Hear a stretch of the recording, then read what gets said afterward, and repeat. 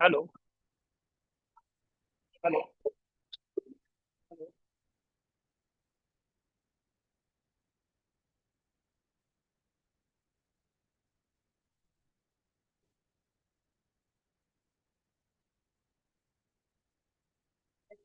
Hello. Hello. Hello. Hello. Hello.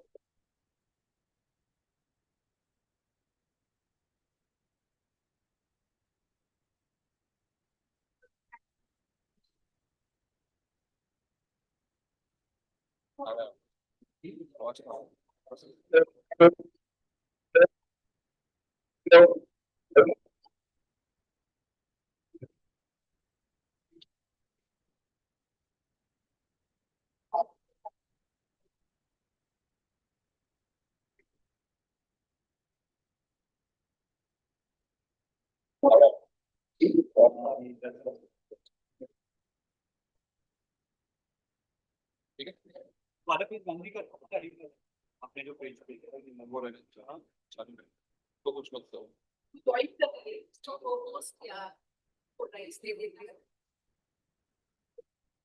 Admit अरे waiting room को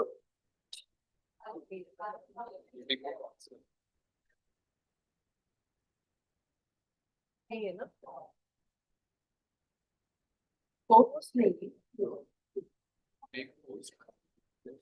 नहीं के बाद but he has but किसी को post not देना nobody that's he's trying to get से प्रिंट करके रखो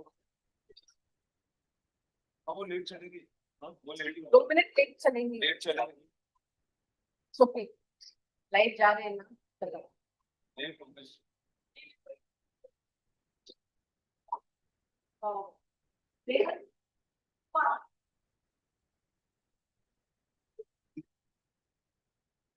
all you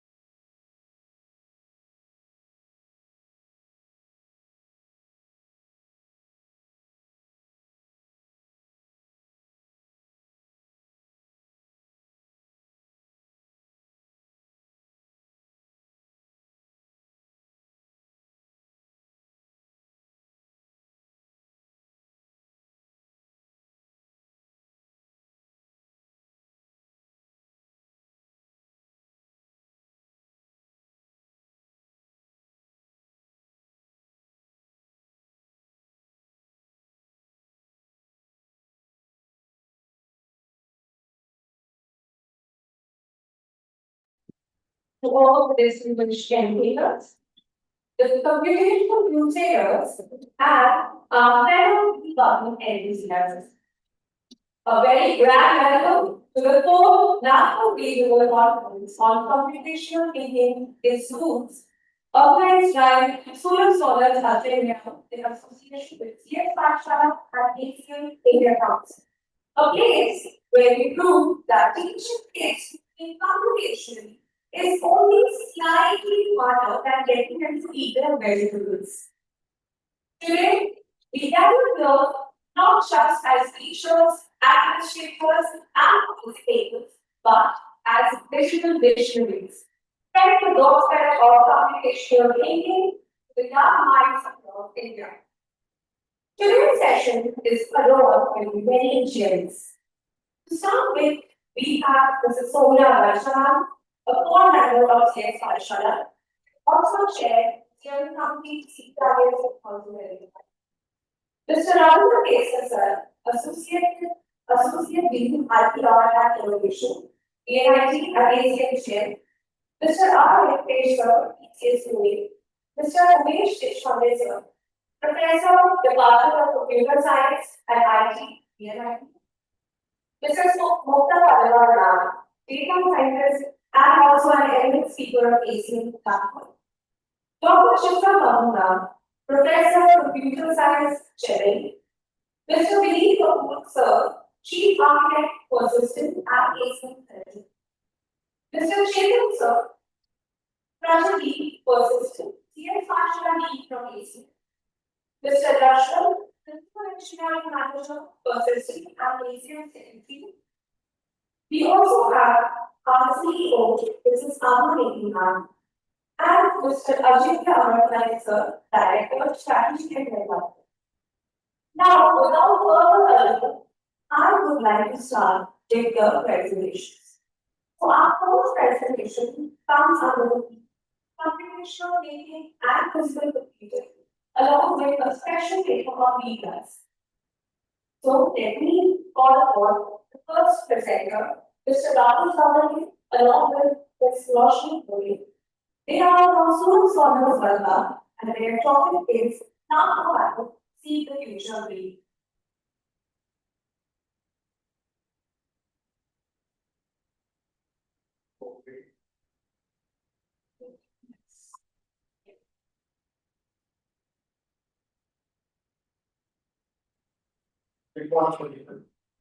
I am Rahul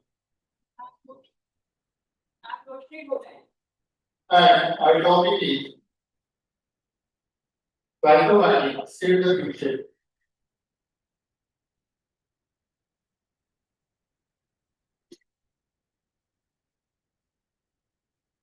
Deforestation affects climate, rainfall, and soil farmers face crisis due to reduced energy.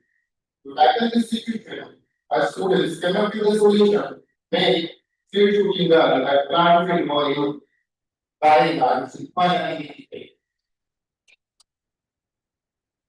The aim of the project is to make seed shooting gun.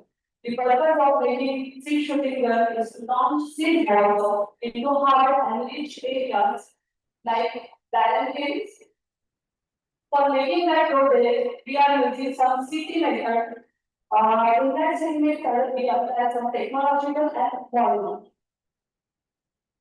The first is we apply that is decomposition. Students divided themselves into teams and finalized their role to the collaboration brainstorming session. This skill was covered finally. We collected data like soil type, rainfall, GPS of degraded lands, use data structured decision making for decision making. They have incorporated programming language, specified programming language in binary.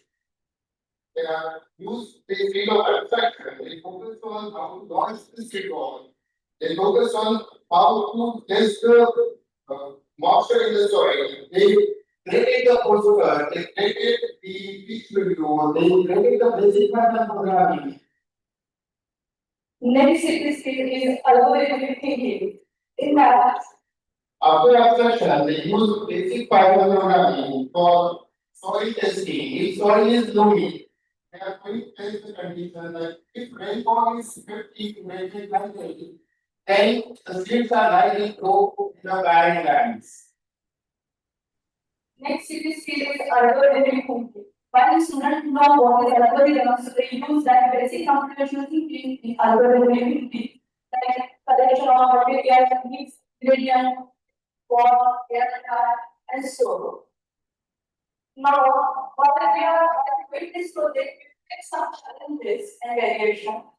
In technical challenges like how to make a 3D modeling, then how to do the programming for that, and material selection, also the collaboration.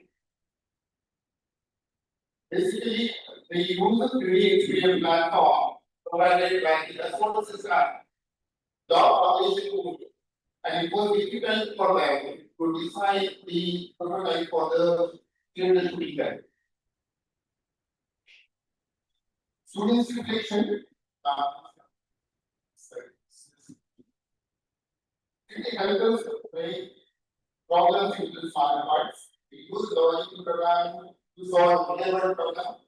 Abstraction helps them to focus on what important key ideas and we make the project feel like solving the real world. Conclusion: Computational thinking allows eco-friendly innovation. It runs like administration, scalable and data driven. Python logic and teamwork make it real environment.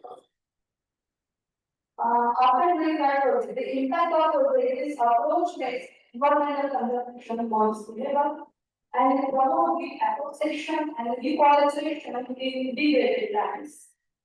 It helps to regulate global temperature and rainfall patterns, and it is easy to produce and deploy in large numbers. That's very important. I would like to say city is playing a very important role. Thank you.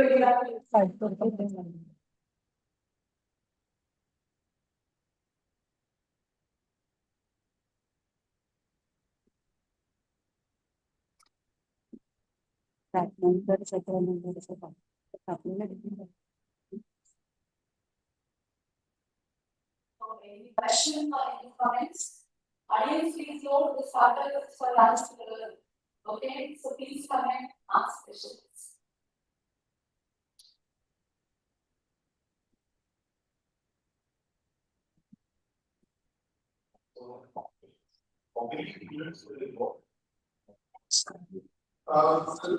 In standard students and then 9 standard students are in boy, 6 students are there in a person.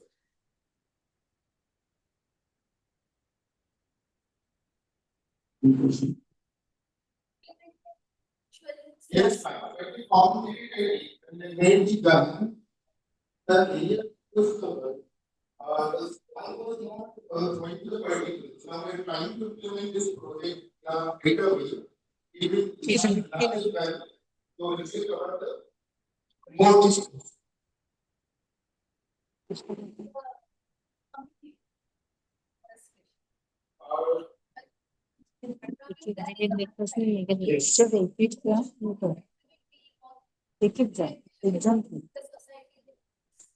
fine. Yeah. What is the main? Alena? Okay, why you are here? But as I told you, the distance is not coming. That's the once you submit the ready, then you will just do the ranking.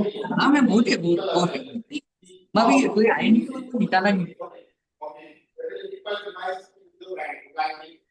मुझे एक ही चाहिए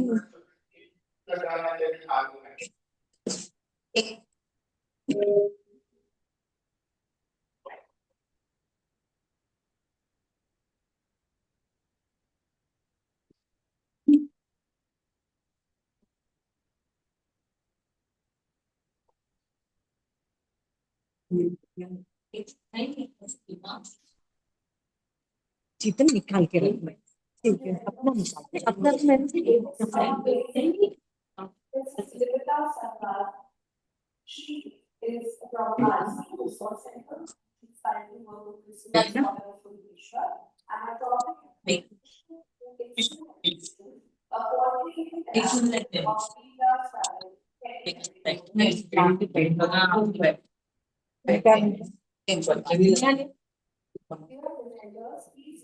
Class and we take that class in first day. A very large after 5 minutes. Followed by नहीं आएगा बोलना है comments. नहीं लिखने वाले पहले बराबर नहीं रहने डांस में तो लगे नहीं खत्म हो गया है क्या करना है मैडम बैचेस मैंने दे दिया स्नेहल को मुझे दिया था वो वाला क्या करना है चलो तुम ना चेहरा को सब जोड़ देता मेरी रास्ता देता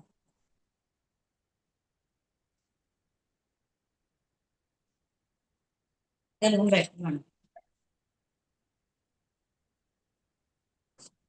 चलो देता Good morning, teachers, teachers, and my friends. Most of you are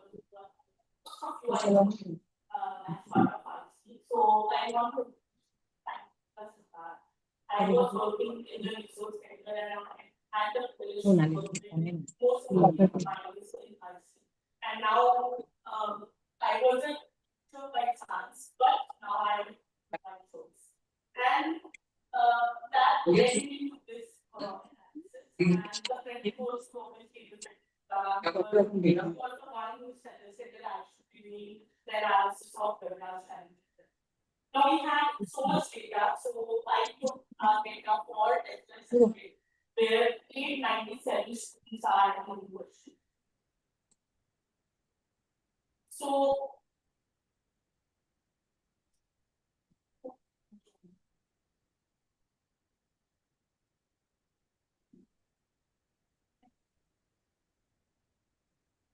I'm so sorry.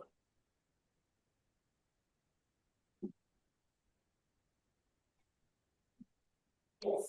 So just like me, I believe most of you do not know what ACM and webinars challenge is all about. But I want to really thank ACM who came up with this initiative of CS Pathshala, which works for integration of computer science education in all over India, starting from Hyderabad and Mumbai. Now it's a very good initiative. You all might be knowing that NP of this 24th first session on 2020, but before that, so we are doing this webinar challenge exam from way back from 2018. I am going to show you the data which we got from 2024 challenge. आपको lunch भी थे lunch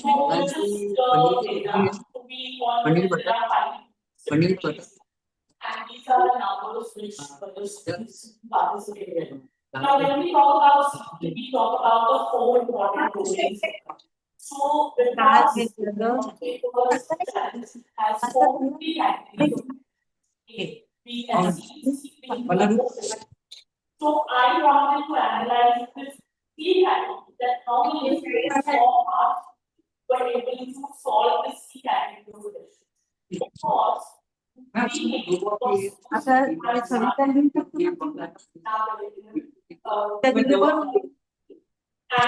that is why we want a very good result and we want to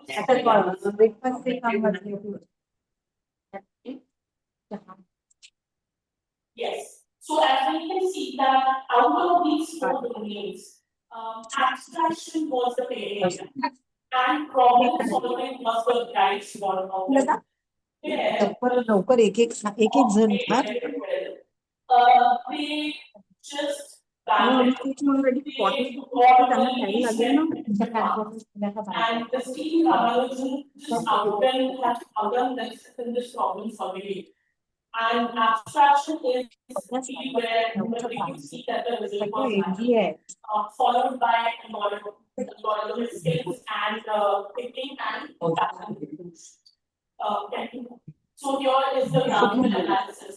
So the last graph, which we can see here, this blue, which is you can see It's the most common problem solving area where they got 120 marks. So like if you are for wrong answers, you get and if you not solve it, you get no marks, right? But all the students they attempted and they got such good marks in problem solving. Which we can be challenged with a problem. Next. So here is the comparison. Next. So this is where I want to come to that. Solve this problem. So for abstraction, what we can do is, I believe now in Meghe we already started. So we had added CT from day one, but now it is also started. So that this is called day.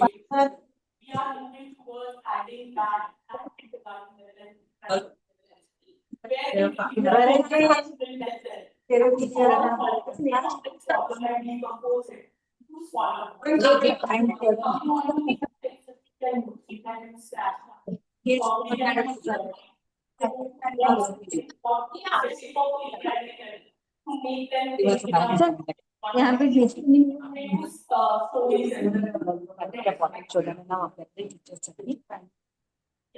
this is additionally which I have added because I know how we can bridge CT to there. So these things I believe that we can do. We can start teaching students to incorporate CT with AI. We can use AI for that to generate the so 70% CT communication with data science. It can help us a lot in moving this direction. But if we are using AI, we have to also add responsible AI system. There we should be very aware that we are not using bias here, as we all know the example. Thank you.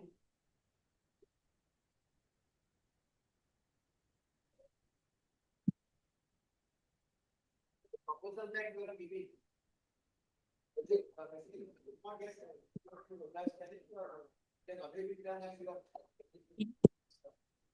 data science initiative we have not yet added where we have to use let us switch more what is responsibility. What ethics and analysis are possible. That is what we have trains for analysis for peer so that they can be peer then there are some people so that they can also be people for small grades. That is the last. Yes. Yes. So my question is that what are you listed now? Is that what you propose? No, so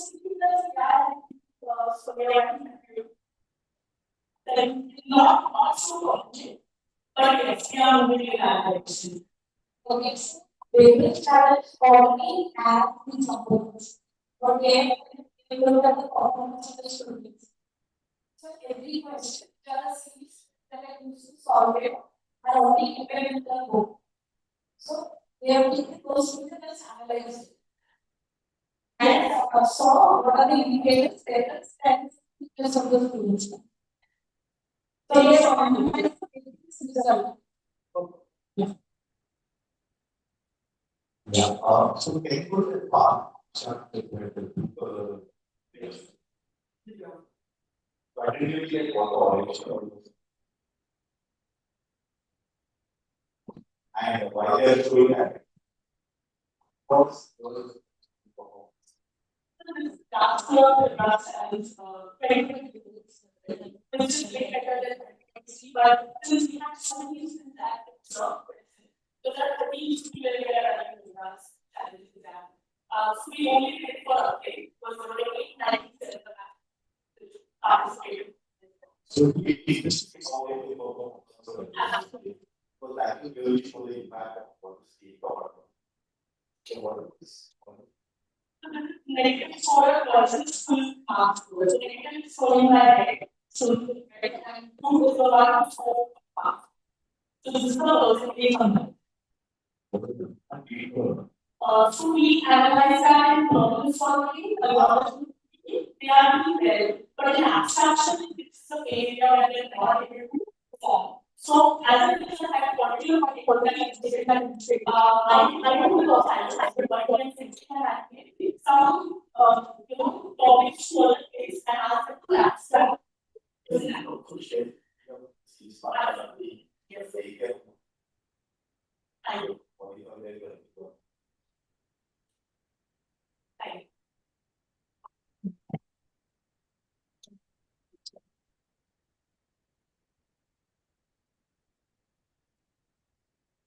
That was quite amazing. Next up is the leader Abha. They are from school for and they are going to present on developing computational to handle the problems. Let me remind you of the indicators. Only participants are allowed. 1 minute, 1 minute will be done when you finish one test, and the final test will be done after you finish one.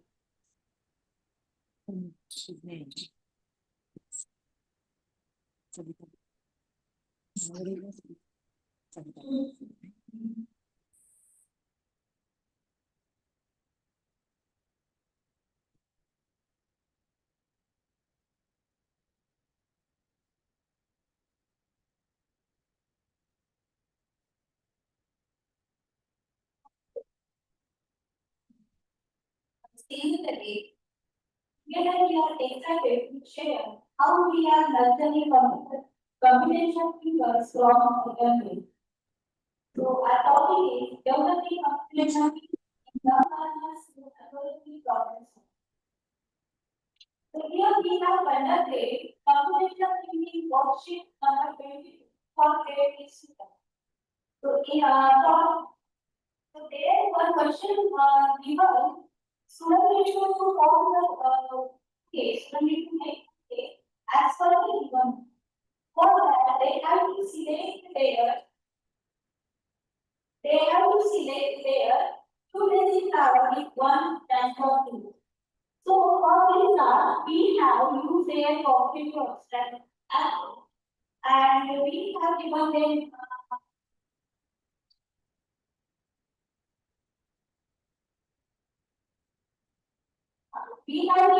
concrete material. So here the students decompose their question and they have made their as per the group. They made the two basic with one rank of two. And there is development is like decomposition, pattern recognition, algorithmic thinking skills, and abstraction. Yes. Why solving option number 22? Are these scripts are initially struggling? That's why the activity 2.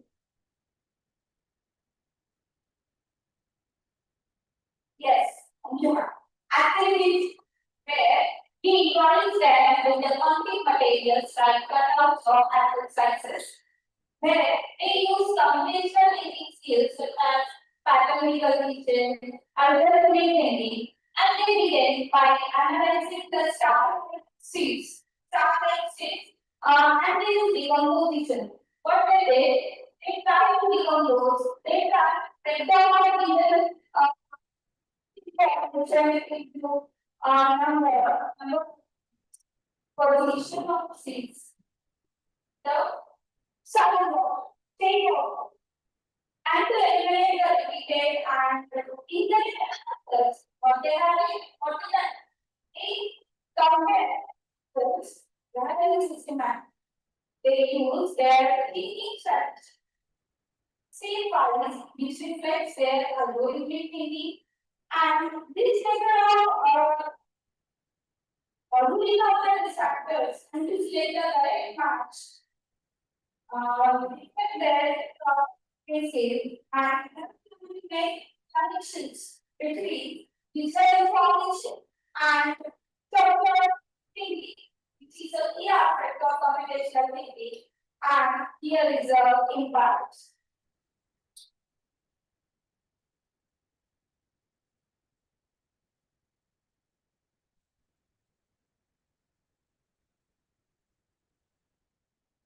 this can students have not only enhanced their problem solving skills and logical skills, but also they gain their confidence and independence learning, and because of this they have solved the next working on that and in this case. Now our students are observing, analyzing, sequencing, and solving the problems that go far beyond the classroom. Thank you.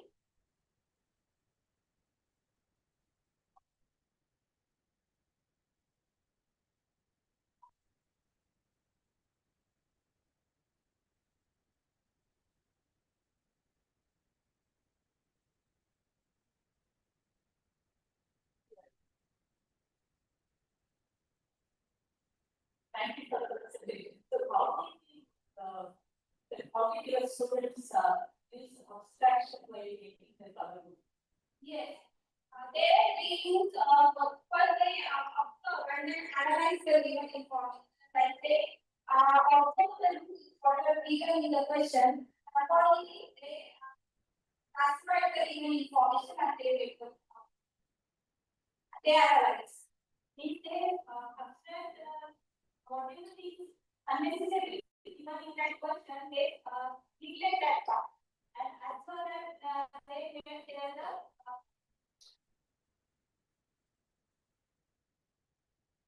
auto set unnecessary information. I mean, another is also given in that question. So they need to make only the basic task with one kind of thing. Another kind of abstract.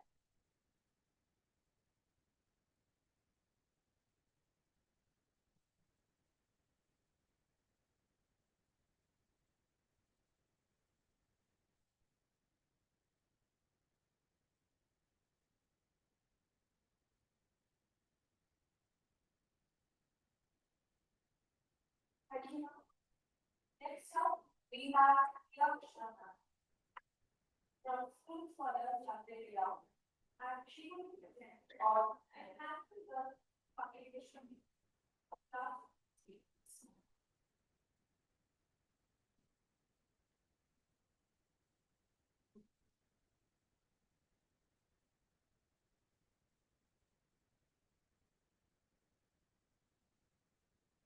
Thank you, ma'am.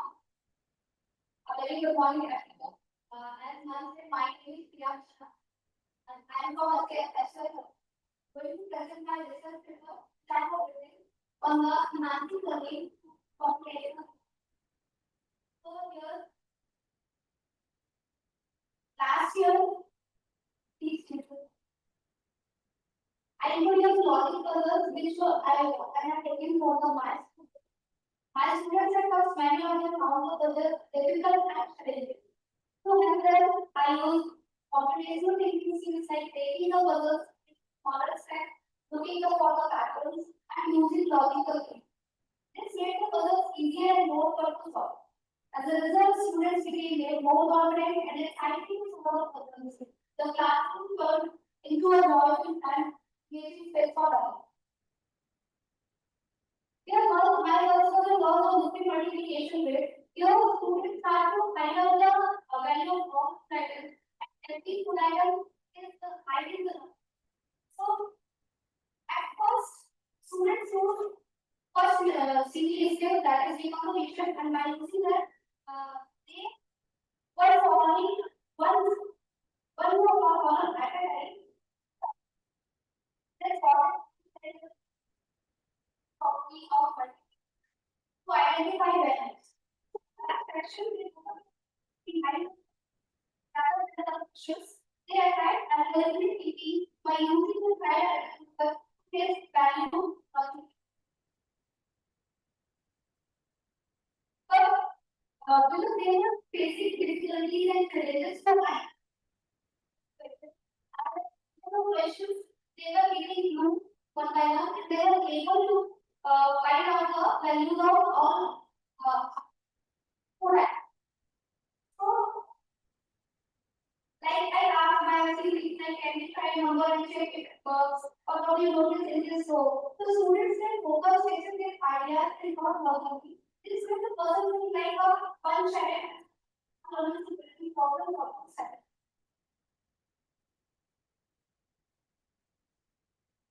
Here, approach I use for different kind of circles. At a diagonal chart, visual and tactile. These sources have visual and tactile further is academic further. These are to know that all so understand and solve further.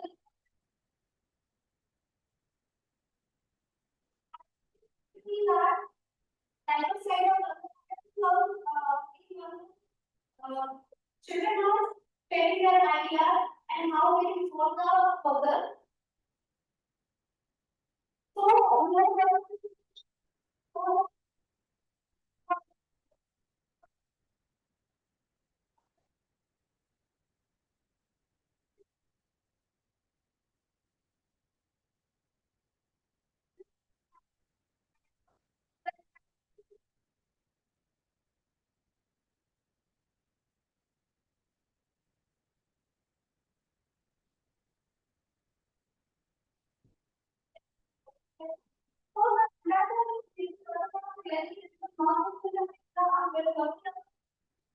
students are from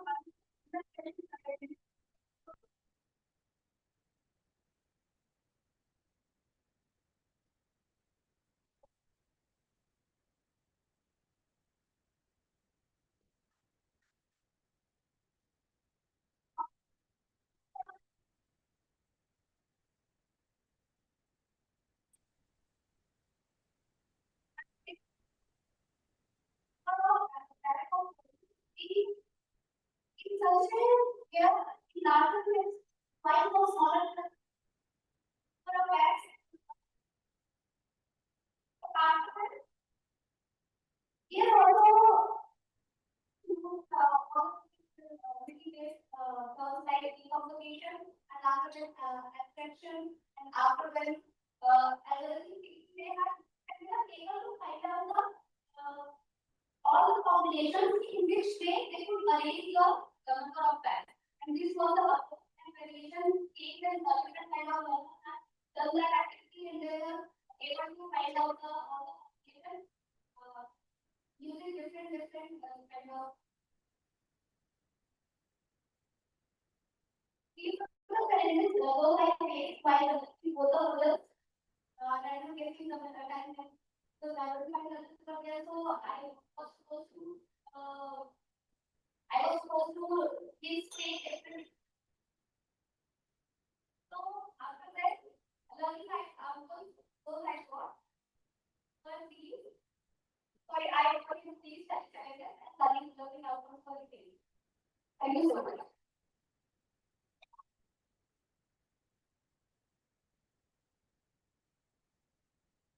When you feedback person and students say only different approaches. After that, you have some kind of research. To discuss the approaches and there are what the base on the back end. Actually, the 20 further tasks to be know which kind of understand which kind of. So on behalf of those, a learner is that type, which means he wants to in some conflict because they only can do any activity he can kind of answer. So what is that as divided as a different according to those I provided the materials to share. Then they were able to figure. Right. So the exercise is and after that, after exercise is the different things for your approaches. Perhaps application of platforms of cases get all the things together and discuss all the approaches also. So that whatever comes to look at what is the payoff everything. Actually, for solving any problem, one strategy or something needed. Then second for using file therapy. So they were only the backs of mind in both and they were just finding out the things correct. That's how I which they need to fix. So then what I did at last I told them that just find out the total number of point and they found out they want to see that. And then after that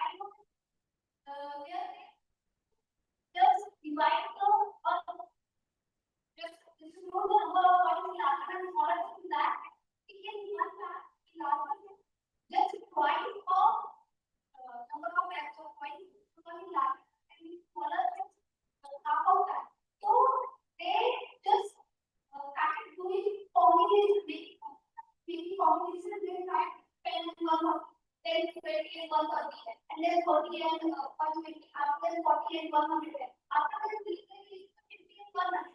Then what about the 100 is just 5 or 50. So after that, they want to make the combination of making the back of white 100. So in this way, they were able to, this was a clear combination strategy. They are taking law, they are able to figure out the right combination. Perhaps actually the first one. There is a particular way of closing the topic. Reduce the time of advocacy. So, yes, so actually the suggestion is that after all the years we do, money, you should share the knowledge with different people across.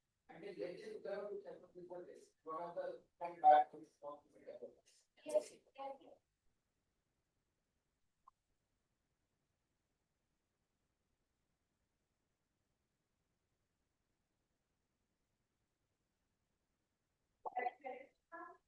We are going to take a pause. So, there is no market. We are only going to restart. So, a very pleasant morning to all the questions. Welcome at our Facebook channel. Welcome once again to the fourth Nagpur Regional Conference. I am Devika, your friendly neighborhood advocate for today, and we are going to execute our program without any hopeful. So today we gather here as digital missionary, studying computational thinking across the schools. We are proud because we believe every child deserves to learn that progress can be solved step by step. So I'm not going to keep your head out anymore.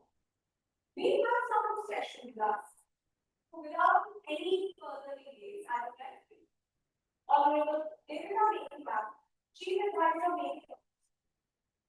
She is a visionary leader who understands that the future of education lies in computational thinking. We also have Mrs. Abha, CEO of Nagpur Schools. We have Mr. Azim, sir. He is the director of Strategy and Development. We have Mrs. Geeta, resource center. I would like to request Geeta ma'am to take over.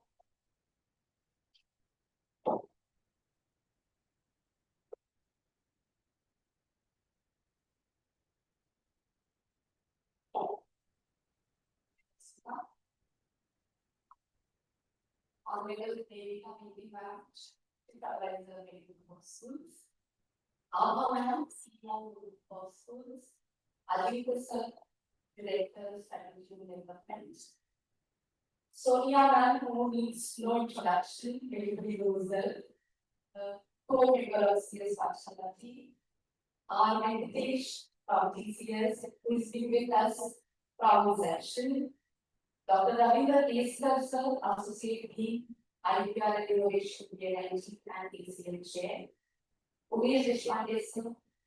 Mukta Pillai ma'am, all panelists, Chitra ma'am, Amit sir, all is here, chapter vehicles, all invitees, my principals, and all your participants. A warm welcome to each one of you. I really welcome you to the fourth Nagpur Regional Conference on Computational Thinking in Schools. This is a platform that celebrates innovation, collaboration, and of course, future.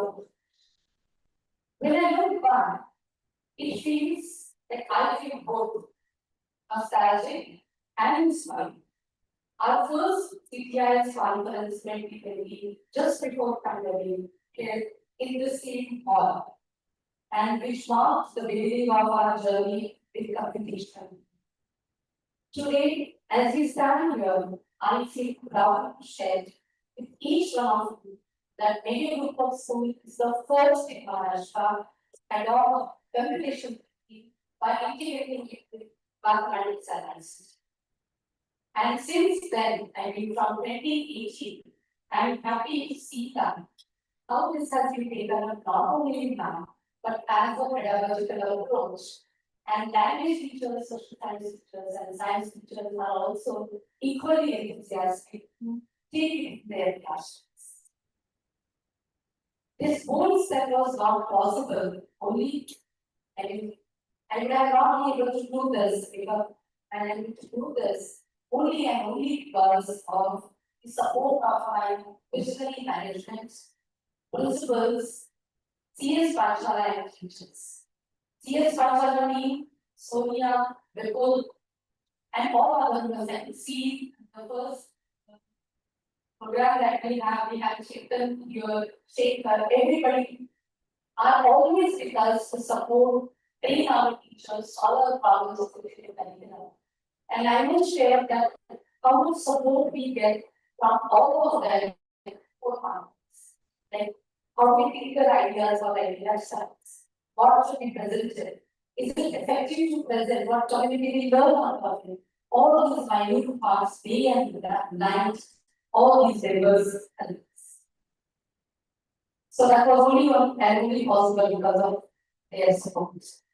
So CTIS is not just another academic event. This is the conference for teachers for teachers. The term always says words for teachers for. It offers a unique space to share classroom practices, reflect upon their pedagogical approaches, what they know, well, what they not. Is a space to input and of course share the practices for a larger group. Over the years, our teachers from SOS have consistently contributed to both regional and national CTIS conference, and we have also done a benchmark by presenting our 4 papers at international level last year and region. We are also proud to say that every year we try to give chance to new ideas, and we've seen that our present teacher maybe avoid the limitations and see that maximum teachers participate and get the chance to share their commitment to innovation in education. So more than a platform for presentations, CTIS has become a powerful tool for teachers capacity. So I don't only look at this as a platform where teachers get present. This is a platform and this is an informal way of capacity building because we get a lot of inputs from everyone. So this also helps us deepen our understanding of city and to take these practices actually in real world classroom context. Today we live in the world of artificial intelligence, and this plays a major role in shaping industry, society, and even education. But let's not forget the I in AI stands for intelligence. And this intelligence needs to be developed. In the morning we were talking, how do we do this? Right? So primary, I think pre-primary and primary educators plays a major role here. I mean, there are some questions that why we should do this. Should we allow our children to collect data, or should we allow them to interpret, play with it, and apply? Should we teach them what to learn, or should we teach them how to learn? Should they remain users of technology, or should they rise as creators and innovators? So the answer I think lies in strengthening their foundational skills of creativity, communication, and critical skills. So introducing the systematic approach to solve the problem and the attitude that I can do this and I can do this in various ways. I think that's where the city plays a major role. NEP 2020 also strongly echoes the same vision, and I believe we as innovators must lead this change. This year, out of 26 abstracts that we have submitted, 21 abstracts from Meghe group of schools and 2 abstracts from EVM are selected for the presentation. And the wide range of themes is being covered by CT and mathematics, and science, social science, and language education, CT coding, Vikrant challenge, and physical coding. I congratulate all the presenters for their excellent, and they have contributed a lot of efforts they have taken. I extend my sincere gratitude to each participant, panelists, and team members who made this success. Made this event happen. I'm confident that today's panel discussion and very interesting keynote speaker, we have Professor Ramanujam coming up this afternoon online. And teacher-led sessions will spark rich dialogue and provide practical insight into ever-evolving world of CT and AI. Let's make the best of this event to learn, share, reimagine what classroom of the future. Thank you so much and wishing you all a meaningful and enriching conference. Thank you very much.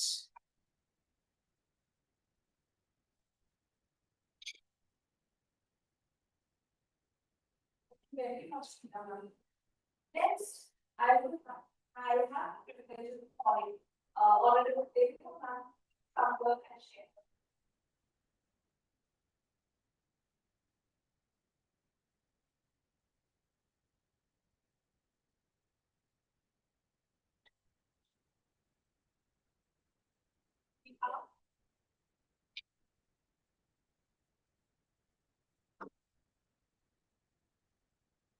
Now, I welcome all the dignitaries here and and sir associated with us for many years. And this kind of conferences, I think it gives all the teachers a lot of learning and knowledge. That's what I can say. And maybe not always provides platforms for this kind of knowledge building associations and conferences. Whether it is our medical university, whether it is our engineering colleges and schools, equally looking into their whatever they do in our university or our engineering colleges. There are a lot of things to learn from them, which we try to apply in our schools also. There are a lot of collaborative activities we carry out with our colleges and our college students and our school students. So they get a lot of learning for their future development. Recently, I had a lot of discussion with teachers and the kind of enthusiasm and discussions we had related to how future students should be. Everybody is talking about future, AI, and now computational thinking strategies. So there's a lot of knowledge to give it to students using technology. Way back, we did not have this kind of anything to learn from, it was only books. And I think there's a lot of things now students have to learn and gain knowledge. Apart from some types of teachers, actually, they have a lot of things to learn. And these kind of platforms will give them a lot of confidence to increase their efficiency and sure that they will implement equally in their classes as well. That's that goal. I think thank you. Yes, Pathshala has been associated with this since many years, and school teachers, center members, they are really learning from these kind of platforms. Thank you so much.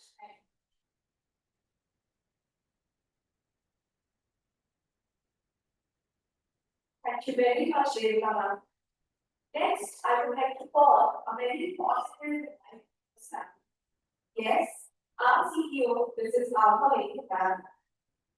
She has motivated all of us to push ourselves out of our comfort zone and incorporate application and boundaries. Thank you, Geeta. I welcome you all in this fourth digitalization conference. It's very held in this campus. As Geeta rightly said, that it is a constitution movement because we started the SIT and Pathshala and I remember in 2017 we had the first meeting in the Nagpur and then we started using this in the classrooms. And today we have reached maybe with all students and 34 and 34 people, teachers, and 6 people lectures are present here. And the journey is not only at the local level, the journey has reached up to the international level, and last year the teachers presented the paper in China. So this journey tells the how we have developed and how we are implementing the things in the classroom. But again, my request to all the teachers who are presenting here, this activity should not be restricted in the classroom. It should reach to the community, it should reach to the society.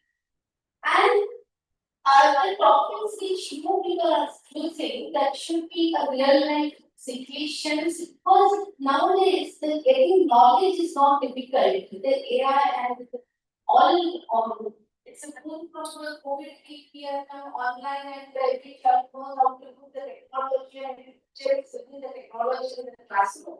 So now it is not difficult to get the knowledge on the tip of finger, but implementing the knowledge or using the knowledge for the society or using the knowledge for their day-to-day life, application of the knowledge in their day-to-day activities is important, which needs to be channelized by the teachers. And the main focus of the computational thinking is the problem solving, which needs to be handled by the teacher in the classroom, and it should be applicable to their everyday life. So, just I was watching the morning first paper was really I was very impressed by the paper presenters, the seed balls and all. It should reach to the society. That's my question was how we are implementing, we are going to tell other community how to take the soil and how to select the soil and how to do the plantation. Do the calculate the forest. And because that's a real life difficulty. That's the whole world is facing that problem. So such a problem, getting such a problem to the classroom and finding the solution to the say we are feeling many speakers are there and definitely they are speaking more on the AI and the same and safety. So they will be definitely guiding the teachers how we can make the thinking skills into the daily life problem solving skills. Apart from that, this presentation, though the timing is very short, but making that actual experiences in the classroom, presenting in front of the audience and on the dance, it needs a lot of courage because the last year of the period and we are getting presentation. It's a very small activity, but definitely will help in your professional development. Geeta has rightly said, this is not only a component, it's a part of safety also. So, take it positively. Implement more and more ideas in the classroom. And next year, I really would like to have a national conference in the Nagpur. So, I don't know what's the planning of Sonia and Devika, how to do it. But definitely, you can go for the national level conference Nagpur if people are and with the permission of my chief advisor, I really would like to conduct such conference because if the platform is bigger platform like teachers are getting and the number are getting, so that is the teachers and I would like to congratulate all the teachers, those who are coming here, those who are presenting the paper, and I wish them best for their best presentation. And through these, they will go at the national and the international level. The papers are getting selected, and they are going to present in the national level in the next month, and if further, definitely will go to the international level. So my best wishes to all the teachers, don't stop here. You have to go a long way by implementation of implementing the ideas in the classroom.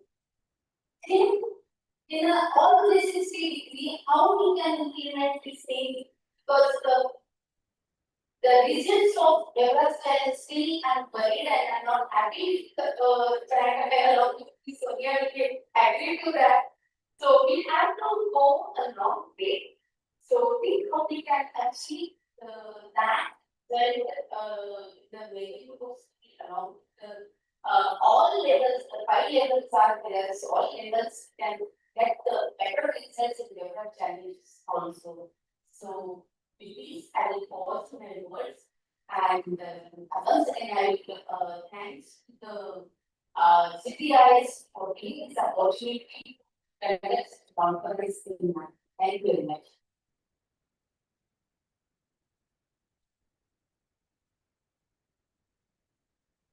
Thanks a lot, Abha. Now it's time to call Mr. Ramanujam. Sir is Associate Dean IR and Innovation AIT. I am not going to speak much because his work and his words will speak volumes.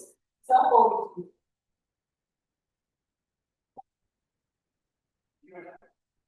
Honorable Devika, Abha, Sonia, Geeta, Mr. and all the members sitting over here.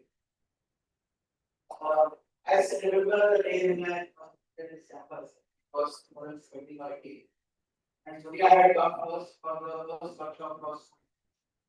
And just a few months earlier, we had done the induction for sales Pathshala and assistant auditorium. And at that time, Dr. Geeta was the place. And schools all over Nagpur and Azim, including almost 50 to 100 municipal schools as well as all the states and others. It's credit to Meghe group of schools and school of scholars. And they were the first to take it forward. They came in front very strongly and said that we take the challenge. I guess all our schools will implement computational thinking. And from there the journey started. And then it became so important that they said we are trying to create a regional CIS at Nagpur. And where many of the leaders took the vaccine were from Meghe group of schools. So it's very credit to the Meghe group of schools in taking this forward right from beginning. As far as the computational thinking is concerned, it has been the attempt of CS Pathshala introduced in the regular curriculum.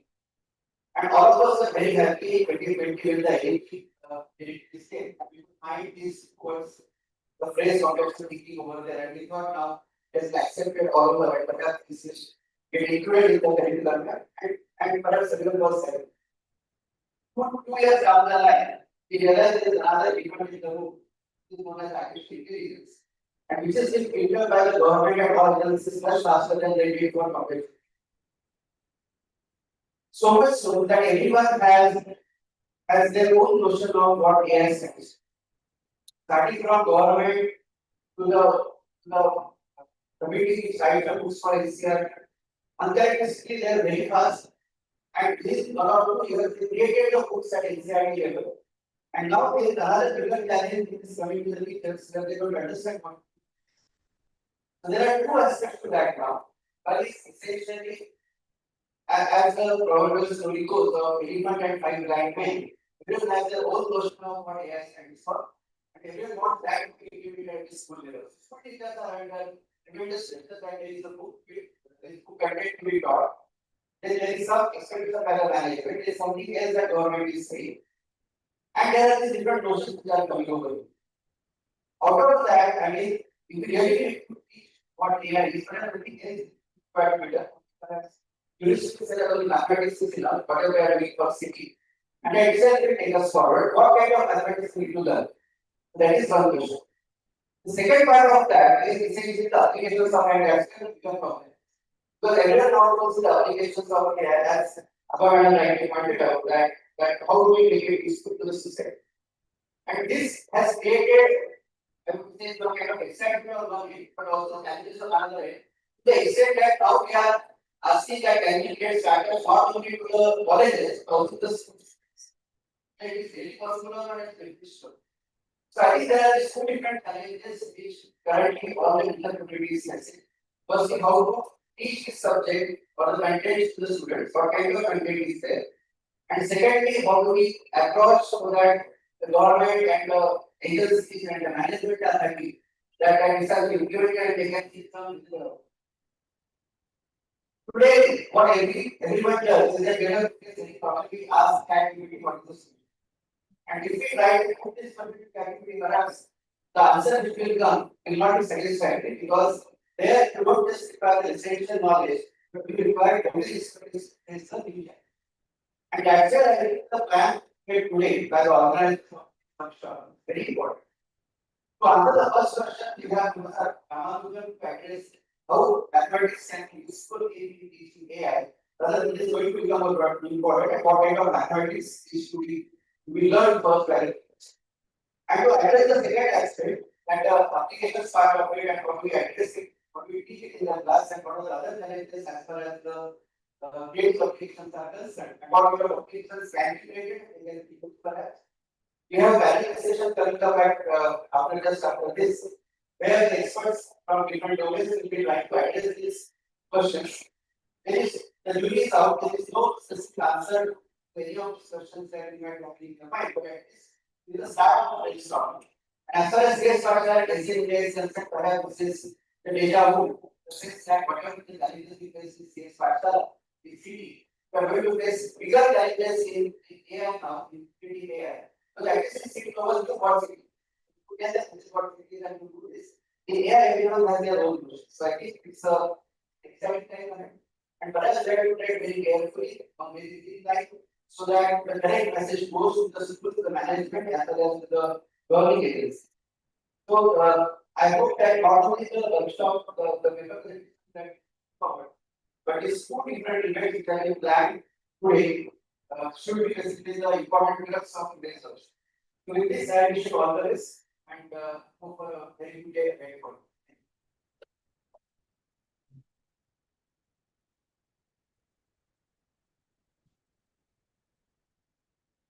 Thank you very much, sir. Up next, I hand over the mic to Sonia Garcha. That is so to coordinate and share the panel discussion. That will be.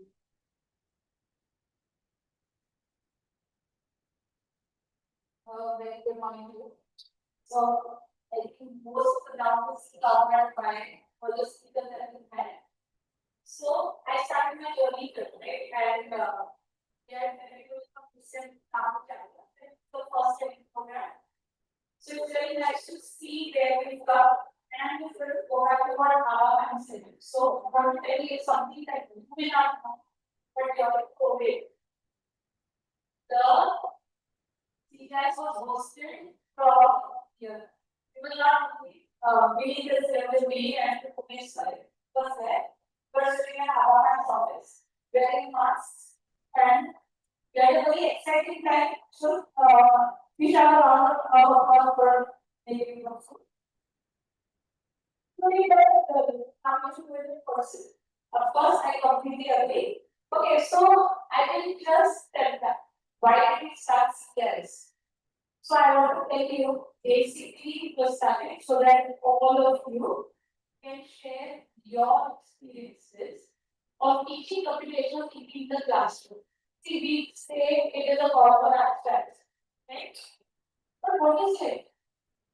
It is actually you write the Word document, share it with us, and this year we have received more than 480 abstracts. So you can imagine what I did. See, it's, I was telling Chitra, the most difficult thing for us to do is to set up that rejection. And I'm telling you, it really is very, very good.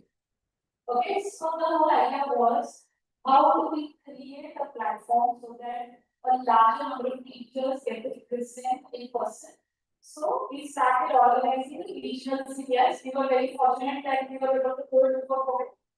But we were all together in February and then COVID happened. So I feel make it not the same thing. And the other important thing is that when we were talking about regional, this year we have done 6 regional conferences. This is the 6th one for CBIS. And we have created more than 180 so you can have like 480 abstracts. So you also know how difficult it is for us to select at national level, but I'm so glad that out of 34 of it, we have 34 here, 36. So we made a large number from here to present today. So give it your best shot. We have reviewers and we want you to take it to the national conference, right? And I want to shift one point. You know, when I shared this with the council or with my education committee, when I told them that this is 480 plus abstracts, you know what they told me? Sonia, this is no longer a conference. It's become a movement. Right? So the credit goes to all of you and thank you so much. So I will hand over the mic to Azim because he's actually able to have something over the other.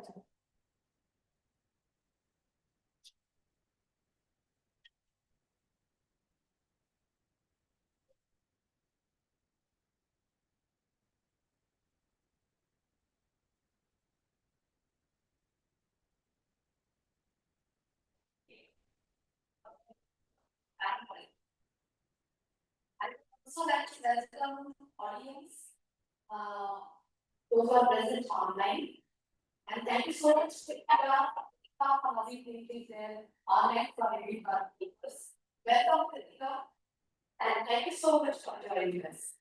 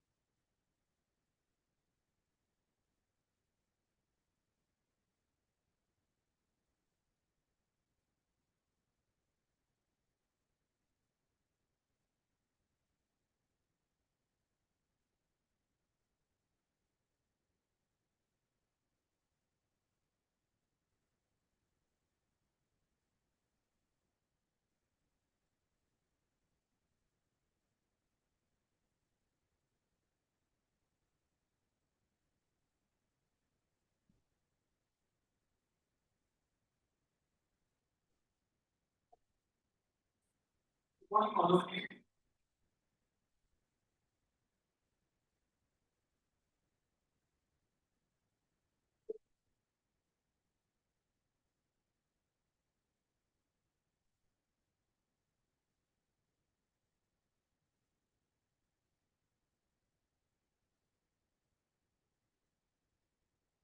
I welcome Dr.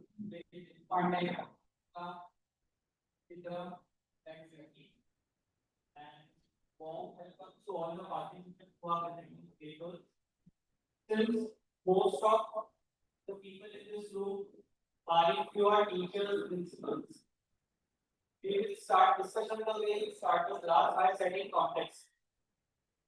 I would request everyone of you to take out your phone and open ChatGPT or Gemini, any AI application you like, and just write a prompt. Please give a photo of typical Indian road.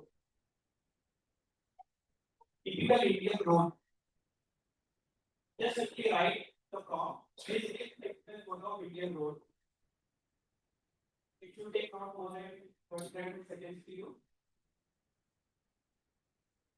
Typical Indian road. How do we?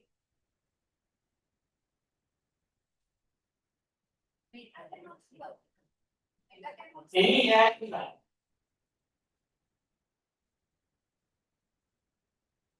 All of you have Meta AI in your WhatsApp. So even if you don't have an application, Meta AI WhatsApp application will directly use.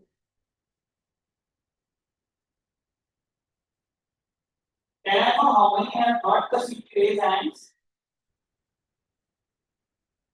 Okay. We take another 10 minutes.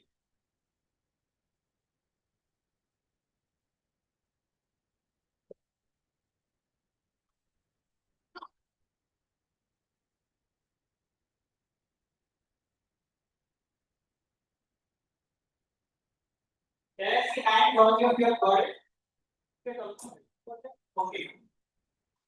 So without looking your board, I can tell you that you have got a board which is very nice, clear, proper timeline, probably straight, either some sort of direct line or left or right. This is what I got in this morning because I was thinking how do I start. Now, yes, everything is quickly, but it's also a bias. Do you know that 72% of the Indian roads are rural roads? Only 12% roads are highways. And still you have got a highway. It's just 12% or a straight road. That's a bias. That's what AI is doing to us. Another example at later time we can just ask AI to generate a group photo of Indians in their 40s, and you will find a typical North Indian male or female. Unless you give them a state configuration, by default AI will give you that. Now that is something which is doing as a preemptive knowledge to AI. And now I use the road statistics, so I could say that that is wrong. This is where you as a teacher are required in the system. When we are using AI, when you be asking your kids to use AI as a moderator to guide them how to go about it. And to make this very easy, we have all the wonderful people with us from the industry who are leading in the field and they'll help us out with the discussion. So without any further delay, I start with the question, which nowadays is surfacing a lot because of many reels where we see robots cleaning the utensils, robots replacing labors, and the next logical question comes: will robot is teacher or AI? Will AI replace teacher? So I put this question to panel that how AI is in the future and who we, school as an institution and teachers as moderator in the class need to figure out AI replacements.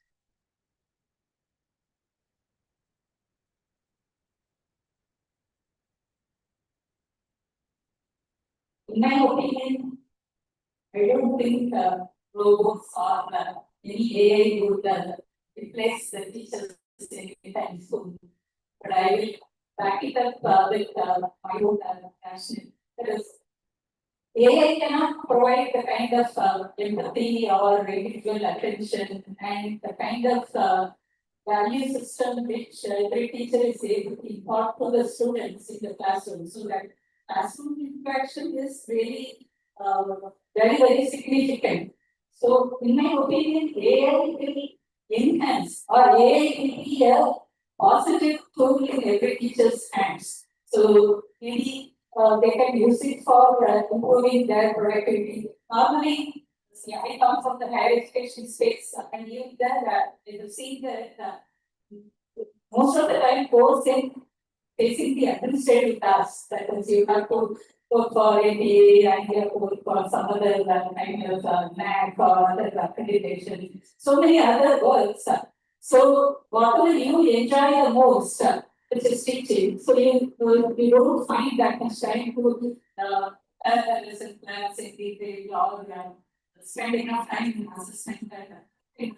Now, if you are using these kind of AI tools for improving your productivity and quickly coming up with those things, then you are left with enough time to concentrate on the important things, which is how you can cater your teaching very specifically to different categories of students so that you can provide some individual attention to students. So I don't think AI will simply replace teachers. So that is not going to happen in today's scenario. Maybe down the line somewhere, but not anywhere in here. That's fine. Okay. So I do agree with what was saying.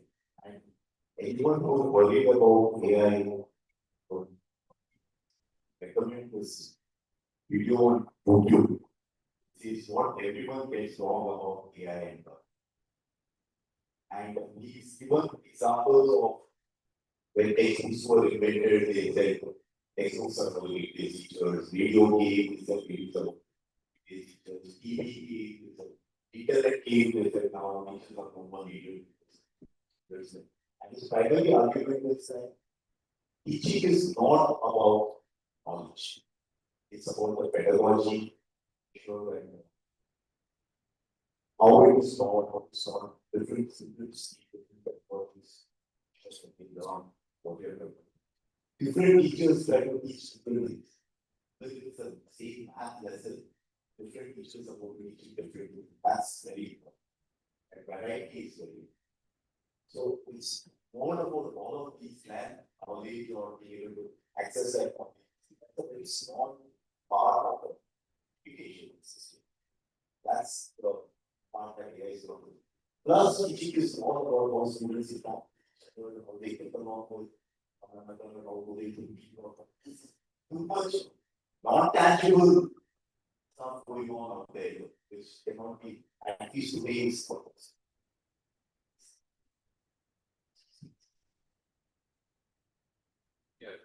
Very nice things that you said. I think it is the right question. Thank you for the first opening remarks about the literacy. So I just want to add what Geeta and Premji have said. So if it's only knowledge excavation, then there are various AI tools which can do a better job of what teachers do. But as we saw in the presentations, it was not just knowledge excavation. People knew how to, build a cookie, stuff like that. And then, but see, the activity they are demonstrating that this is the way this could be, this is just one task that they are saying, but it could be generalized for the task and applied to various different situations. And that's where the role of the teacher. Unfortunately, I had to go over maybe, but we always have this discussion whenever we define on curriculum.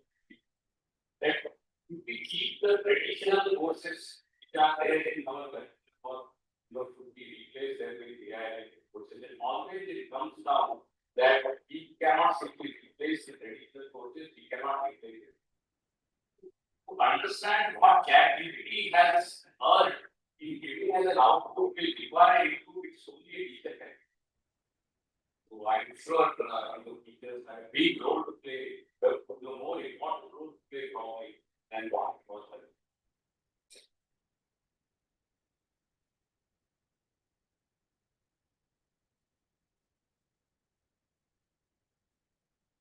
So I think all the communities have mentioned very clearly that we need this.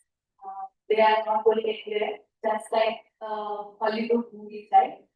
Maybe at least last 20 years, they are promoting this propaganda of something is coming up as an AI and it is just taking away the real lives. I'm coming from this year and I feel very confident in saying that it is not going anywhere.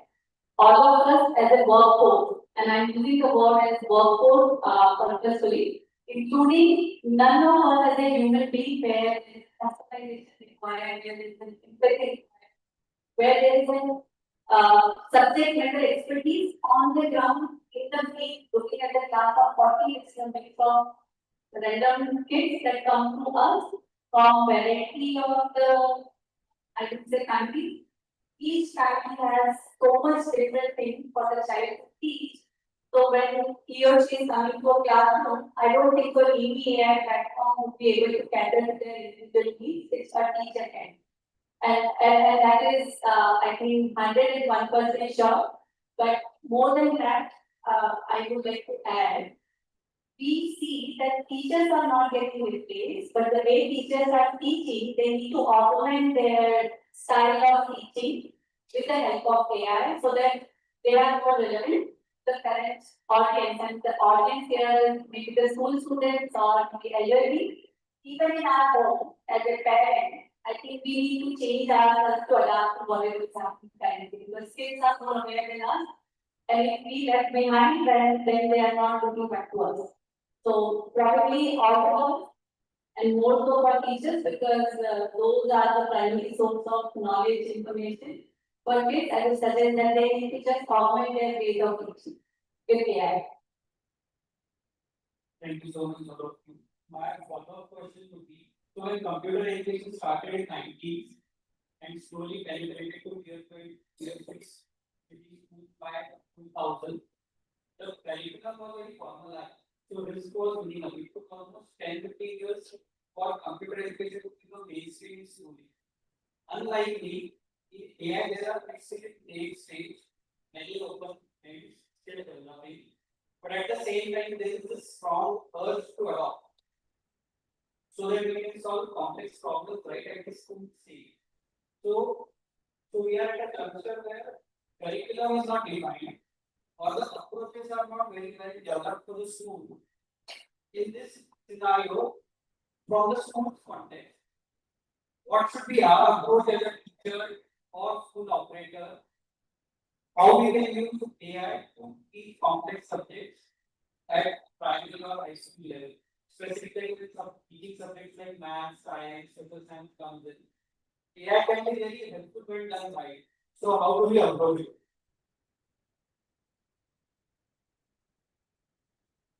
So that's an interesting question for many reasons. Because AI is going to impact students in multiple ways.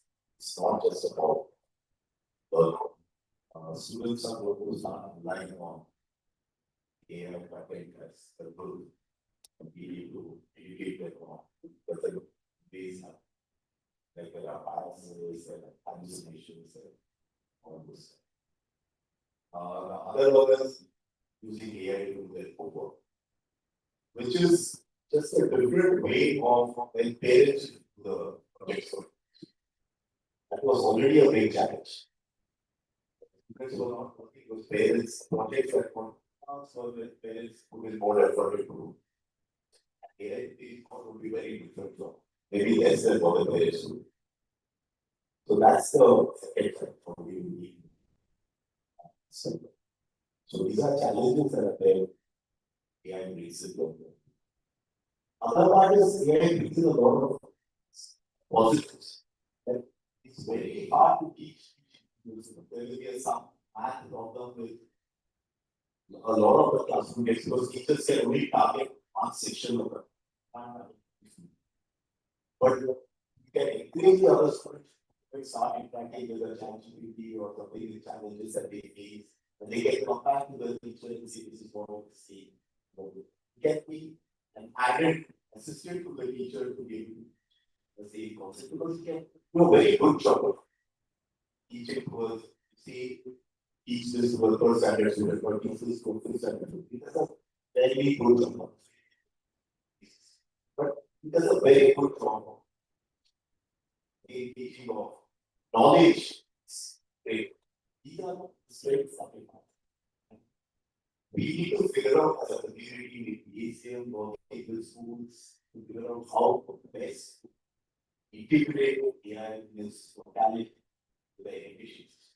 It's not just for using AI. That's something we all need to do. I think we have to treat it as a budget.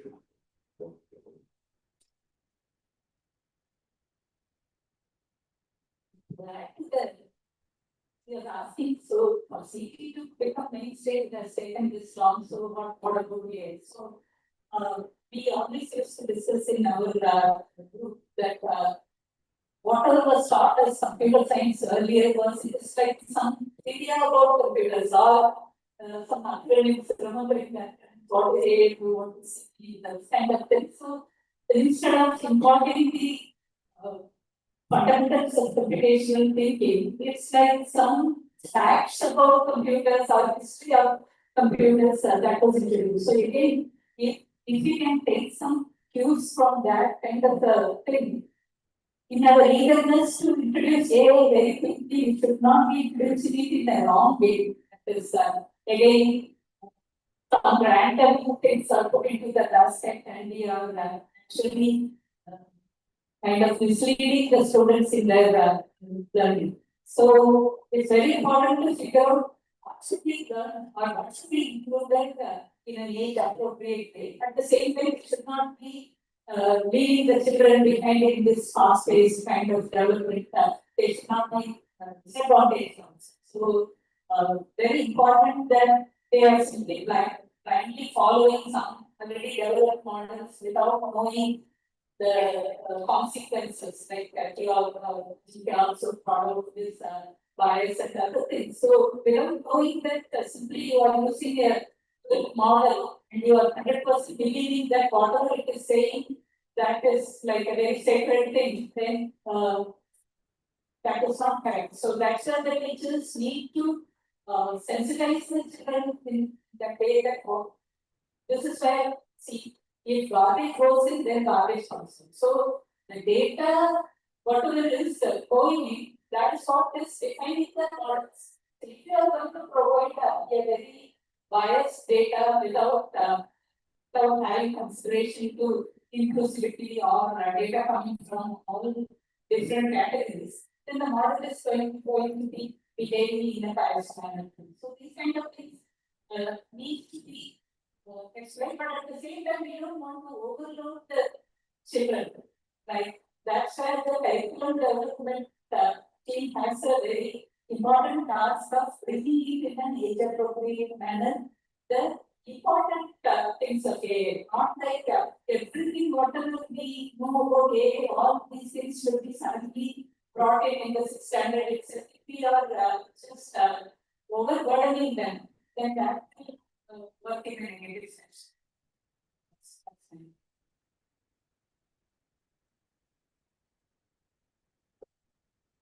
Yeah, I would like to bring a different perspective, which actually disturbs us as educationists.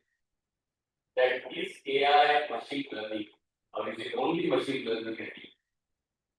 And that is a question which I posed to the entire panel as well. I teach AI, I have been teaching it for the last 15 years or so, but the AI which I teach has nothing to do with it.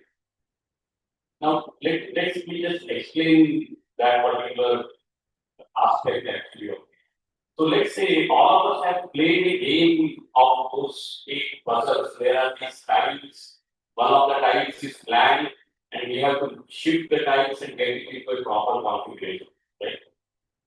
Is there an algorithm to solve this problem? Given a random initial configuration, reach a well-defined configuration. Of course, there must be some. Right? To solve this particular problem, we know this computation is very hard. So does it require intelligence to solve this particular problem? Definitely yes. You know, the intelligent person will be able to get the moves quickly and get it back to the final conflict. Now, is there data which is required in order to find out which moves are required to configuration? Absolutely not. There is no data required out there. Maybe some heuristics or stuff like that. Well, it seems that it is sort of a small puzzle that we are solving. But let me put this into context. Let's say the government decides to operationalize that operations into. It has the military has to move their entire fleet, their tanks, their anti-aircraft guns, their whatever equipment which they have, and there are constraints which those movements can happen. Right? You cannot put all the tanks in the lights and then move them. Some of them have to go to the road and stuff like that. And all of them now need to end up in a final configuration such that we are better equipped to face the enemy. The problem which we are all talking about, the puzzle problem, actually can be very efficiently abstracted to the problem of the solving of this military movement problem. And actually, this is the way it was used by the US Army during the Gulf War, where they moved their entire fleet from all over the globe and concentrated on the Gulf. I think that was the first military planning operation project. Is that AI? Of course it is. But does it require any data? Absolutely not. One. Second example. We go to a physician and we tell our symptoms, and the physician is able to come out with a diagnosis. Is it always the case that the physician is looking at data to give us so many persons in this region have got these symptoms, so therefore this is the probable cause of the those symptoms? Well, if that would have been the case, then all the statisticians can be the best clinical medical practice. Right? But that's not the case always. So there is. So how does the physician diagnose? Well, during medical school, there were certain principles, there were certain techniques which the physician has acquired over time, which has somehow got encoded in his or her brain, and that's how he's able to come out with that. It's not always data. They may use data for some reason, but not always data. But then the challenge is in the physician displaying intelligence. Well, of course, definitely, yes. Could we see to a computer? Well, there is this again, this AI challenge, where Premji works on this extensively about how to represent knowledge into a computer so that we get formal way so that we could be able to reason out and we should be able to tell why this particular diagnosis has been arrived at based on whatever knowledge. That itself is a huge and Premji is good at the pioneers in that particular thing. So the data here, absolutely. And we all know medicine science is not just deterministic, stochastic. There are probabilities associated with certain groups. If one has, fever and headache and so on, there is 70% chance that the person might be suffering from typhoid, but there could be 20% that he has malaria. So in this world where stochasticity is the norm, how do we come out with these things? Again, this doesn't require. That is one aspect of AI which I saw the NCERT curriculum which they have everything put within the same space. And what they focus on is only about machine learning and deep learning. Well, it is extremely important to know because that's one of the main things that we would need to display. But knowledge, memorization also are aspects of intelligence. It's just not learning. And for learning, I will rest my voice here because there are experts like Geeta who have been working on data analytics. Thank you, sir. I think I put the question in a little differently. There are two aspects there. One is building AI, and other is using it. So using AI is simpler. Lot of tools are available even to teachers. Very, very ready.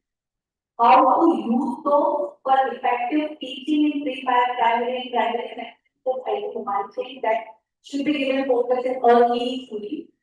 Where I will say an example that, and being a mother, I can put that over here.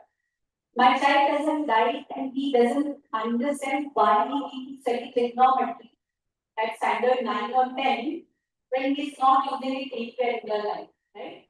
So I would suggest early years what we need for infusing those STEM concepts in such a fashion that these are the applications that would be eventually be there for which they are teaching all these STEM concepts.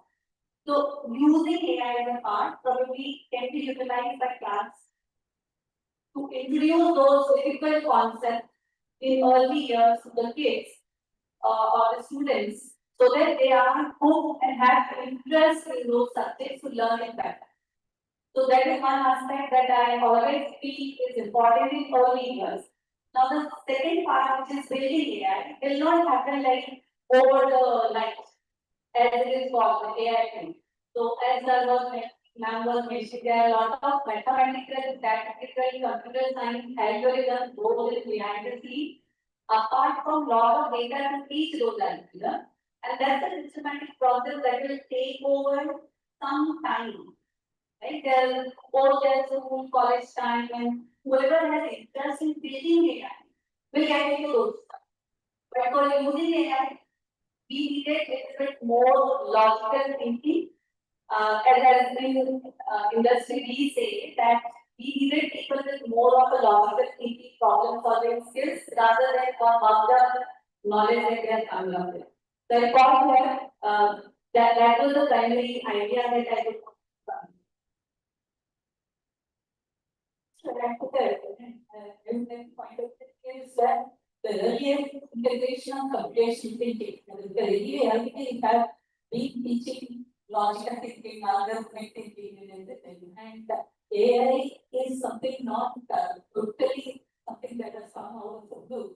So it still needs those kind of skills, but at the same time, there is a if we are talking about machine learning per se, especially once field of artificial intelligence, then it is like I would like to look at this forensic data, and then from there I would like to predict what will happen for a future day. This is what is going to happen or not. So all the early skills they are not discerning, they are still needed, and it needs to be appropriately put in context by the teachers so that the students know that where to apply that. And Umesh sir was pointing out regarding your physician giving a diagnosis. So that's where it's like, you go to the regular physician, then normally you believe whatever diagnosis they are giving, because you are confident that they will be giving you the right diagnosis. Now, if a who is doing that, I would like to know the rationale behind that particular diagnosis. So that's why the models that are built should be explained. If it is a black box, how we came about that particular diagnosis, they have no idea. It simply has somehow magically come up with that thing. Then you have no belief in that. You are, especially when you are you are not going to give you this such kind of systems which are built with that.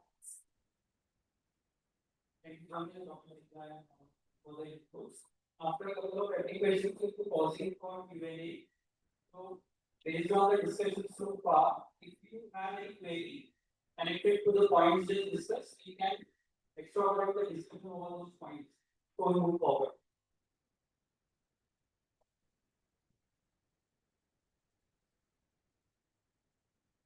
So the question I can ask me, you know, the NAP has come up with CP and ODB, and SIP has also come, but we don't have a guideline of training test. Everybody is confused so things, and each one or each section gives up what they want, how they put them. So if this, and we also know that 20% is still very important. And when we talk about AI and the algorithm, what's happening and the new type of algorithm when it comes to Gen AI, so my query for all of you is, how will a teacher, so we have presentation happening now where whatever we go pillars or CPUs, but as a teacher, how do I teach those way the CP pedagogy is taught. Why is that there's no framework how the teachers take a plan of consent using these conditions? Because none of the framework covers. Nobody says that inside of this particular topic, we're going to go to the question, whatever. This is abstract choice, this can be. Just kind of thinking, why are people putting those inside the classroom and why is it not? Well, I'll take a very quick stab at it. And of course, this is an outside perspective because I am not in the classrooms, can't relate maybe exactly to the problems that the class, the teachers are facing day in, day out. But what I can think from here, we are generally reactive people. When any technology is coming, for example, the AI, the way it has advanced to the generative AI and the amount of tools that are getting available, it is so fast paced. And believe me, we are using it in last 3 years. I myself in the field doing daily innovative projects and still have to be on my toes to learn it very quickly. And very quickly is a time frame of 5 days, 6 days time that I get when a new project comes for me to implement. Now imagine when these curriculum are getting designed at NCERT or all those institutions where the frameworks are getting designed. Do you think those people at that level will be able to adapt themselves so fast? So that's the problem that I see everyone just like us. So for example, you are also in the field for quite some time now and you can relate. When you feel challenge to get adapted to anything new coming in the textbook, the same challenge is actually faced by those policymakers as well. Now, here is the problem statement, but I think this is not a solution that they have to come up on. We needed to come up with the framework that these coursework get designed faster than they used to design. So that's how it's the only way to make it faster and adaptable. I can relate. I had studied COBOL in my graduation time. Graduation time, it was already outdated. But the university syllabus didn't change for next 10 years also. I had studied that given the exam for no amount of that subject that I was taught. That is where I can relate very easily that the system had to be adapted fast enough, and this is a principal change that is required. It's just one problem that I see the population. I see that NCERT has come up with those new education programs, but they are not able to implement. Every year they say that it will be implemented from next year. And this is the implementation challenge that I think might be the reason for it. I agree with the second challenge, but there is another aspect that any new technology or any new paradigm, different people have different opinions on how it should be taught. So pushing everything, one opinion to an NCERT is not a good. A framework should come after there is a lot of maturity. A central framework should come after there is a lot of maturity of that document. And we know what is free. Right now, these 4 panelists have different views of what is free. We don't want to push one. It's good that there's a lot of text.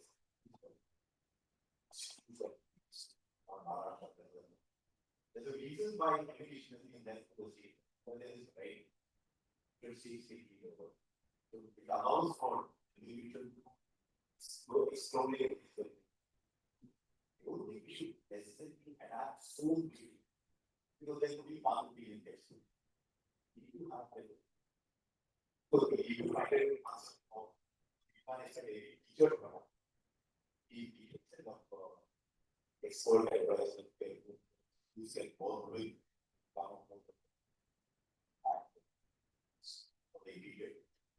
that's a big problem.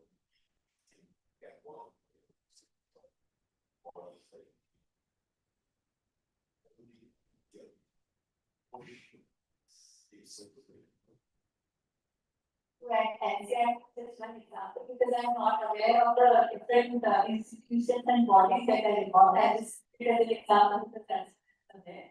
The idea was, and not about the adaptability, I meant to have a common value. The idea was, even at the common level, for example, Meghe, if you have the flexibility because of a private institution at your institution level, if you can design a framework that this is what you want to teach your kid in that one subject that is, there is a flexibility. So that is what I meant by that. We should work with maybe Azim can collaborate on getting other resources. And we can use CPS as a forum to disseminate it to across other groups of schools. That's how it should evolve.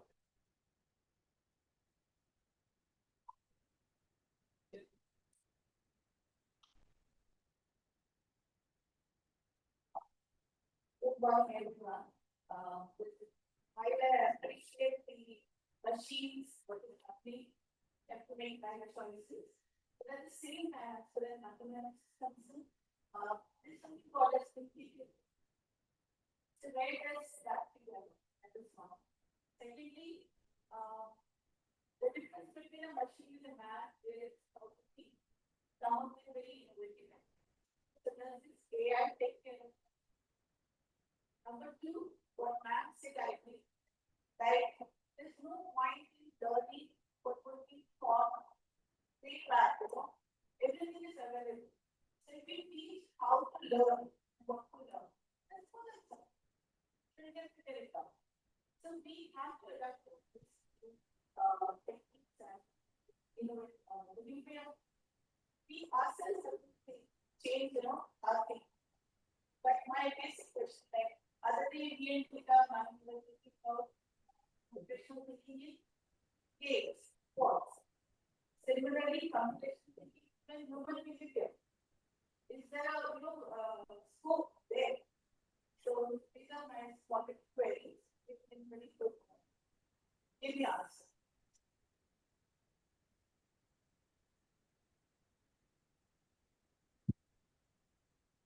I understand the question that so first thing she asked us, so there is some intuitive thinking that goes in mathematics, so how AI kind of figures it out. So normally this kind of machine learning or learning some insights from data, always more and more data actually for feeding into that, then it comes more. That is, suppose if somebody has come up with some creative way of dealing with something, that data also now adds to your pool of data. Now you upgrade your AI model. Now that also will be able to feed that kind of insight into the thing. So it basically it's like crowdsourcing, right? So we people have different ideas and all that is now when it has data, it shows us input to this model. Like it takes this, if I have this kind of this is what will be out that correlation between the output the model is able to look at several things. In fact, deep learning models are still all of the things they play in different ways available, and that's how it is able to anything which you are writing has gone to that ChatGPT is able to say something. Of course, it is also sometimes gives some answers, sometimes gives time. This every time is becoming better. Well, how is it become better? Because more insights from the human beings and those data again it's back into that model, and that way even this kind of creative thinking can be factored into it. It goes back to that long back during this interactive test studies or machines intelligent. So if it is able to mimic whatever your thinking is doing and you don't know about it, then you consider that as an intelligent thinking. It is behaving. But it is not an absolute intelligence. By itself, it's not thinking. It's looking at all these kind of data and accordingly it's able to enhance that. Is what that one the second question. Yeah, he gave something that is there also it's up with.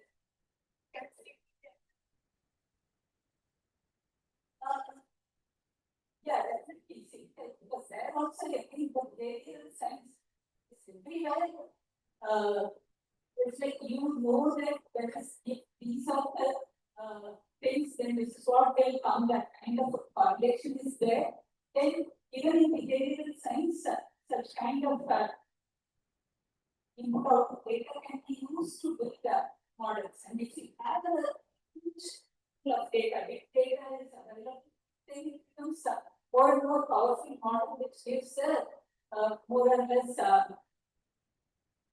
confident kind of answer for any future phase or something, but it is not perfect. They make mistakes, so then again we learn from that and upgrade and enhance your model. So it goes as that. Thank you so much. My next question would be, CDIs and its entire team have done well efforts to help us understand that computational thinking need not be a separate subject, but it can be part of many concepts that we need day out.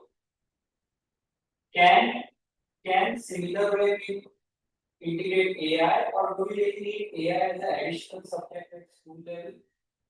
The approach which CBSE is recommending.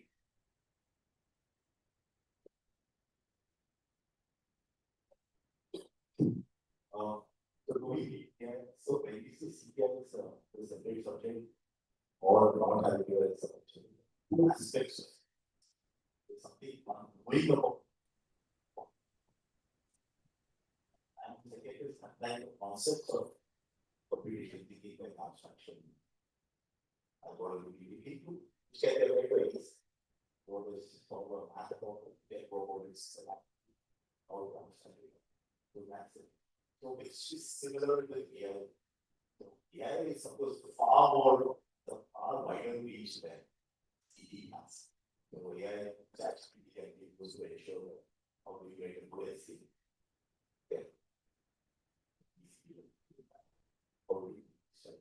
At the same time, not use your skills and being able to express, have independently and express those thoughts. So you not this which I for APSC, about learning. That's a big balance I should see. It's a good job. But yes, can be integrated to other subjects and it should be taught separately as a subject. Both are resources as well as education. The major problem with our parents.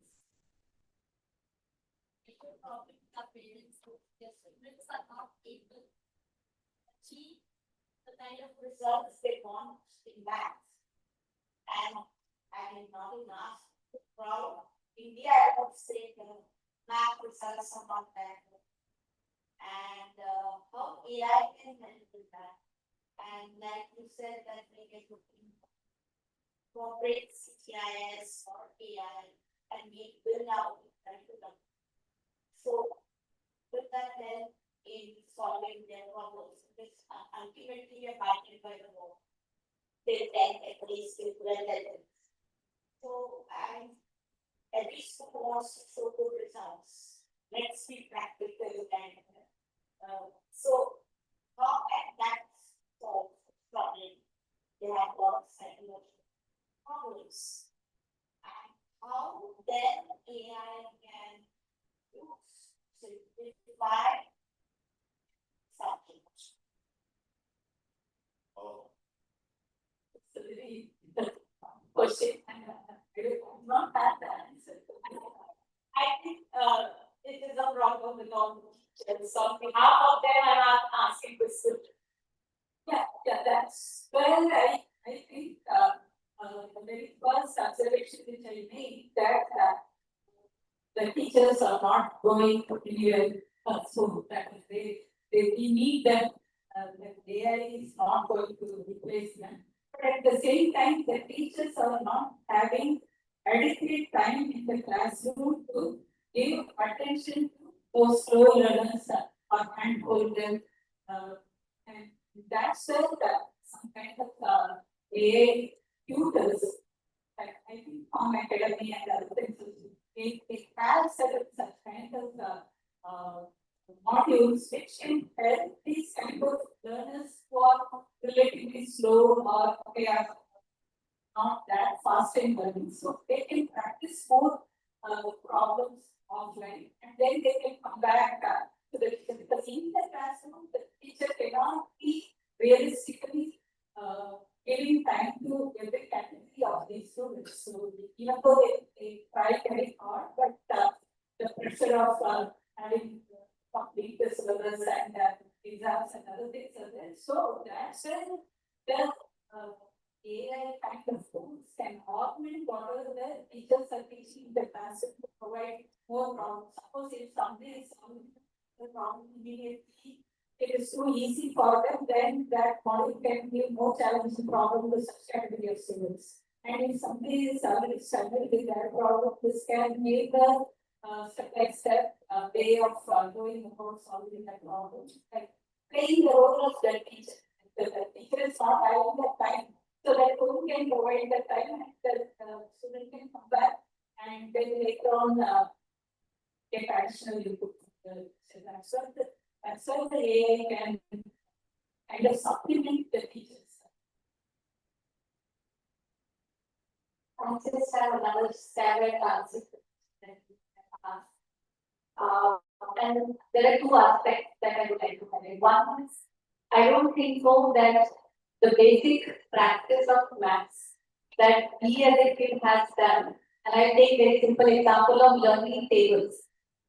The learning tables had helped us do our computations very fast because our mind was getting trained. Now, what is happening? I am going to use Devika because the calculator is available to me very easily. I am not training my mind.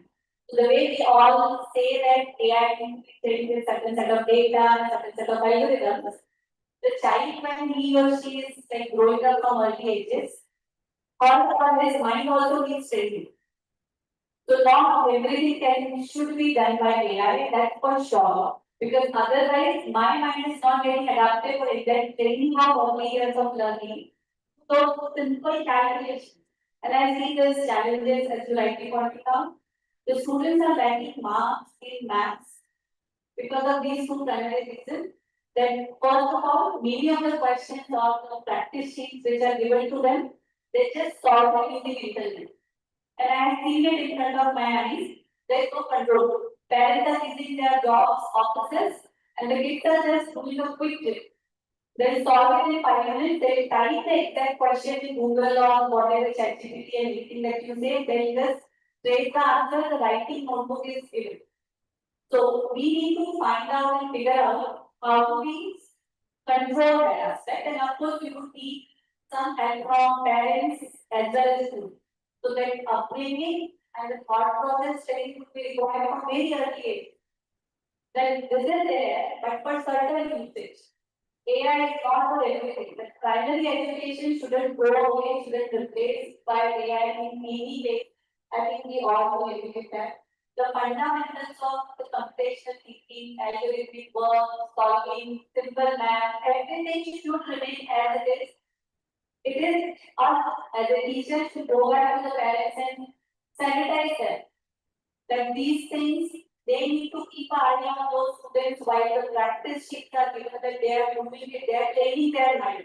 They need to educate parents how it is important for them to train their mind and just solely not depend on them. I think maybe later part of the ages where like 10th, 9th and onwards kids can be exposed more to AI and not just rely on it. There was the differentiation of using and building AI there. And accordingly, they should be taken because there is someone who is just wanting to use doesn't need to go through those data science, statistics, and other kinds of work. But someone who is interested in building those AI should be definitely be good. So I think exposing in this fashion may help teachers control a bit on the usage of AI. So, I think the question very hard for various reasons. Like you said, there is this practical problem of people, students having so marks. And as a community, we found a simple solution to it, which is good. Just make them practice thousands of problems. If that comes in the exam, we'll treat one of those. So that's how we have adapted to high story. But as teachers and educators, we know that's not a satisfactory solution. So I feel as a person, what we really need to generate is an interest in education, in wanting to solve. And I think all students are interested. But the moment they lose that interest is when they are able to keep pace with the standard classroom piece. There will always be some students who are left behind. And once they're left behind in one factor, it's very hard for them to catch. Because just the curriculum builds what is what the country is required to perform well in the city. Where they are performing, and if we can inculcate to schools and teachers and going around asking, take note of this, going back and asking an AI, I want to understand this, how do I do this? They can generate that interest that we inquiring about it. The habit of practicing with the AI. This is, if that was then bridge that gap with just get on the feeling much of it. This is where AI can be able to doing this. And that's a culture which maybe schools and institutions stand up. Thank you so much. Yes, sir. I would like to take a little bit of philosophical view on this question about mathematics. So first of all, what is mathematics? Why is it required? Well, if you ask that question, why did Newton invent calculus? Well, he invented calculus to understand the physical world. Right? Between movement between bodies and stuff like that. So mathematics is the language of science. Science is something which exists. If we are able to perceive something which may not be able to perceive, mathematics is trying to explain. Second point, what is a computer? Well, it's a very simple machine that can just do arithmetic calculations and mainly using integers. Now it works in floating point numbers also, but we know that it cannot represent any analog signal perfectly. And the world of physics is totally analog. What we have done, we have discretized that analog signal them into as bytes or pieces of information in the computer and trying to analyze it. Can we go close to what is the real world? Well, we may achieve it to certain amount of precision and accuracy, but in order to solve it exactly, we need the help of that. It's not, I'm turning it around saying you can be trained mathematics teachers using AI. I would say if you want to work in AI, you definitely need much more mathematics, much more input from mathematics from the AI. So if our kids are actually solving problems which are, given by the regional mathematics Olympiad, I have seen many people who had absolutely nothing to do with computer science. They are the best researchers in data science because of those mathematics. Second point. So let's talk about data analysis. Is it new? Definitely not. If you see just some people, where the entire idea has come from, how did they arrive at those which they, gave it the medicine, resulted in the medicine dose? When they performed experiments over centuries, collected a lot of data, and then they go, okay, to this level to be able to get rid of it. What is that? That was data science. We already knew it. We are just rediscovering it and giving some fancy names, but actually it always is. What about allopathy? Well, what I have heard from is that only source of experimentation with allopathy did was in the Second World War when the poor Jews were, torture it, where they could be medicine experiments happened on them, and then entire allopathy textbooks are based on experiments which happened over there, and that's how. We are just now calling it something here that fancy terms. So I think AI needs much more help from mathematics than the. So thank you so much, Dr. Loki. Sonia has already shared a written memo to me that we are running out of time. And she has warned me in the morning that I will not be able to fully draw my questions and decision. And I am happy about it. But Sonia, I still have two questions which I think that we should discuss on this forum, and I'll ask both of them together. So, as a school teacher and as a trainer of school, what are one or two things that we can take up to make adoption of AI manageable for teachers as well as students? And the subsequent question to this would be, how should we or what kind of program should we carry out for parents and sensitize them about using AI for their children?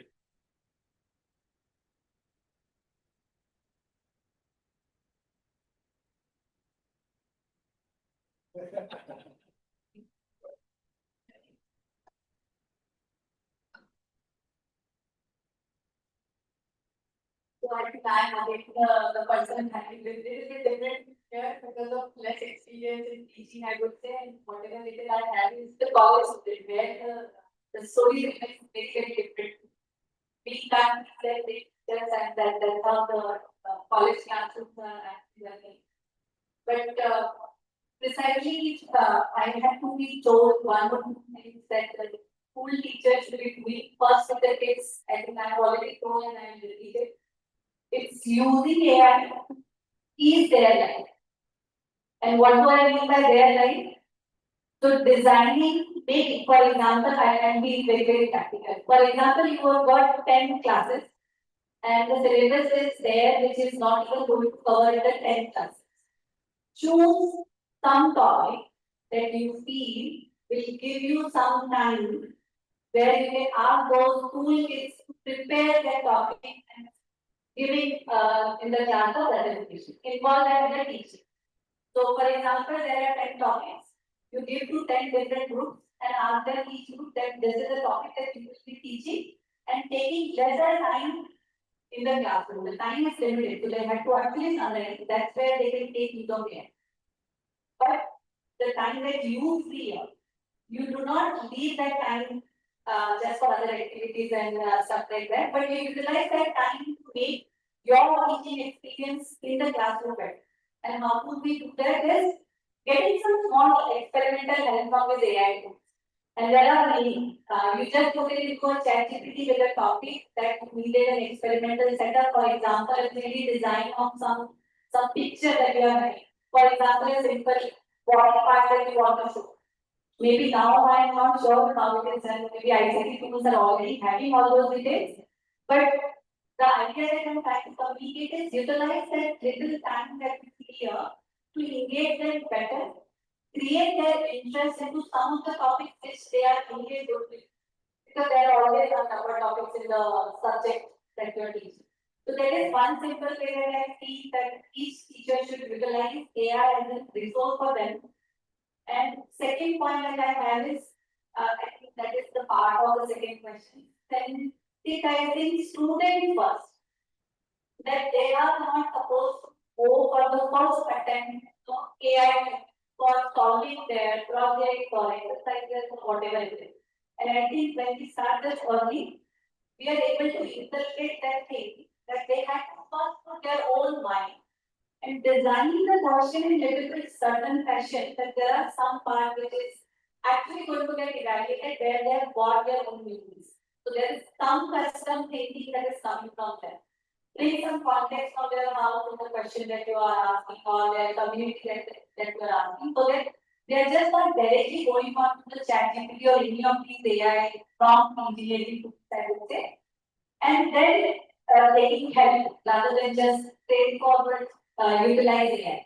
So I think these are the 2 points that I can keep in that.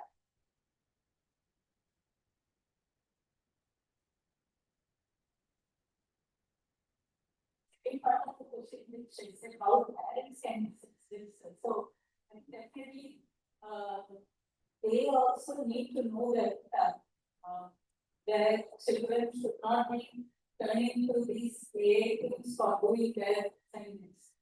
Just like that they even if they are using it, they should apply their mind and then enhance that assignment. Not like if you are asking to write an essay in social science or something like that the whole thing is going to come from that strategy. Simply something there. But that is not a problem as when we pointed out earlier. Also, they could have obtained this essay from someone else, like whoever they know or from their parents. So the project may not have been done by themselves. So the teachers were able to see it through by asking some key questions and immediately figuring out whether the child brought it from a ready-made shop or something like that. So same thing can now also be applied. And the parents can be given these production that now with this kind of tools and other things, it becomes all the more important for them to monitor their own children and record the ethical values. This is the formative age. If they do not know about that ethical values here in the school, then it comes all the way to college also. They do not see anything wrong in simply taking others' work and painting it as their own work. We have been seeing lots of plagiarism, lots of this in the research world, all that. The roots are in the school education. They should feel that this is not bad. Playing somebody else's work as my own work. So that part, I think both the teachers as well as the parents, they have to be together in imparting this value to the children. Very, like one very quick input there. I think this actually tells us that we need to redesign the way we are asking questions. Right? So there's a lot of pressure again on the teachers. So it is not just this to ask the question because they will ask the question to the ChatGPT for sure. They don't come to us for asking questions. They do not want to even listen to us for any of those things. But for those checking of the knowledge that has been transferred to them, we still have to conduct those exams, we still have to do those projects.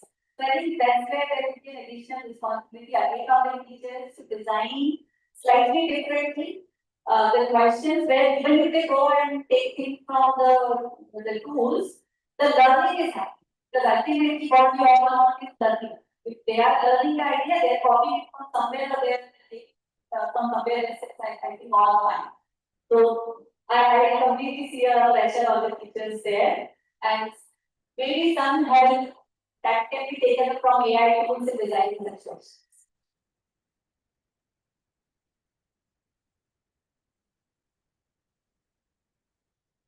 Thank you so much, Dr. Rupesh, Dr. Venki.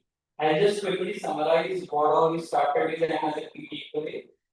We discussed about AI being a creative tool for teachers. I will share the video with us so we can all go through. And everybody rightly said that AI cannot replace teachers. It's just that the way teachers or the workforce need to upgrade our styles. AI is not always data, as Dr. Rupesh said, it's heuristic, intelligence, and everything combined. And we need a combination of separate subject approach as well as having conceptual teaching across multiple subjects. Also, as Dr. Mukta said, AI to do more of the laborers work, so we can focus our intelligence on improving the value of teaching that is going out. I truly believe that such kind of panel discussions works like Google Maps, but at the end of the day, it's us who have to walk the navigation that is coming out of it.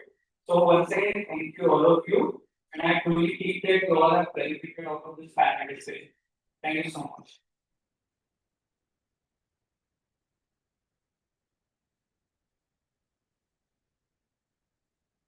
I request Geeta to take it. Thank you so much. Thank you, everybody. Just while I have this arrangement software, then we can have a break of just 2 minutes, one take, and we'll come again more in this slide presentation immediately. The session will be till 1:30, and the presentations by teachers on management.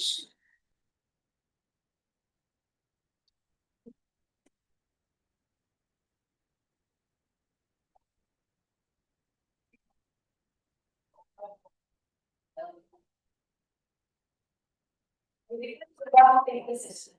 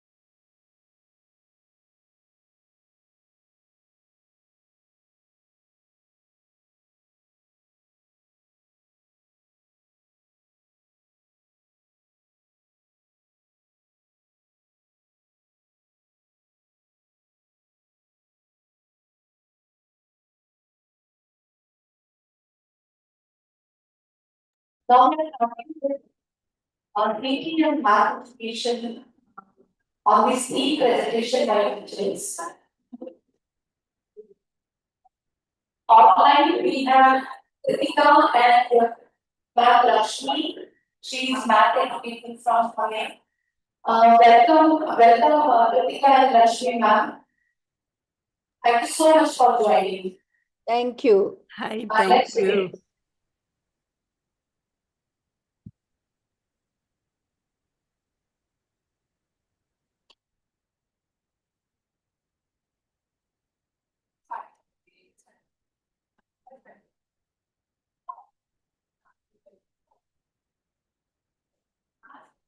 So, everyone, have yourself.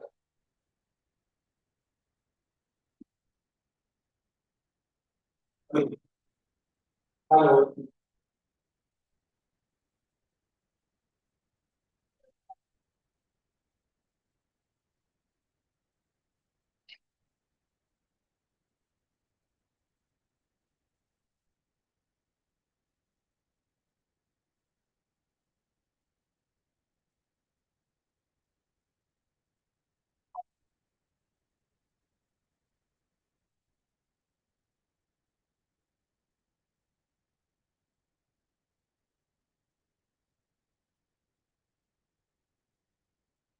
So, good morning, everyone. This is Governmental Resource Center, Nagpur School. So, after computational thinking in mathematical education, we are going to have our next presenting. Mrs. Swati Anari. She is from Home School of Scholars, Athare. Her title is Teaching Computational Thinking through Simple Games, Example Students. Welcome.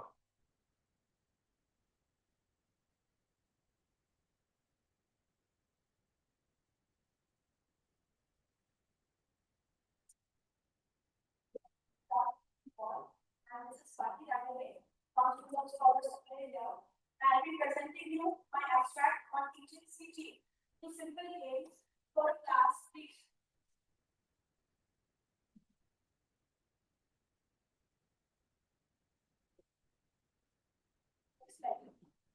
Games are fun and effective ways to build skills like decomposition, pattern recognition, abstraction, and algorithm.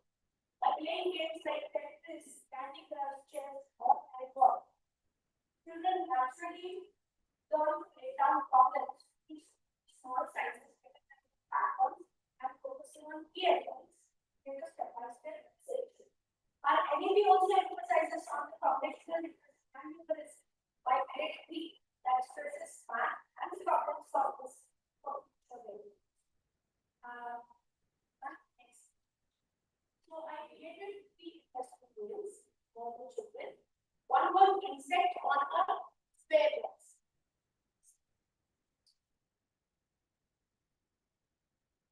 A 9x9 grid of square was made. 9 insects had been placed in such a way that no 2 insects would be in horizontal, vertical, or diagonal. Students tried a lot of combinations and then we came up with some solutions. They understood that if they place an insect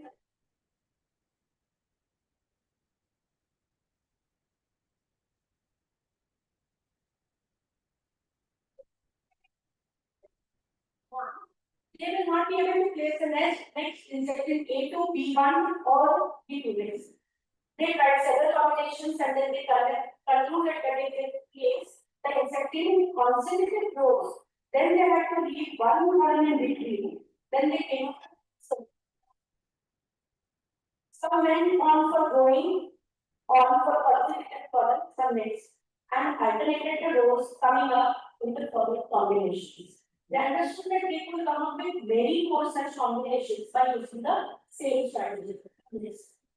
My game 2 was guess the number. Now these 5 various numbers from 1 to 15 per year and place next to each other.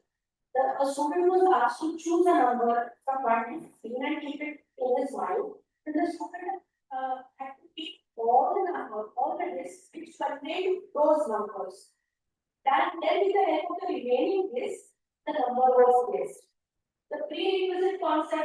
game was number bonds, addition, subtraction, which were part of foundational literacy and numeracy. The teacher kept on guessing the numbers. Students enjoyed this game. After a while, the students noticed that the central number was not behind any of the guesses. Then the student got a clue that there was some relation between the number that was centrally on the disk and the number which they had to guess. They were able to understand the logic behind guessing the numbers after a few tries. The sum of the central number from the remaining disks had to be subtracted from 15 to get the guess number. This game was useful for the students in strengthening their concepts like addition, subtraction, and essentially number words. Now my M3 was a 4-color number puzzle. 4 by 4 square was made and it was colored with 4 different colors in the given number. 4 counters of each color had the number 1 to 4. One way, the students had to place the counter in such a manner that the same color counter should be placed on that color only, and each number can appear in the row of the column only once. It was more or less like a stroke of puzzle. The children tried several chances and they used different strategies. Now they chose a number and placed it on one diagonal. Next, then they chose the other number and placed it on the other diagonal. And then just like Sudoku, they alternated the numbers and came up with this puzzle. So a step-by-step decomposition they used to solve this problem. Conducting these activities in the class came with its own set of challenges. The time and preparation was definitely a challenge. With meticulous planning in the class, it was overcome so that we could not compromise on the syllabus. Also, the engagement of all the children was another challenge. But then we gave the task and said that we freshers could play this game first. So the slow writers also got motivated that we also need to write fast and able to. Also, the activities were planned in the last 10 to 15 minutes of a block period so that the class is not disturbed. And taking assessment and feedback again is a challenge. But we ask the students about their approach, how did they go for that approach. That provided useful insights in the students' thinking. And next step. These are just the glimpses of the class activity. By integrating games in learning, we can make competition accessible, fun, memorable for the students, and very strong foundational skills. Next slide. And the last, but the most important learning outcome, teaching math through activities help students calculate faster, recognize patterns with the most, learn to try and error better consequences, and value hard work.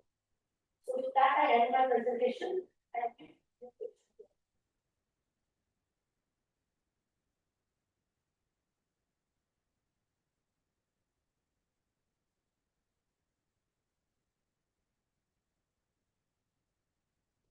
But so let's take another example. Yes.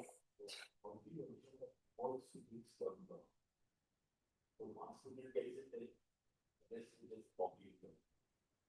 Some are made groups and they work in individual groups. Yes, of course, 100% children did not individual group because it was very difficult for them because the children have a tendency that if I don't know, I will do around. Okay. But most of in one group there are at least 2 to 3 children. So 7 groups in the class, so that not more than 6 children were there in one group. So in one group there were at least 2 children who have to use their brains for and we also get one in like who get first. So they had to use their brains to do all this.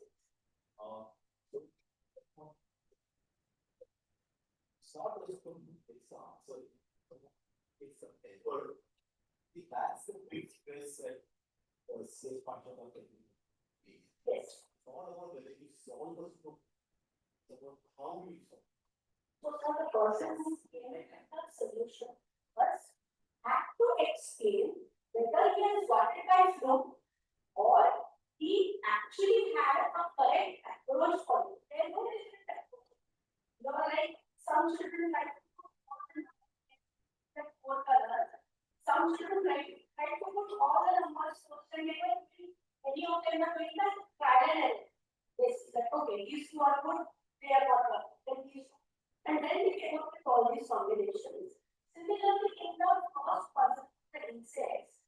First, it was easy for them to put some, like 5 or 6 insects they could easily fix. But they had the condition was they had to place all the 9, and everything should satisfy those conditions. So, putting the 7th, 8th, and 9th insect was a challenge for them. So, they had to readjust the previously placed ones.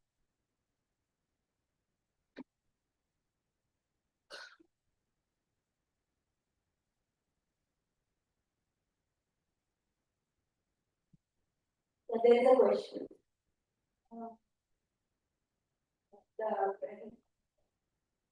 She wants to know, would you like to know?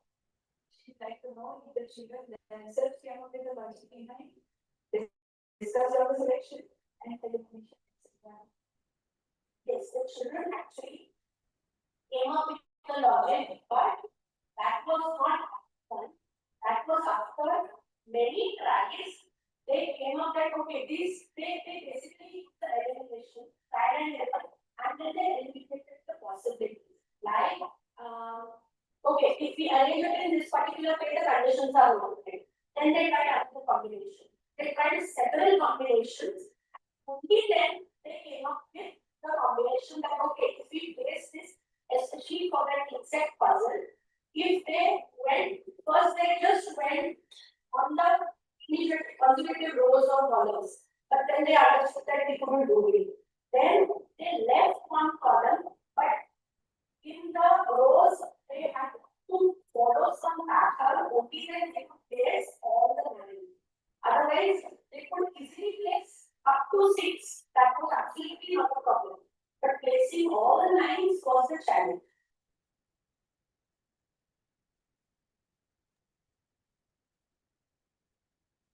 Thank you. One more question. So, if you cover extraction to solve the problems, puzzle was only the algorithm aspect of it. So it was good. Basically, after trial and error method, the children had to eliminate some possibilities and execute only some possibilities. And then was the algorithm, when they tried it, the other one, like first they alternated the rows and then using the same logic, they alternated the columns. So the algorithm was the same. That you leave one row or one column and go in the next row or the column as the listening. So they had to use both. So you will try to extract our solutions to certain type of problems. Yes.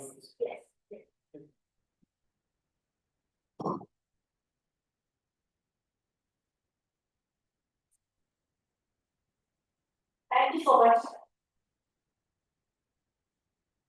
Thank you, Sonia.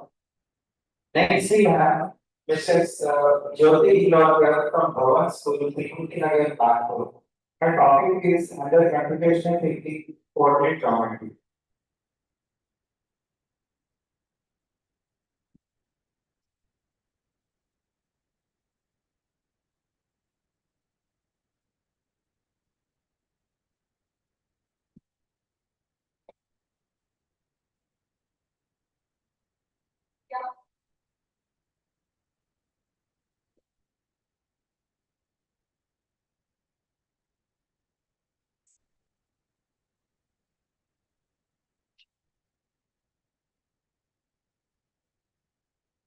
Good morning, one and all present here. Myself is Jyoti Devika from Governmental School, Vidyamandir, Nagar, Nagpur. My topic is computational thinking in mathematics. Next slide.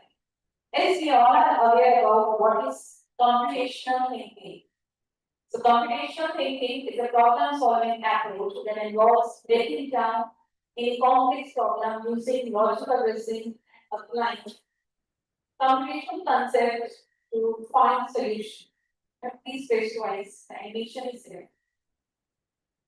So yes, what is computational thinking? Just I say on this slide. So as my abstract, I have given computational thinking in mathematics. Next slide. As activity implementation, we have taken the aim. The aim says to find the hidden face masks of people observing by plotting and joining the even patterns on a graph paper to complete the mask and color it. Why is it we have taken? Because under 8 stage pattern, which is government initiates, and to know the Sikkim culture of cooperative Maharashtra and Sikkim, so we have given this activity under our abstract. Next slide. For that, what we have required graph papers, colors, and pencils. As per procedure, the students will provide, we give one graph paper to all of the children and plot the point. This point will given by the teachers. Students need to know X and Y coordinate, and accordingly they will jot down all the points in their given graph paper. Next. And then they will jot all the points. Next. And then finally they will color it to get the final face mask of the Sikkim. Next slide. So as per activity implementation, we want to teach in mathematics subject what is coordinate geometry. So coordinate geometry implementing coordinates to create the involved using mathematical concept to define the shapes, features of a face. So here is a step-by-step process. If I want to teach my children in mathematics circle, using this equation, how to create circle for the face mask, eyes, nose, and mouth. Same ellipse concept. Using this equation formula, create the face shape and eyes socket. Same for line equation, we can create eyebrow, nose, and mouth. So with enthusiastically, happily, and creatively, we can teach how to create face mask using this all formula. So coordinate concept is translation, rotation, and shape. So translation, how to move shapes, create different facial expression. Sometimes face is happy or say same rotation. I want to change the position and scaling. So as far as we can understand, we can teach them how to geometry concept can help us. Next slide. So finally, my children have taken and kept out all the coordinates with joining and they will color. Next slide. And they will get this mark of Sikkim. Next slide. So few photographs are taken how the students were solving and performing next. And the teacher is explaining how they can create it. Next slide. Next.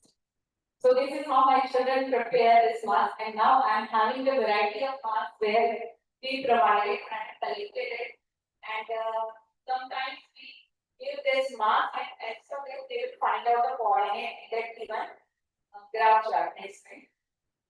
So story from classroom, yes, some challenges and variations are there. The challenges is computational power, complexity, data quality, data will wrong, not appropriate. The data and the face masks will not be able to prepare, right? So as per if I talk about variations, as per students' creativity, decision making, observation skill, students having different variety in the group of 8 children, we are having different variety of the mask. Next slide. So the impact is what? Impact is from student point of view, creativity, enhance critical thinking, improve problem solving, and a deeper understanding. Take organic skill and decision making. Next. So one video also I have prepared for that. If time is gets over, let's go. You click on my video. You comment. Thank you. Oh gosh. Thank you. Is any question?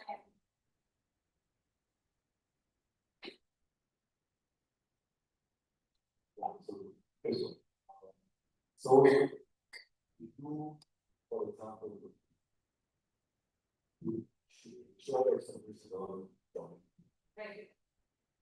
you ask it what's the ratio of where the versus taking this right. What is the of masks. Ratio of mass. Where the eyes are the Exactly. So we given support actually. Actually, in this variety of activity, they have given first time we have given the coordinates. As per their friends, will just find out x and y coordinate will prepare a mass. Next time they've given this weighted mass by the children and we told them how we can find out the x and y coordinate based on that. So two ways we are learning how we can jot down x and y plane that particular coordinate using x and y value. Using equation also they can find out the x and y coordinate. So for example, asking a question, in general, what is the x and y coordinate of the node with respect to the data? Some kind of abstraction that patterns that we see across masks. Right. Those of them can be asked. I think I can talk at these generally are similar. Exactly. So not only the second phase math, as well as general observation of the general patterns, also they can depict in that particular graph paper. Because it's under activity, they have taken the second phase math. But we taught them also, based on their observations, they can prepare like using coordinate geometry, they can prepare different types of pattern shapes as well. It will again interesting point.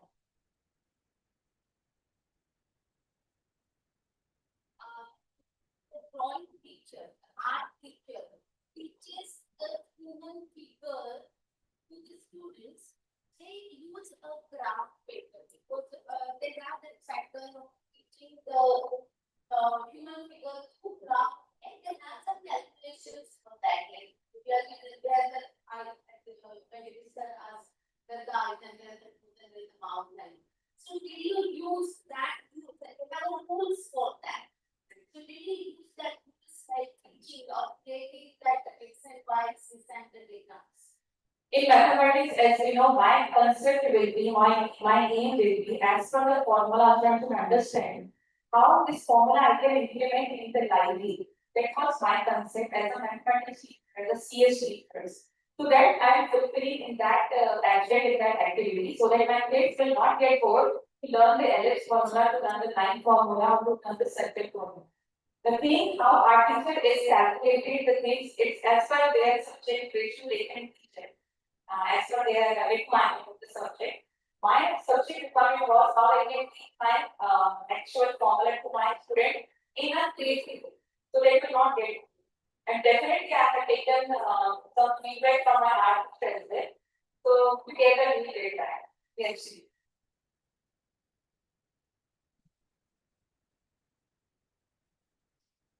Thank you for patience.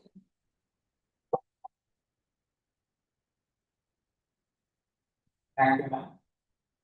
Next, we have Mrs. Priyanka here today from School of Flowers, Satri. The concept is recognizing pattern for finding an area. Welcome.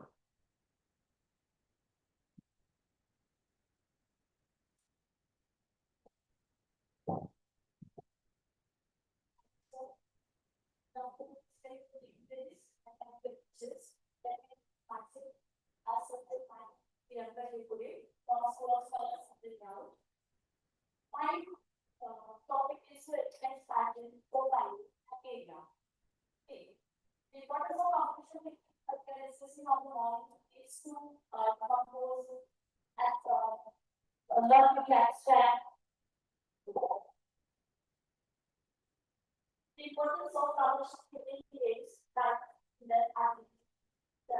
problem solving skill, creativity in an animation and interactive way.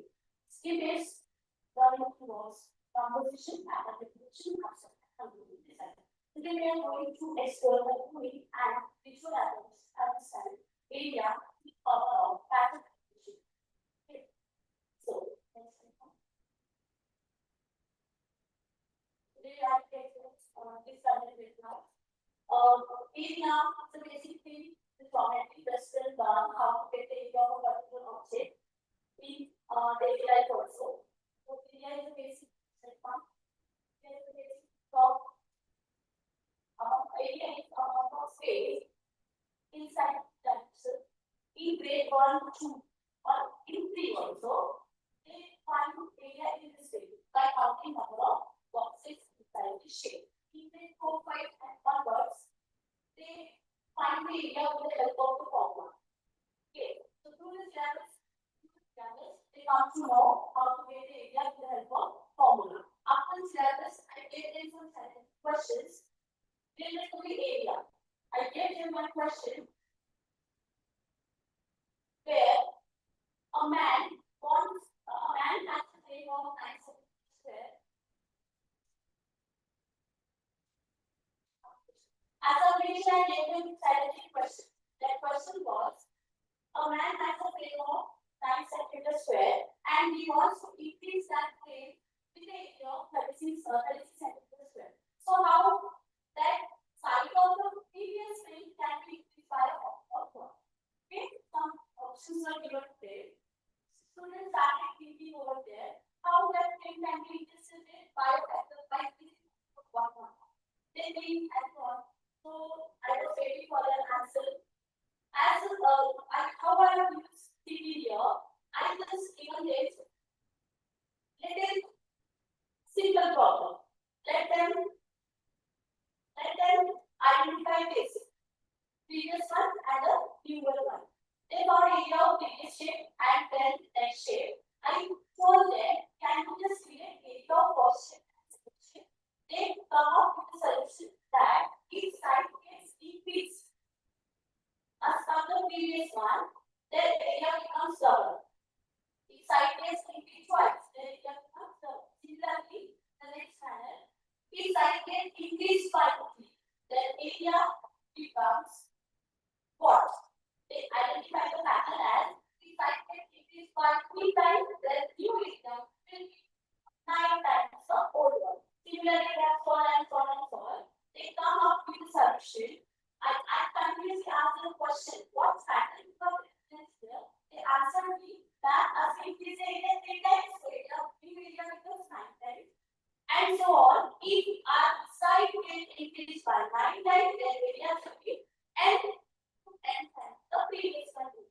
If as a variation, I gave them again more questions like if we keep one side constant and other side remains same. So they come up with the thing like if one side remains same and other side remains same, one side gets increased double of size, they can increase same as per the side shape. Like here, side gets same, here length is 3, breadth is 1. If breadth gets size, so it like also become size. So in this variation, I get them again for 70 to become also. Some children are not able to do that. I just put them on the assume student. Let them work together and actually participate that we only do every children should be there.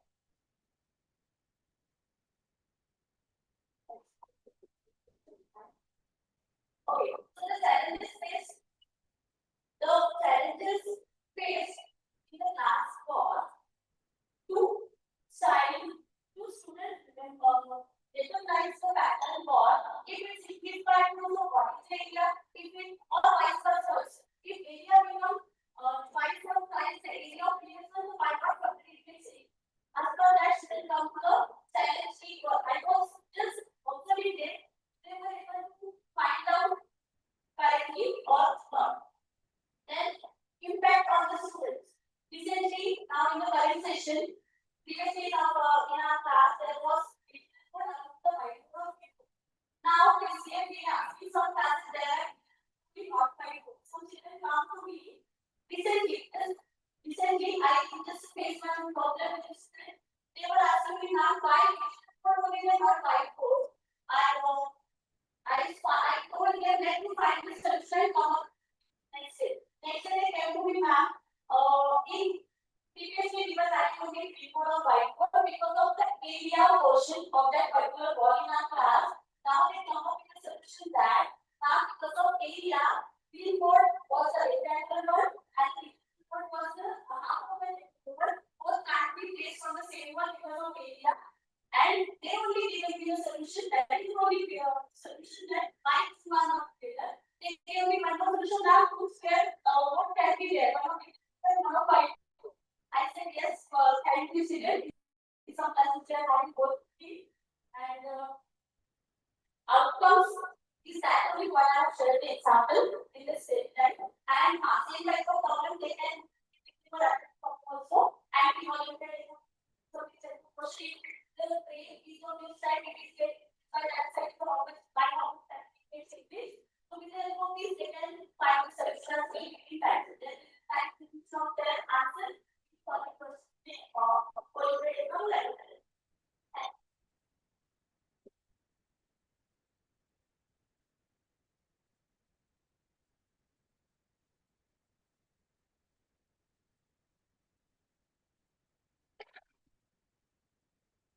row systems size. So what are they on addition? So we apply from area to what rules.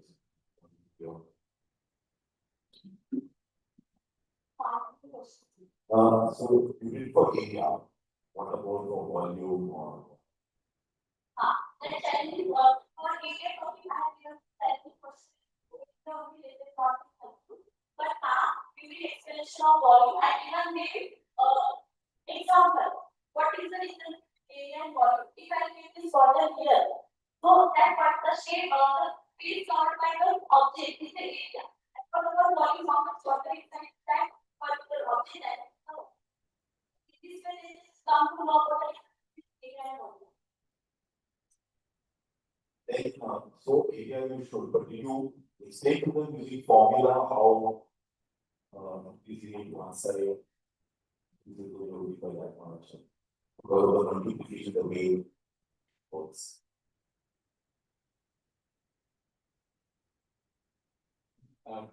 Did you try some more complex figures like a pentagon or a hexagon? We learn about how to get the area of pentagon on the basis of number of boxes. We did that they don't learn that formula for area of pentagon and pentagon. So they have found areas with such other shape as per the number of boxes. Yes. So actually, what we want is how to come up with the Abha of an area of each given figure. And slowly then you can take up to the circle and show why it cannot be expressed, therefore you each at pi, etc. It's too early for that's how. Yes, yes. Till grade 5, they bank of fire and all. When we can select 5 and they have explored that 5 and 4. But for studying an area related to fire and all, it was just time some period was there. We were lagging behind, otherwise we might extend your thoughts of fire and the area related to fire and all. So this syllabus will activate that side. Just stay there with the attendance square.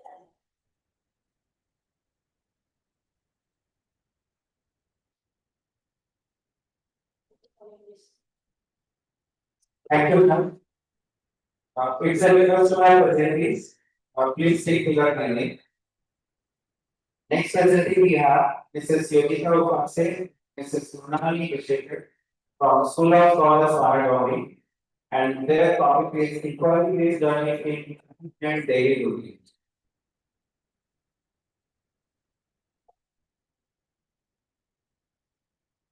Today we are going to talk about the computational thinking, the regular system. Our topic is time between interlinks to mathematics and environmental studies for the grades 1 and 2. As we know, computational thinking is a systematic with a problem solving skill. It is very interesting because when we deal with the small kids, with the small age kids, there sometimes we find it better understand the concept at a stretch. So statistics helps them to understand very easily. Let us see one activity which is conducted in the class. It is very simple activity where students talk about their daily. Children were asked to note down their routine in the form of chart. We have collected all the data and this is the form of weight diagram. In this activity, we observe one of statistics algorithm which is very important to follow daily routine. Also, there is a pattern recognition as they were doing similar activities. So this activity, children learn the correlation between the time and the particular activity and how they are performing the same. Last week, we have also performed an activity where we have given a clock, blank clock, analog clock, and key faces where students were asked that the particular time, for example, the term of their activity. As per the sequence and given, some instruction to them for doing this activity. These are some variation samples work taken by us, where the students are doing the work that given to them, and also the Venn diagram you can see over there.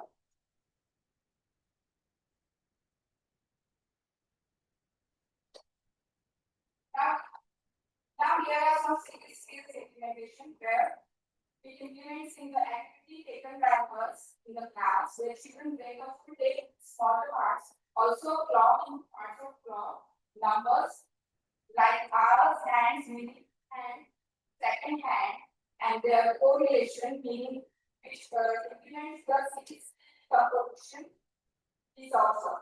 Also, when children identify the particular sequence of the clock, number of table of 5, your pattern recognition is implemented there. The hand moves it around the clock, particular manner.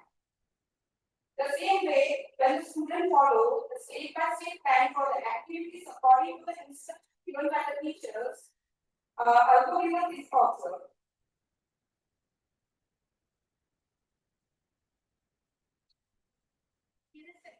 So here is the impact of this activity. On cognitive development, students should improve citizenship skills and number recognition to time telling activity.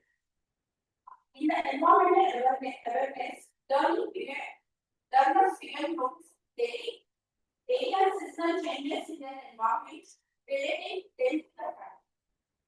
Real-time connection, children need academic learning daily life. For example, understanding when to eat, when to play or study. Language integration, vocabulary around the time, like morning, afternoon, today, yesterday, improve across the subject. Here, some challenges and variations were seen where by conducting the activity, students were getting confused. Where the activity was taken in a group, where some were confused and some language barriers also were seen. Observe and see. Now we have variation here. Here we have a standard one. Actually using from picture and story ways. The story like the grasshopper and the ant, where it tells us the importance of the time. And also we introduce clock, calculatives and calendar worksheet for more activities. So here is the conclusion of this activity. Integrating time as a concept, both mathematics and environmental studies activities made learning more relevant, practical, and engaging for grade 1 and 2. Despite initial challenges, contextual and activity-based approaches help deep understanding, encourage observation, and improve retention. Such interdisciplinary strategies promote holistic development for holistic learning, especially in early grades, and also it promotes in value education, love towards the nature of functionality, time management, and importance and value of. Thank you.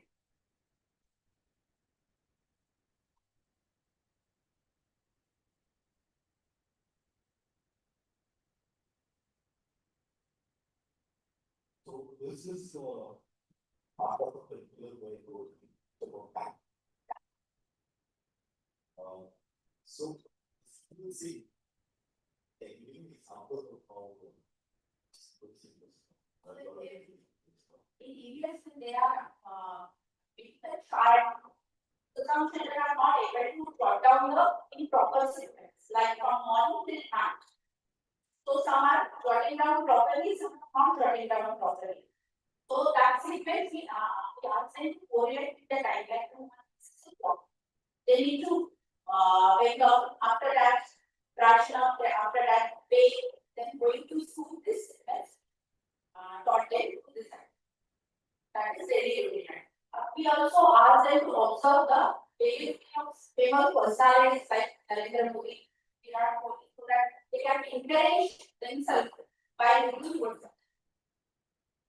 So this is also be able to keep them out of plan. So you can answer it. I would like to say the. It is important that also. Exactly, and see what for important, what can we see. That is also implemented in part.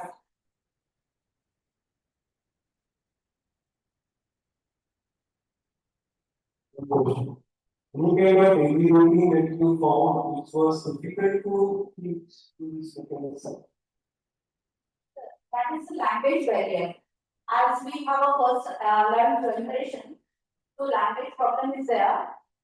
Most of the sometimes we need to talk in Hindi to make them understand. So once they understood, they will talk.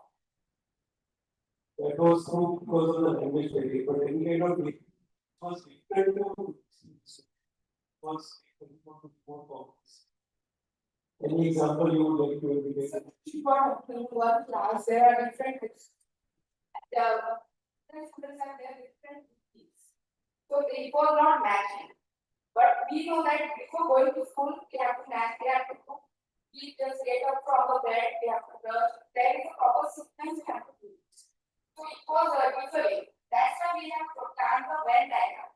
There are some components in the middle of the Venn diagram, and which is not common for in the other parts.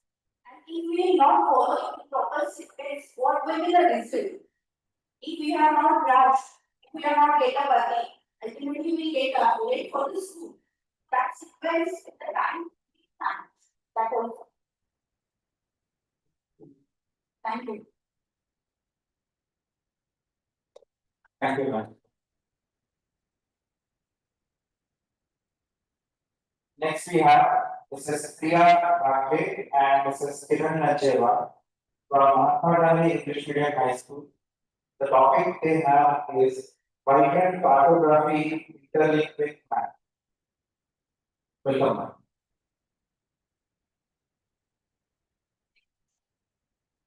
Myself, Geeta, and my colleague, Geeta as well as the information and our absent on vibrant cartography interlinked maths. Now, this activity we conducted for standard 6. In this activity, students learning about the measurement and scale.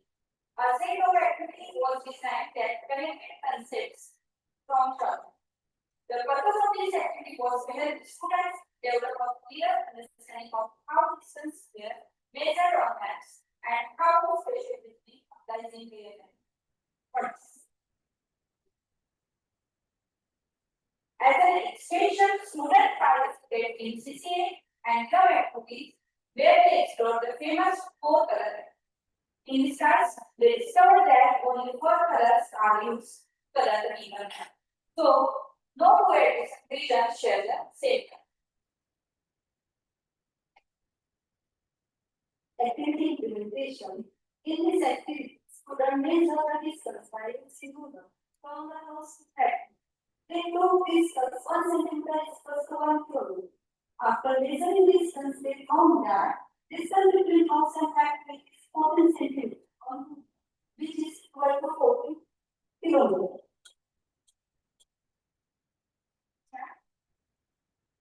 Extended activity on the first day, I will give students a sheet of paper in that they divided a square into regions and inserted a field region with 4 colors only and no two regions share the same color. This is systematic approach. Now, how they decompose the problem? They program the square in smaller regions and discuss the concept of and explore abstraction and patterns. Encourage the students to observe patterns. How did the region interact with each other? Students prompted to try coloring the square pattern. Algorithmic thinking. In this, students started by coloring the first region with one color, move an adjacent region, and assign the first available color was different from the adjacent region. By this activity, students were able to prove different regions by 4.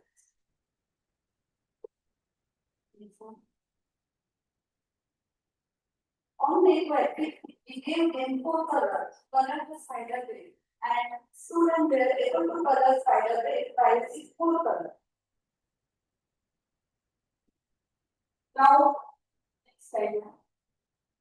On day 3, I gave them the map of Maharashtra. Decomposition, they wrote out the map in smaller or more manageable parts. A basic map might be a bit where each region needed to be filled based on specific that all regions of districts were separately recognized. Student identified the districts, measure the road distance, estimate the travel time. What pattern they found there? They identified pattern in colors of different districts and told the name of different districts on the map of Mars. They observed that where one region of district ends and another begins. Recognize the neighbor district of Nagpur. Now, abstraction simplified the problem and focusing on the essential part that by coloring the map, focus only on the connectivity of region rather than the exact physical geography. What algorithm design created a step-by-step solution to solve the question on the map.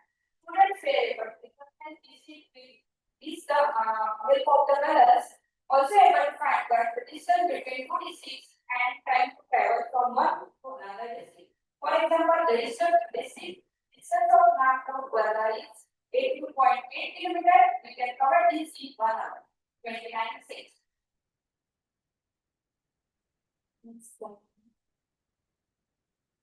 On day 4, the map of India, the color the different states.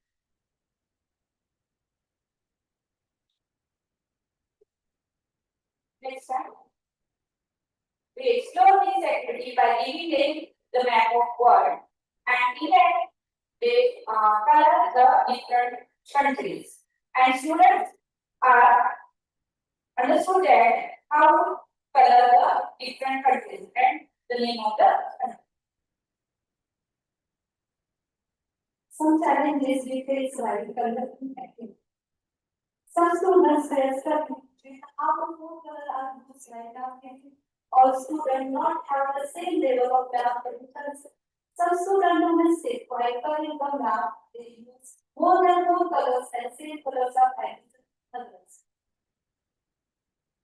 Next, what is the impact and analysis? Using activity immediate visual distinguish between 2 different regions. Thematic mapping, shaded region based on activity levels. Color might range from light to dark. For example, light green color is for SES for S and dark green for everything points. Now, emotional responses means one color might make areas appear more vibrant, or while full colors might suggest calm regions. From this activity, we conclude that by using the computational thinking, decomposition, pattern recognition, abstractions, and algorithm design, we could effectively approach problems such as mapping, distance computation, and the area density. For example, by applying the 4 color theorem, we could differentiate the borders of trees using just 4 colors. Ensure that no existing region shares the same.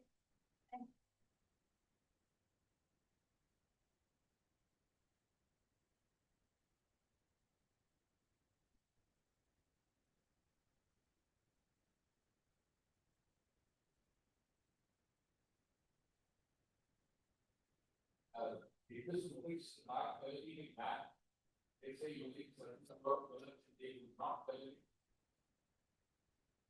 We use only 4 colors to color map because it is determined maths and maths for in maths categories. These points for ages are there. So we can use only 4 colors to color the map. In maximum 4 colors we use to color the map. Better different. Try to color the map of India in 3 colors. Yes, so but if we apply this, so we use 2 or 3 colors color the map. That is used for simple map. But to differentiate the different regions, we use that code. In mathematics, 4 colors is sufficient in the map. But those are for planar figures. non-linear thing, it's not four coloring. The structures are not four coloring. So what I want to tell, so explain to the student that some things are not coloring, really big certain of color. It's a very excellent, important application. They are not dark coloring. Really resource allocation, frequency allocation of the spectrum for various wireless towers, all points from dark coloring. This concept about that something cannot be colored, the certain number of colors has to be told to the student, and then they should reason for why it is that. So for example, and you ask them to create, let's say, a geographical world where states or countries would be two colors. Only one color needs to be used. How can you do it? Two colors need to be used. No other countries. They invent their own geography. That with no color you can ensure that no people. For example, there are only two countries covered. Yes, sir.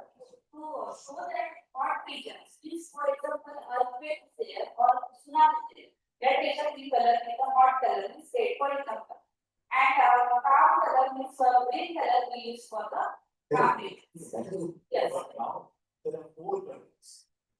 How can the layout be? Such that it will be two colors, it will be three colors, it will be four. You need four colors.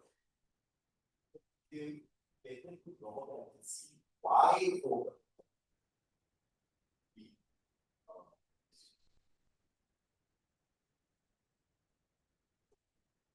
Because four color is suitable to recognize the mix of color.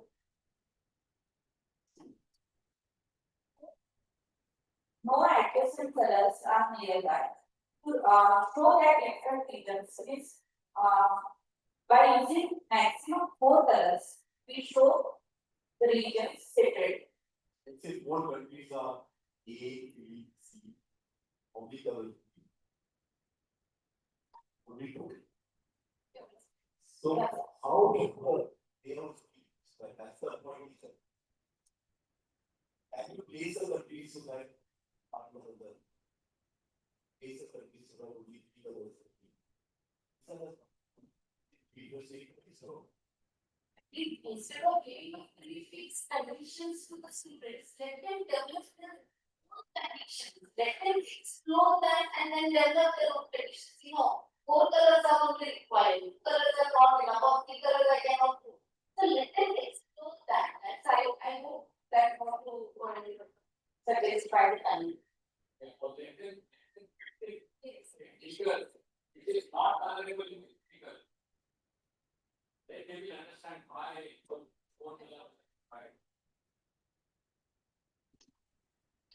Yes, right. Thank you, sir. Sorry, so first one is, have you attempted to create a rubric to assess both the mathematical thinking and the real world approach? That is also used to apply that in real life examples to find out the distance between the two districts or find out the distance between the two countries. Since they were measurement concepts.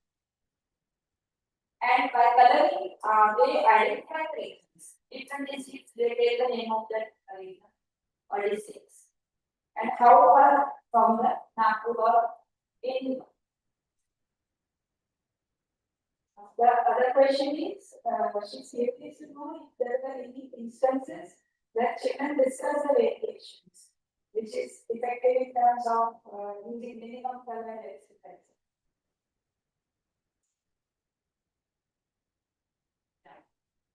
The further indication means I should get some instruction color with these only 4 colors. I use 4 colors. Thank you. Thank you, ma'am. Next, we have Mrs. Anita Karate and Mrs. Deepali Sunday from School of Scholars, Amravati. The topic is integrating coding and decoding in foundation classes. Welcome.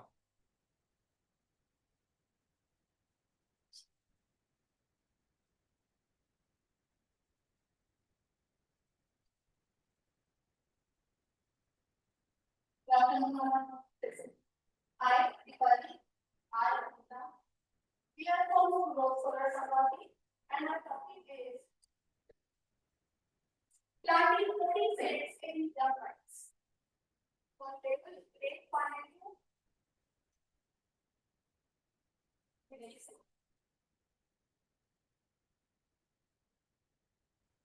So when we conducted the module, that is defining code for class 1, first we explained all the instructions to introduce the coding system for the grade 2 student.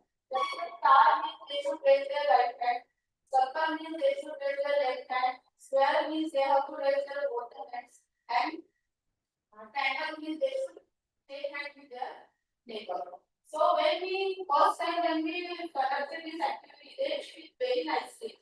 But when we repeat this activity, that got confused.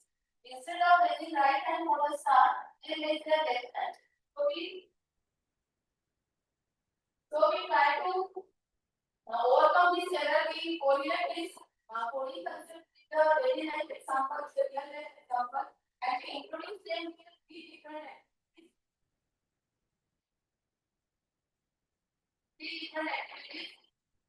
That is the first is some of the students made the traffic light signal for the coding, and we asked them for the stop, which is color we use. So they color it red.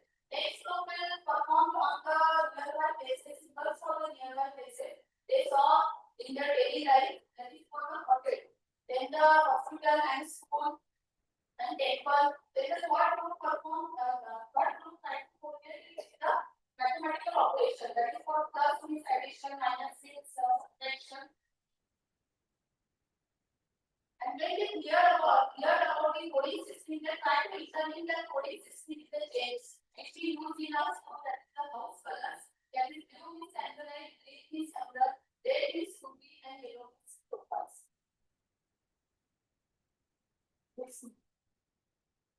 As students are interviewing all the courses with the different colors, we have assigned an activity for that. We have given them one sheet on which they are having some symbols and some letters and some shapes. So they are going to decode the shapes with a particular number.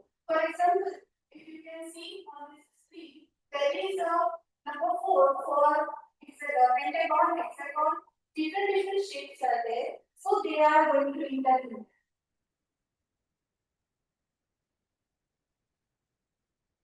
That the code is another activity for that. There is one circle we are providing them for in the activity that is on which there are letters given, the different symbols. By tracking the letters and symbols, they are going to make a new meaningful word which they are done with the peer workers.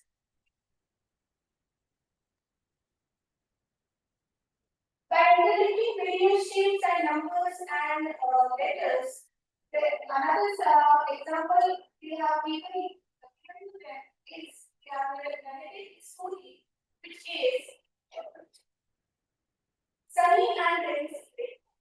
In the story, a smiling sun is a go outside, a pouring cloud is stay inside.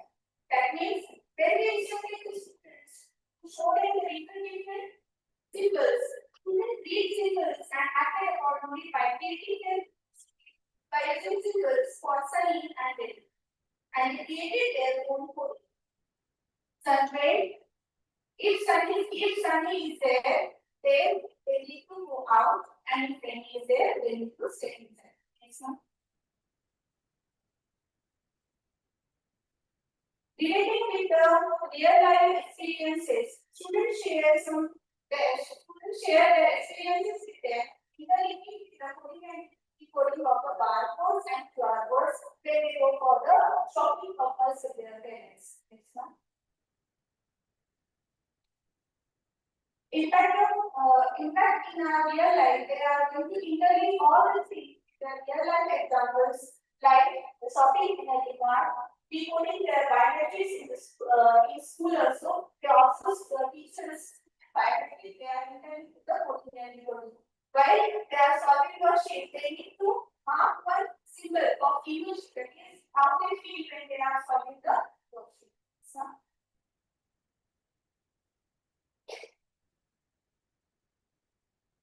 when we correlate this coding concept with a real life example, then that is very easy and very for longer time. And when they come across the first, they can identify its meaning and they very happy. And they share it with us also.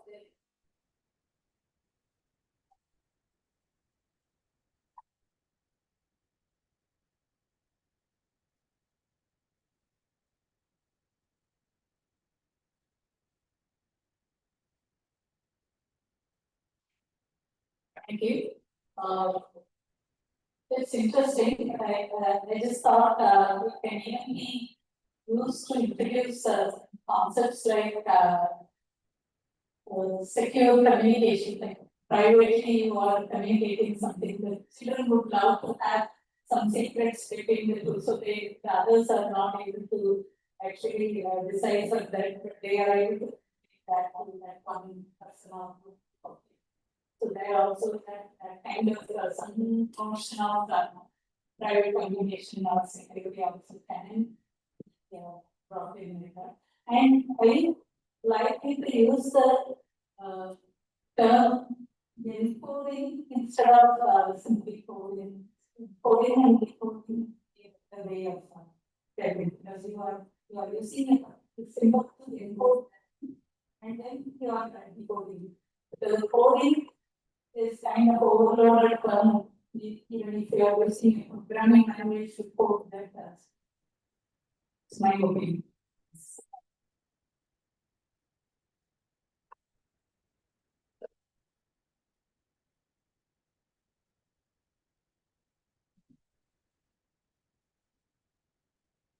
Everyone.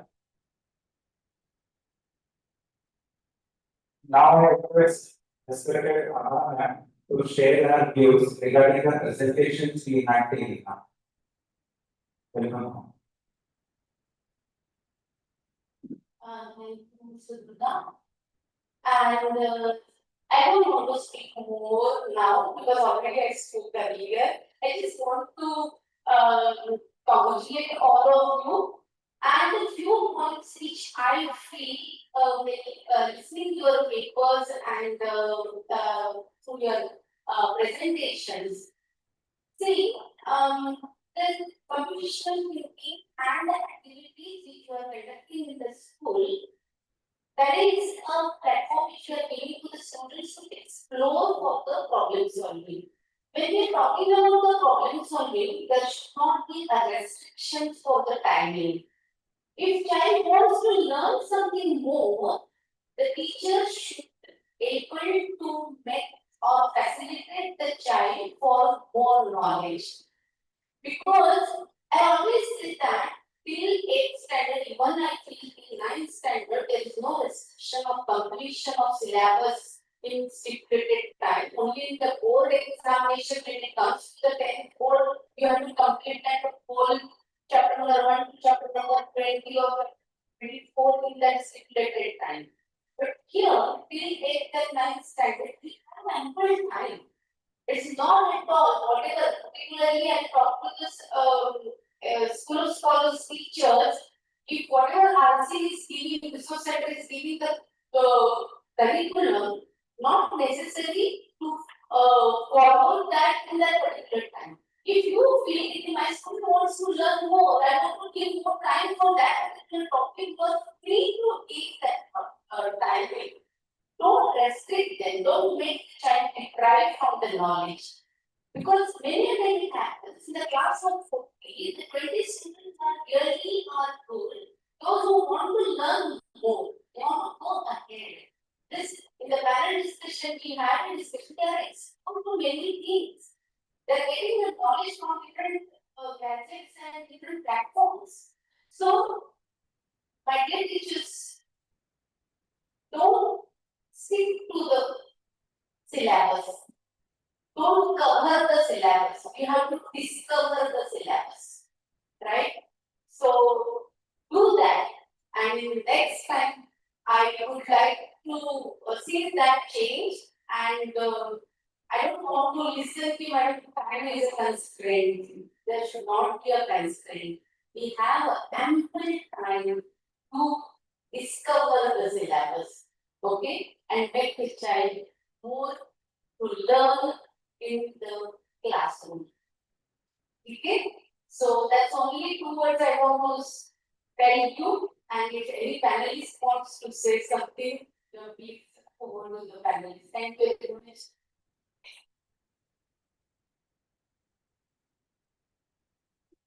Yeah, so I just want to say, I was here the first time CDS was sent out.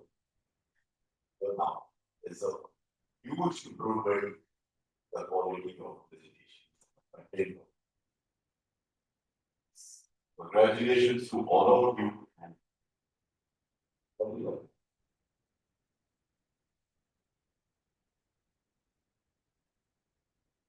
Thank you, Devika. Now we have a most important presentation of the day, that is lunch. So we'll break for the lunch and everybody should be there sharp at 2:50 and lunch is arranged in second floor, not in this floor. You have your breakfast, it is in second floor. So we'll meet at 2:50 sharp. Thank you.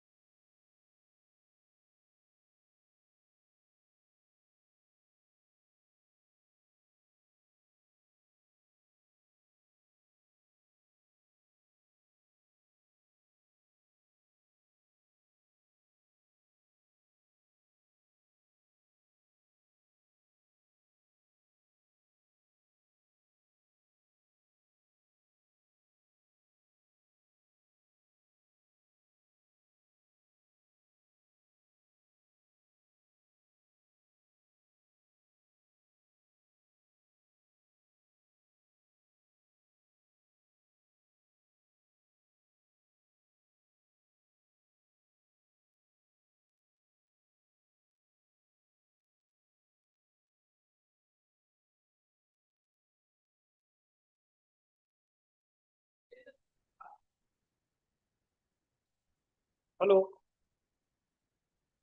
Hello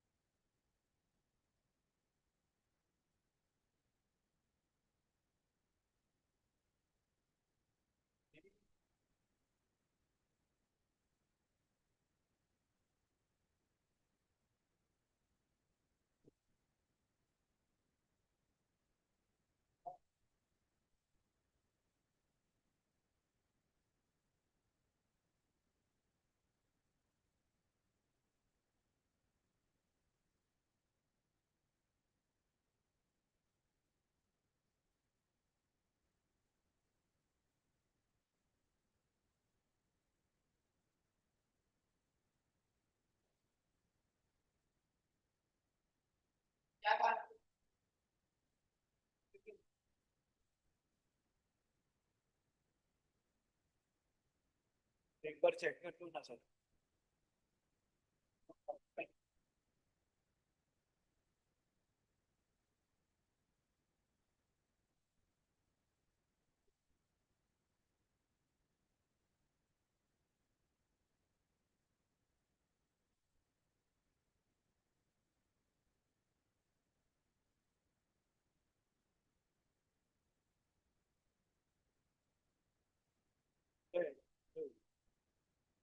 हाँ ये तो अभी चालू ही है ना वो अभी आवाज आ रही थी आपको देखो उसको मैं बोल रहा हूँ तो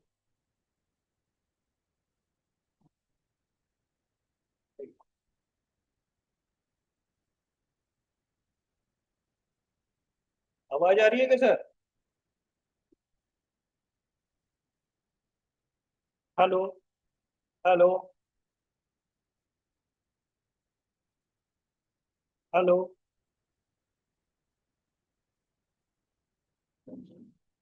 hello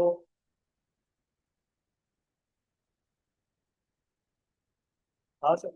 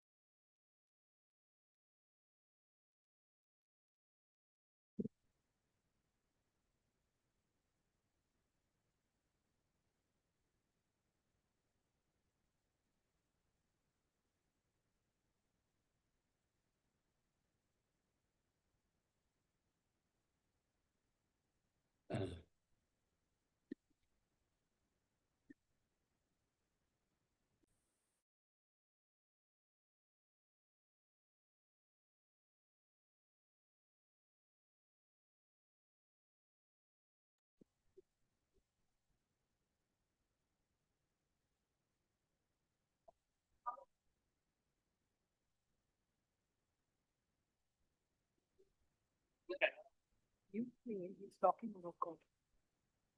No, no, we are making it so I'm seeing the focus.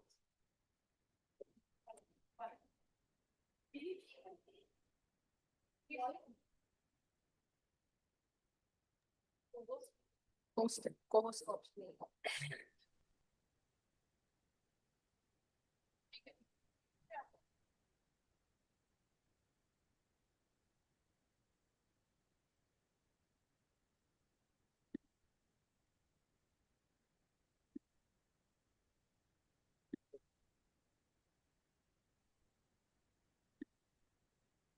You can talk to me first. Yes, we. Jack, can you hear me?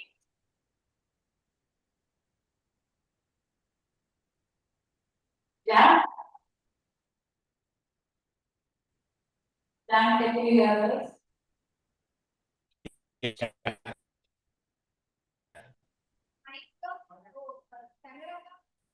Camera pause screen audio check करो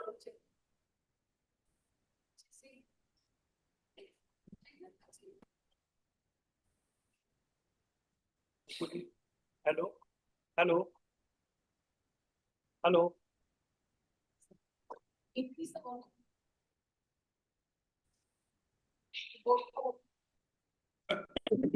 Shall I try to?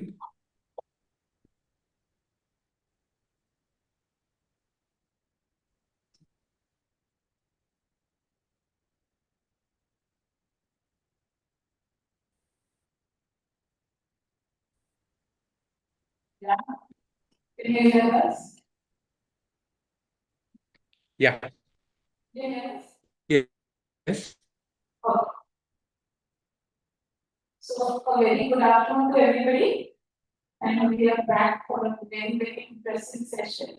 So I have the privilege of introducing Professor Ramanujam, who all of us know as Jam, and I will go on only to line the one. So Jam has been part of CKS right from the beginning, and the CS Pathshala curriculum and all of you follow. He's one of the contributors to that. So over to Jam.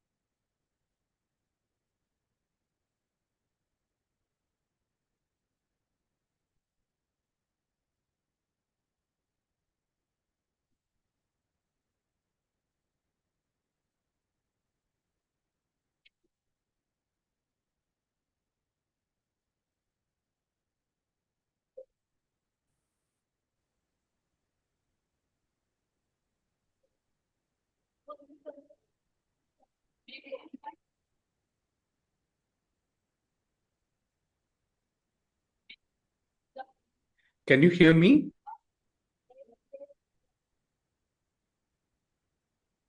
Yes, yes. Okay. I'm not able to hear anybody. We can hear you. Jan, can you hear us now? Devika, can you hear? Okay. Let me try screen share. Please tell me if this is okay.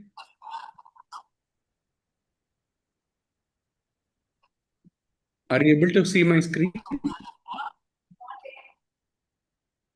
Not it.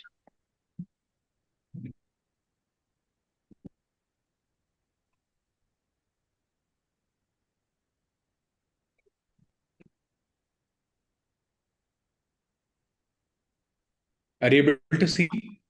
Not there. Yeah. It's coming. It's coming. Hello. Can you please answer me? Yeah, It's coming. Okay. yeah. So tell me when to start and I will. Jan, you want to share the presentation with us? Should I test it?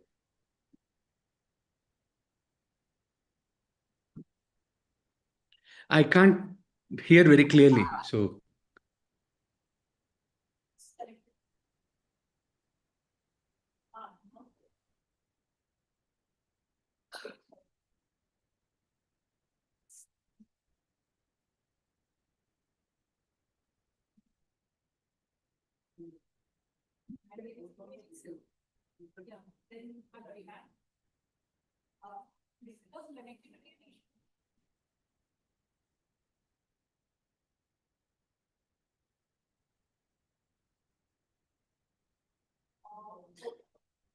So you can share the presentation first.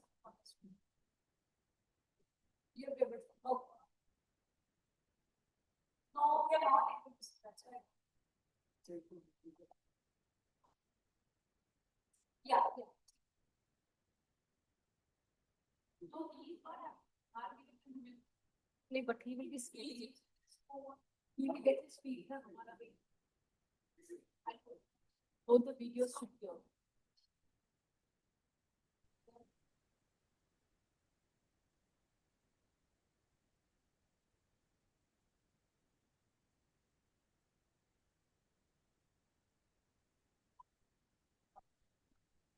So are you able to see the screen now?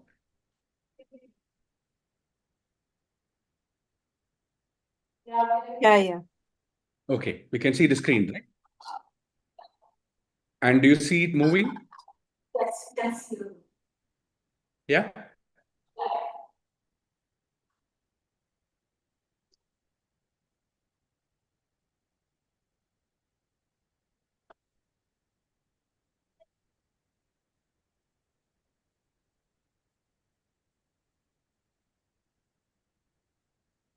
no plastic on.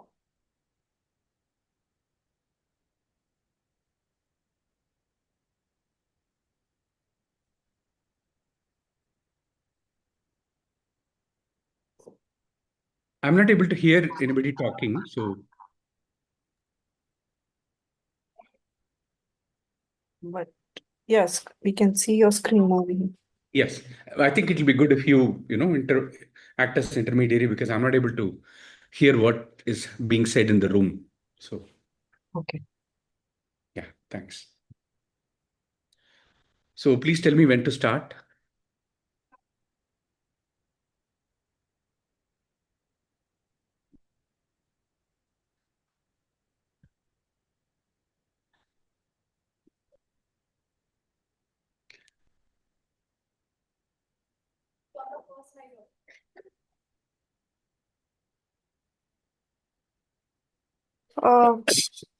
Jan, they are asking you to please start presenting, and Okay. they are not able to see your screen moving. Could you please try once? What about now? Can you see it moving? Yeah, I can see. Just a minute. Ask there and tell me. Yeah. Just a minute.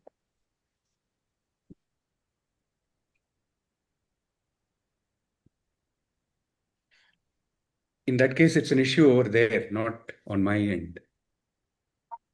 Now could you please check if the screen is moving? Yeah. Okay, fine. Yeah, Yeah. I can. But no, not I'm in not the asking screen. you. I'm saying from the room, can somebody tell me? Yeah, from. I mean, they can put it on chat, no?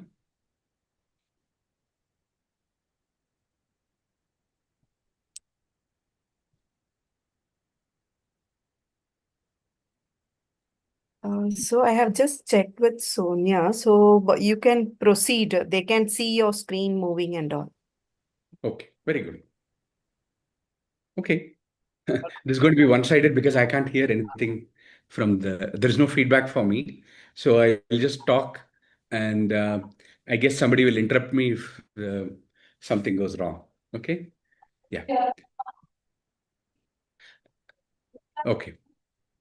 Fine. So thank you very much. And thanks. Let me start with thanking Geeta, Sonia, and the Meghe group for giving me this opportunity. And I want to first make an acknowledgement that the explanations that I'm giving here are principally due to Tim Lee and Dean Chantrot. They are from the University of California, San Diego, AI researchers who have been writing a lot on artificial intelligence. Okay. So ChatGPT, Gemini, DeepSeek, these have all captured the public imagination now. But AI itself has been around for quite some time. And these large language models have only brought AI out of the shadows.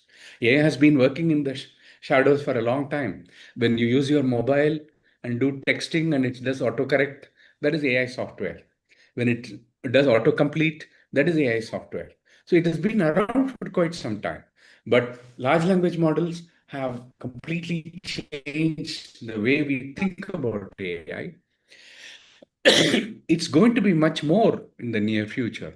The disruptive impact of AI will be on a scale much larger than that of the internet. Internet made a big changes in our lives, and I think AI is going to make much bigger changes maybe in the next decade or two. And AI may lead to fundamental changes in the education system. So for us, as the teaching community, it is something to look at very carefully. Now, in this talk, I'm not going to talk about impact of AI on education or any of these, but as what is the science underneath AI? What is the mathematics underlying AI? Here is a question. There is a map of Africa, and here is the equator running through. I don't know if you can see this cursor moving. That is the equator. How many countries does the equator cross? Anybody? Can anyone count and tell me?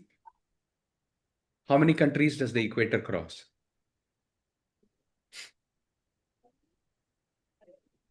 Kritika, you may have to relay the answer for me. 7. 7, okay. Any other?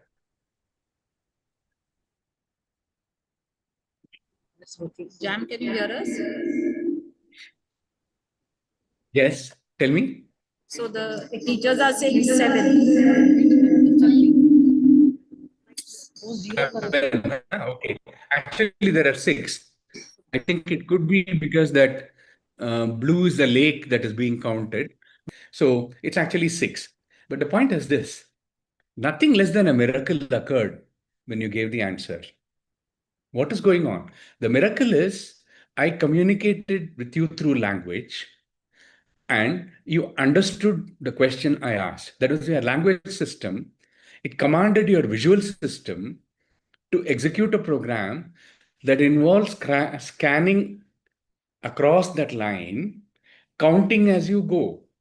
This is not an easy thing. Think of writing a program for doing this, then you will see what I'm saying, right? Because you have to realize that these are different regions because the colors changes. And you start with a variable that you initialize to 0, and you are, as you go from maybe right to left to right or right to left, you're counting and you come to the other end and you say 7 or 6 or whatever. That then your vision system came back to your language system and then said 6. And you used your speech mechanism to come out and say. Now, we solve problems with our eyes as well as with our symbolic apparatus. There is thinking going on, there is speaking going on, but we are also doing something sensory, right? Now, the sensory part is what you would call vision, right? But there is also the symbolic apparatus that is where the brain is doing stuff. All of this comes together. So you did some problem solving when you answered me, and that problem solving involves various systems, different kinds of learning coming together and acting in one. And that this combining language ability, perception, and thinking is the central challenge of AI.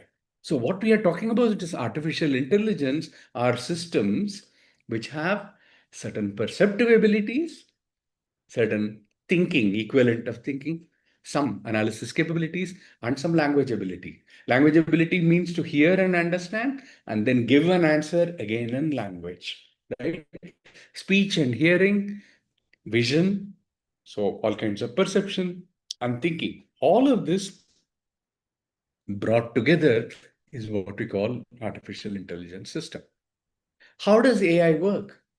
It works in the same way natural intelligence works, by combining conceptual learning and experiential learning. Almost many things that you learn as a concept. Maybe you learn it in school, maybe you learn it by training, but you also learn by experience, doing it repeatedly many, many times. Your hands, to roll out chapatis, somebody may first show you. After that, your hands do it automatically. So AI systems work by combining large sets of data, which is what you might call experience, with clever iterative processing algorithms to learn from patterns and features in the data that they analyze. So in this sense, AI is an instance of computational thinking. Computational thinking is about looking at data, finding patterns, using iterative processing algorithms to learn from patterns and organize data. So that's what is going on here. But we are talking about very large sets of data. And very importantly, we are using that, combining perception along with that. Each time an AI system runs a round of data processing, it tests and measures its own performance and develops additional expertise. Like we look at it and say it's 7, and then I come back and say, no, it's 6. And then you go and verify, say, oh, I counted that wrong. Okay, that's the kind of learning that you do. AI system does it every time. Every time it finds something, it learns, right? It never gets tired. That's the big difference. So we get tired doing it 20 times, 50 times, right? Our children have problem in school because of that. AI system can try million times, right? Try more and more and more times. So there's no problem at all. And it happens at electronic speeds. And that's why we do not understand exactly how it works. But that's how it actually works. So there are three central kinds of techniques. What is normally called symbolic techniques, which are reasoning using logic, sub-symbolic, which is reasoning using probabilities, and the neurosymbolic, which is data analysis through neural networks. This is just jargon, but we'll see as we go along. Now, most AI systems use a combination of all these. Like I said, there is some bit of logic, there is some bit of probability, there is some bit of neural networks. Neural networks is the perception part. So AI work is carried out in several subfields: game playing, theorem proving, planning, vision, speech, robotics, machine learning, language understanding, and generation. Now, in this talk today, we are going to only concentrate on language. The point to make is that when you talk about the mathematics underlying AI, it's there in all these. AI is a much, much broader field than machine learning, and certainly much broader than ChatGPT and large language models. But let me just take language models as an example and explain the mathematics underneath it. But there is a lot more that is going on. I would like you to be aware of. If there is any problem with connection, please interrupt and tell me. Okay, thank you. So what are large language models? They are machine learning algorithms that can recognize, summarize, translate, predict, and generate human languages on the basis of very large text-based data sets. That's a mouthful. What are we saying? It can recognize language. It can recognize words. It can take paragraphs and summarize. It can translate between languages. It can predict what sentence is going to come next. And it can actually generate essays, articles, etc., generate human language. Where does it do this? This is based on very large text-based data sets. And where is this data coming from? These huge data sets, where are they coming from? You and me. Every time you post on social media, you are providing data, right? For these big companies who use it for their language models. So all the time we are voluntarily contributing data continuously, and that is the data sets that language models make use of. They seem to perform better than all known language models on tasks for which they have not been explicitly trained. This is what is very important about AI, is that unlike standard programming, you tell the program to do something, it does that. Whereas an AI system is programmed to do one thing, but it can learn to do other things that it was not trained for. And that's how does that happen? We will see as we go along. So first we should start with the observation that research on natural language processing is decades old. Okay, so it's not something that happened yesterday. It's 50 years of research culminating. Now, how do these large language models work? It's basically the old natural language processing models, but a little more than that. They use some training data for language use, like I said, from social media, what people give. A process for learning language use patterns in the data set. You look through the data set and see how people are using language, right? Now, notice that when you're using social media, you use language in a particular way, right? Now, that's what is training the language models, right? When you write your documents on internet, right? When you put up blogs, you write in a particular way. When you make books digitally available, you're using language in a particular way. So language use patterns are coming from there. And that's what language models take. And they build a model based on that. And they use that model to generate new text. So it's almost like somebody who is reading many books, who is listening to language use in social media, who's reading blogs, and from that learns language and then talks in a particular way. That's what large language models do. However, the main point is that LLMs are not like the old model. They are much larger, both in terms of the massive amounts of training data sets and the millions of complex word patterns and associations the models contain. How large, we will see in a moment. They're really, really, really large. Enormous computing power goes into that. So how do most classical approaches work? Basically, they take short word sequences, and in the text, you try to see what's the probability of that sequence occurring. Okay, so that's called a token. So for instance, if I take the sentence, the quick brown fox jumps over the lazy dog, the sequence quick brown fox is an example of such a token, right? So you want to see how that quick brown fox is used in your text. Major limitation of this approach is that if that sequence does not appear in the training corpus, there is no meaningful way for it to estimate its probability. Because a particular sequence, if it occurs many times in the corpus, then it will know that. I mean, like in social media, certain phrases that you use all the time when you talk to somebody, right? So those phrases will occur with very high probability. So the system learns that this is something people normally say. Quick brown fox is something that may not occur, right? So this is how it used to be in the last century. In 2000, there is a paper which Google's DeepMind group published, and they suggested a very different way. They said, think of every token as an element of a vector space, right? What's a vector space? It's a set with certain, with an vector addition operation and a scalar multiplication operation, right? And so so this is the fundamental mathematical idea. You think of it as a vector space. So every token is now an element which is a vector. Think of it as a vector.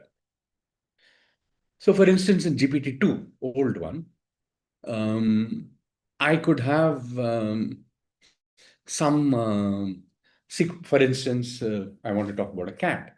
A cat is represented by a sequence of some 300 real numbers, 0.0074, etc. Why use such horrible notation? Note that this is a 300 dimensional vector. It's a vector with 300 entries, right? Real numbers. So it's a real Rn, R power 300. So it's actually a vector in that. Now, why do you use many such numbers? So think of it as this. I want to describe Sonia. Okay. So I describe Sonia in terms of her height, her weight, her specs, right? And the way she laughs. I don't know. Each of these things her education, her organization. So each of this gets one number, right? So if I use 300 such attributes, so Sonia is an element in a 300 dimensional vector space. That's the idea, right? So the representation of Sonia then becomes given by 300 tuple real numbers. Right? Why use such a horrible notation? It's something like this.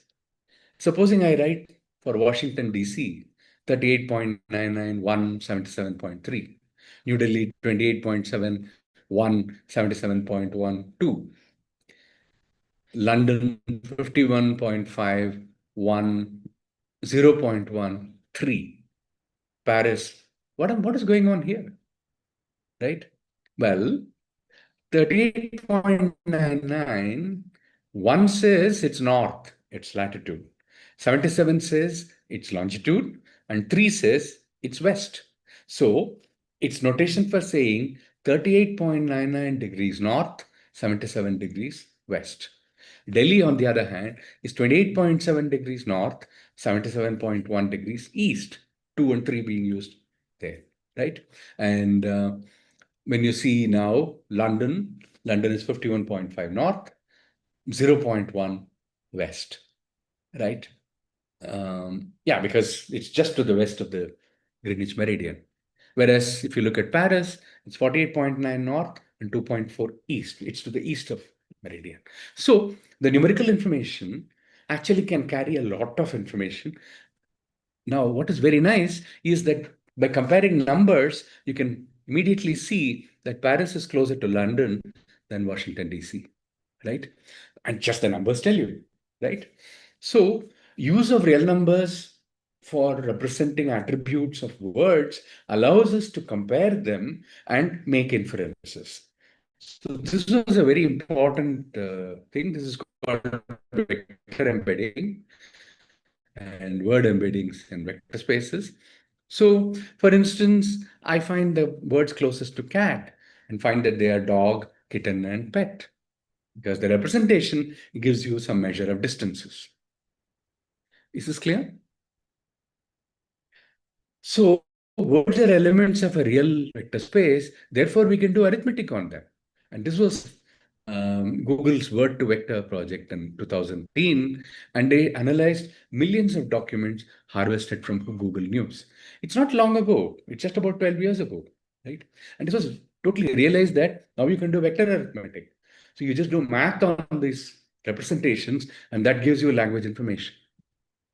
For instance, it's very nice if you take the vector for biggest and subtract the vector for big, and then add the vector for small, you actually get the vector that's not exactly equal to, but pretty close to the vector for smallest. So that tells you can do equations between words, right? I can write biggest minus big plus small equals smallest. And up to some epsilon approximations, these equations are true. So language understanding and language interpretation can be turned completely into equations over vector spaces, right? Real vector spaces.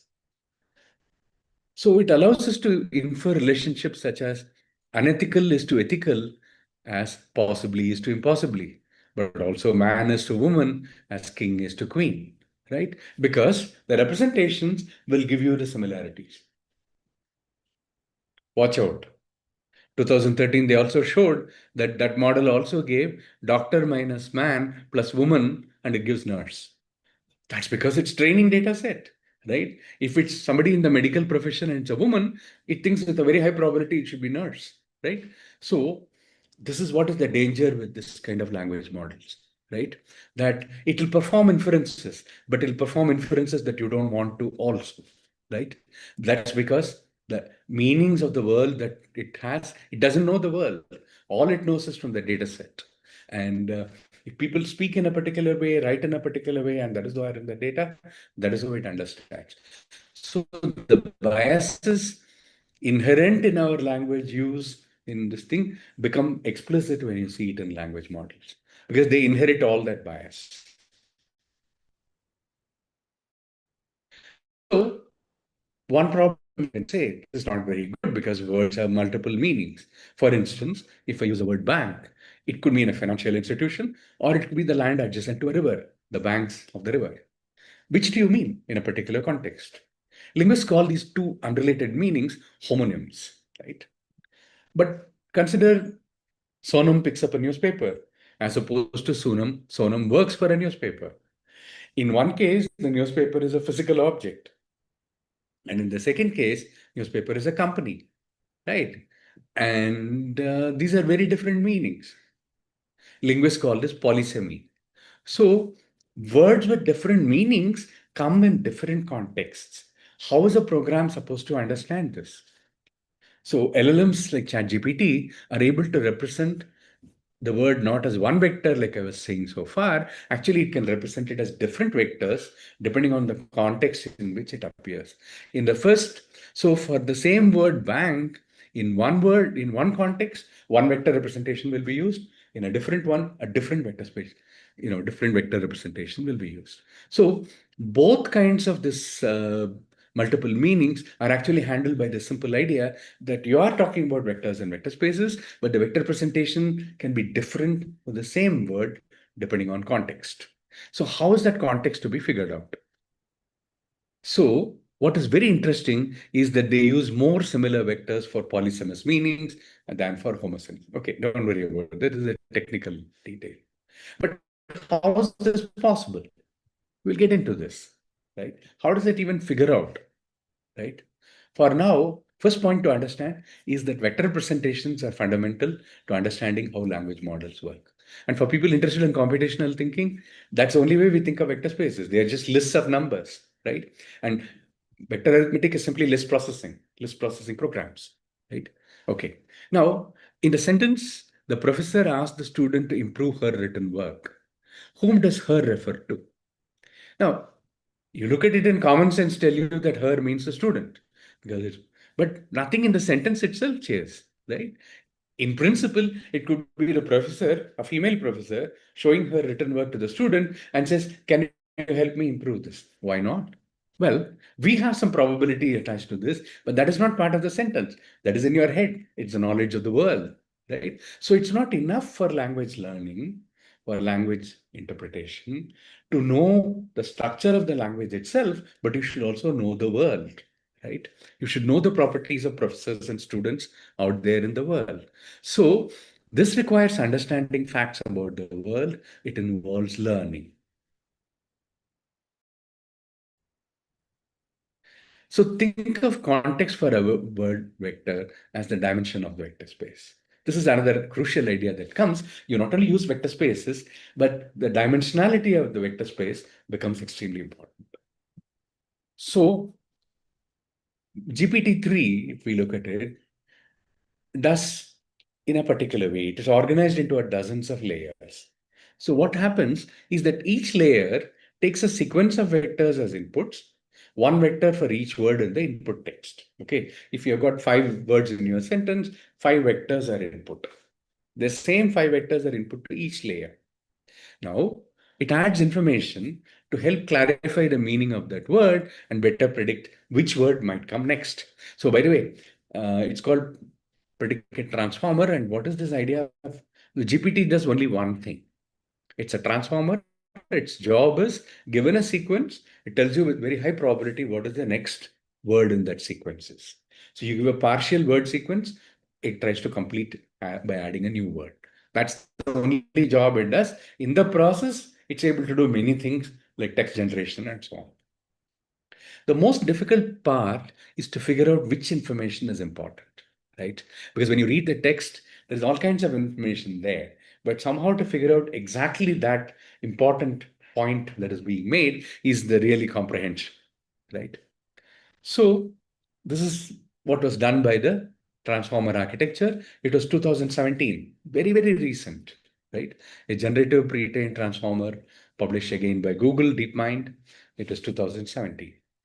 And the central to this work is the idea that you learn the relationship between any 2 words in a sentence as opposed to only the 1 or 2 neighboring words. Until then, what people were doing was to take a word, look at the context as the neighboring words, and look at the frequency at which it occurs, estimate probabilities, and so on. These people said, no, we're not going to do this. Take the whole sentence and within this sentence, how do these two words mean? How do they relate? Okay. So for this, they came up with this idea of attention mechanism that focuses your attention on the parts of the text. Something which says this is relevant, rest is not relevant. This is the most important thing that I should focus on. It's called an attention mechanism. And this was a revolutionary breakthrough. It is a landmark paper from Google Mind. It's already the most cited paper in the history of all recorded citations. So this is the paper. Attention is all that you need, by some 8 authors, and yeah, okay. So how does this work? Look at a sentence like this. You should read from bottom to top. John wants his bank to cash the something should come next. And the job of the transformer is to predict what comes next. One layer, the first layer looks at it and it says, okay, wants is a verb. Cash is a verb. Well, this is also interesting. Cash could be verb or noun. It has figured out that this is actually the noun. And then it goes ahead. The next layer says his refers to John. Okay, it's John's. And bank. Here it realizes that it's a financial institution, because you would not say his bank if bank was the land adjacent to the river, right? Because you don't say his river, right? So with a very high probability, it is a financial institution. So every layer keeps adding information like this. And all the learning of the previous layers are carried forward. So the partial sentence as vectors is fed into the first transformer. Transformer figure out that wants and cash are, I have just said this. And both actually could be nouns. And now immediately it modifies the word vectors, and that is basically internal. And these new vectors are known as hidden states, and these hidden states are passed to the next transformer in the stack. Now, the second transformer adds some context, like bank refers to financial institution, his is a pronoun that refers to John, etc., etc. Now, first versions of GPT-3 had 96 layers like this. Now, research suggests that the first few layers focus on understanding the syntax of the sentence, the grammar, and resolving ambiguities like noun, verb, and so on. And the later layers give more contextual, higher level understanding. And the point is, these word vectors are huge. I said 300 in GPT-2. Here it was 12,288 dimensions. So every word is represented as a vector in this dimensional vector space. So these are huge vector spaces. And the goal is for the 96th and final layer to output a hidden state for the final word that includes all the information necessary to predict the next word. After all this, it will just say, okay, John went to the bank to cash his, with very high probability, the next word will be check, right? To say that check, it goes through all this work. So what is happening inside the transformer? It's a two-step process. The first step is what is called the attention step, where words look around for other words that have relevant context and share information with one another. Think of it as like a parallel machine where all the words are looking for partners, talking to each other. And then there is a feed-forward step where each word thinks about information gathered in the previous attention steps and tries to predict the next word, right? And this is performed using a neural network. I'll get to the neural network after a little.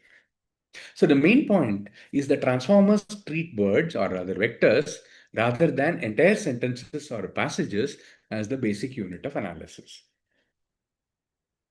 So the model makes use of the massive parallel processing power of modern GPU chips. So that's also very important. The technology is crucial. So how does it do the matchmaking service? So the attention mechanism, think of it as a matchmaking service. Each word, which is called a query vector, makes a checklist describing the characteristics of words it is looking for.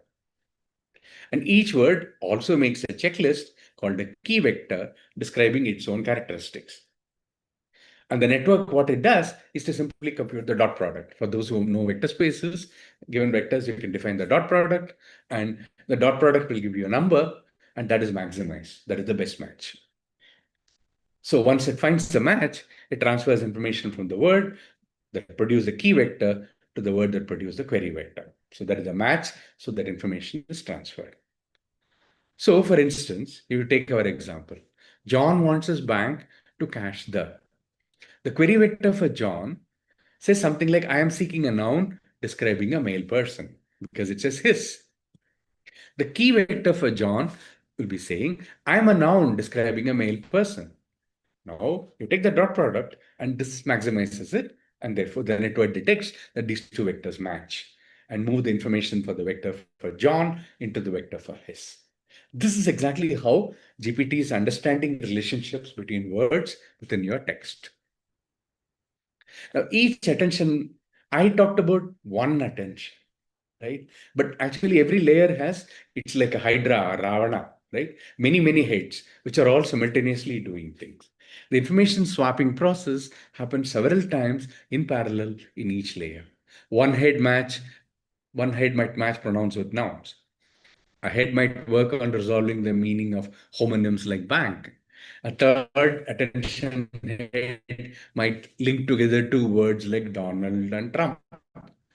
Donald otherwise could be something like Donald Duck, right? Or Trump could mean some card game, right? But Donald Trump together means this. And this is the kind of linking that your layers could be doing, right? So the processing is not only parallel, it may involve sequential steps also. So the results of one attention operation actually become input for attention head in the next layer. So you build layer after layer of all these in a deep fashion. That's why it's called deep learning. So GPT has 96 layers with 96 attention heads each, and each performing 9,216 attention operations. Each time it predicts a new word, 96 squared.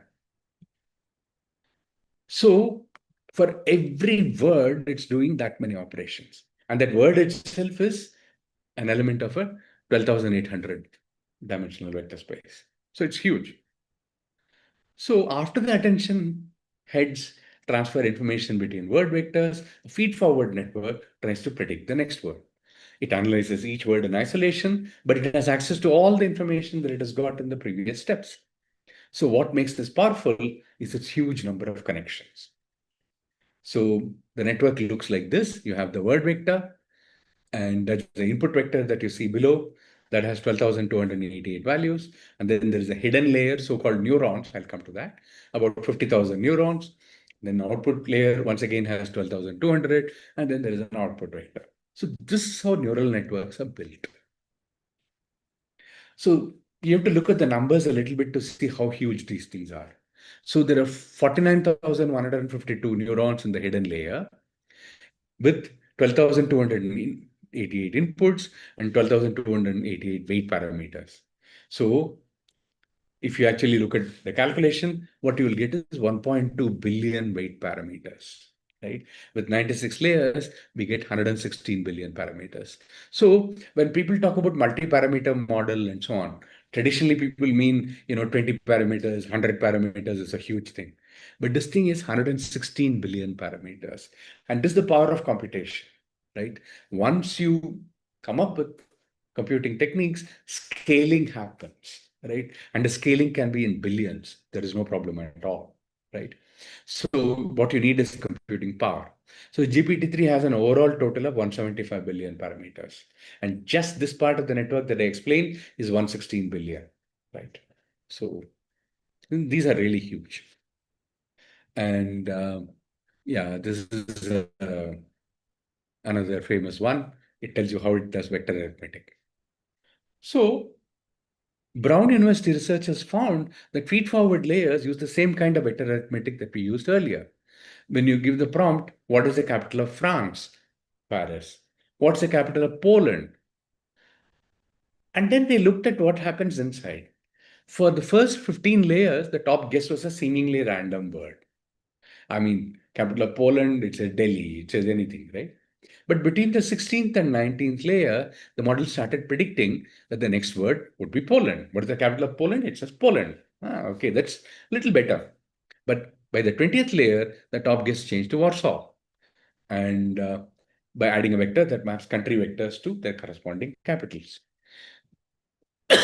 So now you take that vector and you perform the same arithmetic to a vector in China. vector representation for China, it produces Beijing, right? So for the first time for it to learn, it's a lot of work. But once it is learned, it's done, right? The same vector representation will give you for China as Beijing, for India as Delhi, or for Burkina Faso and say whatever it is, right? This is really the point about machine learning.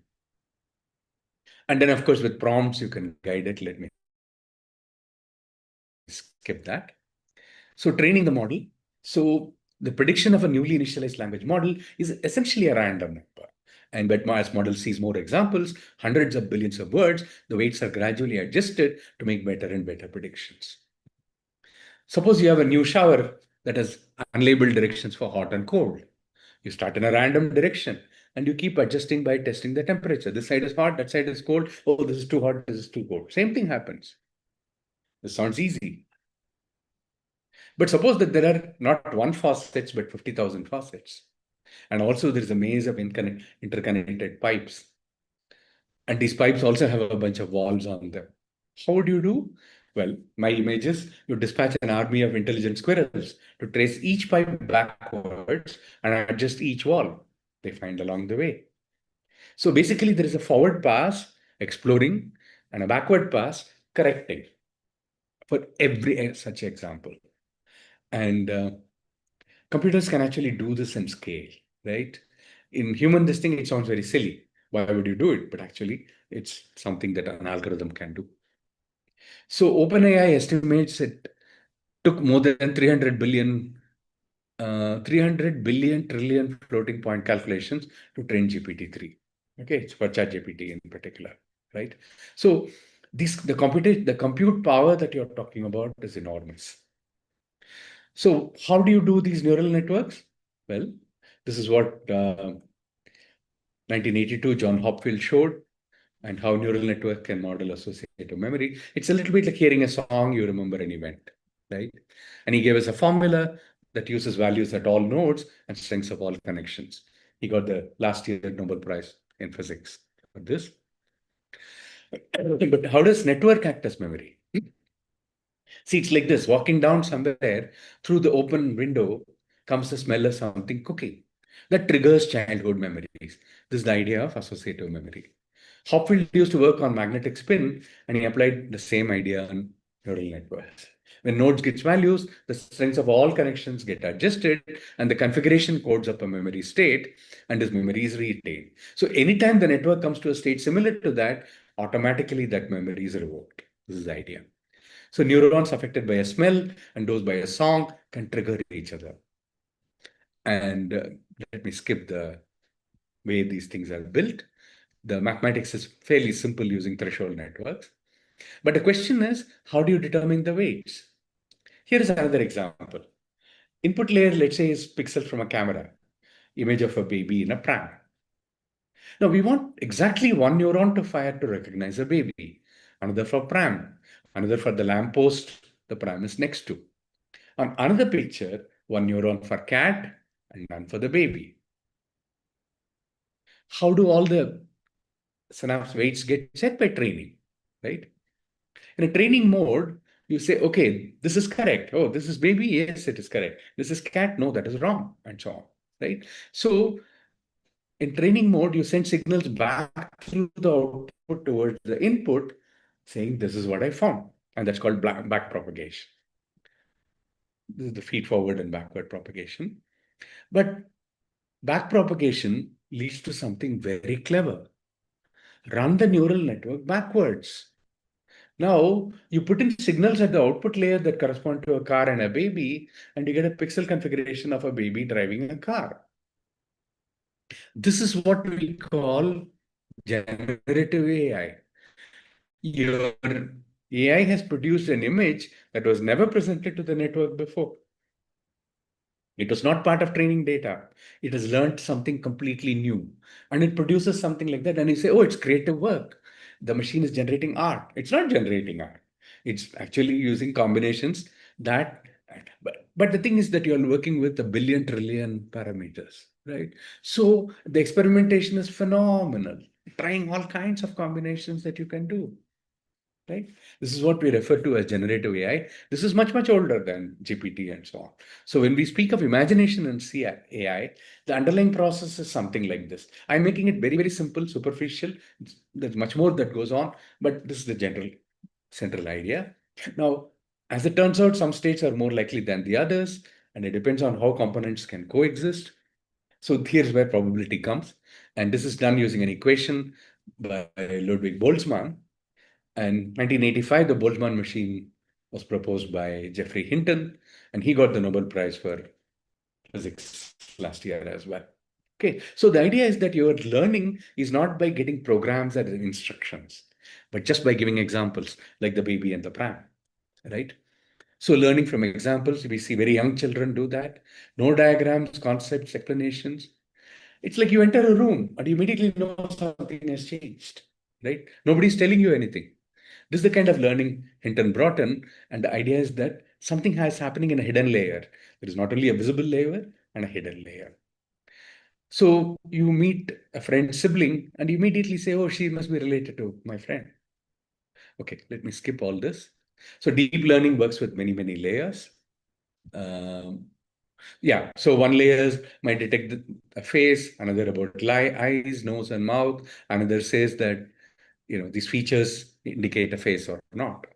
And the more layers you have, the potential you have for doing complex things. Okay. Yeah. And okay, forget these. I'm going to skip the math entirely. This is just to say that all the stuff that I've talked about can be given as functions and as maps having certain characteristics and so on. So I'm going to skip this entire thing about encoding and embedding and transformers. So they are all certain mathematical objects. That's what I wanted to say. Normalization, you will see probability here, you will see mean and sigma squared, statistics. Everything is there. It's a bias vector activation function. Let me skip this whole mathematics in this. So it's a bit of a letdown because I said math behind AI and I'm not doing the math in detail, but that will take a long time. And I just want to give you the general idea here. That's all. Okay. So let me skip all this. Okay. So there is entropy, several things coming here. Okay. So this is just a bunch of definitions. What are the theorems? There are none. There are no theorems because an LLM like GPT-3 is a specific piece of engineering. We know nothing about it formally on that. But we can indeed state theorems on deep learning. There are many interesting ones. Here are a couple. Universal approximation theorem says that if you consider the feed-forward network layer as a map, a single hidden layer can approximate any continuous function from D to D to arbitrary accuracy. And Barron's theorem will actually give you a bound on the error in approximation. And representation theorem says that a solution to optimization problems can be expressed as a linear combination of all the training data points. So there are many theorems that assure you of what is going on. So has AI arrived, right? In 2023, there was this paper, this is based on GPT-4, where they said sparks of general intelligence. Examples are impressive, but after a point, people realize that no, this is not quite right. DeepSeek seems to be able to do much better mathematically, but so does GPT-4 understand? I can only say it's not obvious that it doesn't. At best, it's a form of understanding that seems different from the way human understanding goes, right? So let me skip all this. Point is, it makes a lot of arithmetical mistakes. All this is changing already. And yeah. So let me end with talking about impact on education. It's likely that the first major disruption from LLMs will be in the education system. The key appears to be the shift away from imparting knowledge per se to developing skills relevant for an AI-based economy. Now, this is going to happen. The kind of skills that people are going to want are today we have digital economy. Very soon we'll be talking about an AI-based economy where AI is used to write letters. Think about it. Large amount of the work that happens in industry is routine work. Large amount of it. Creative work is very little. And all that routine work, AI programs can easily do, right? Keeping inventories. As it is, we have, robots which can actually answer phones for you. So the economy is likely to change drastically, which means the burden on the education system to produce different sets of skills will also be important. And the other big one is that the new system will aim towards personalized education, departing from the quest for uniformity that has characterized education systems ever since the Prussian reforms. So we had uniform curriculum, uniform education system that is going to make way for personalized education. From the rhetoric of enhancing teaching, it is but a small step to move to a tactic of offering bot teachers. Right? Bot teachers are already there. We are beginning to see, right? So, okay, so these things are a reality. How, if we are giving information to our students, Google will replace us. It'll do a much better job.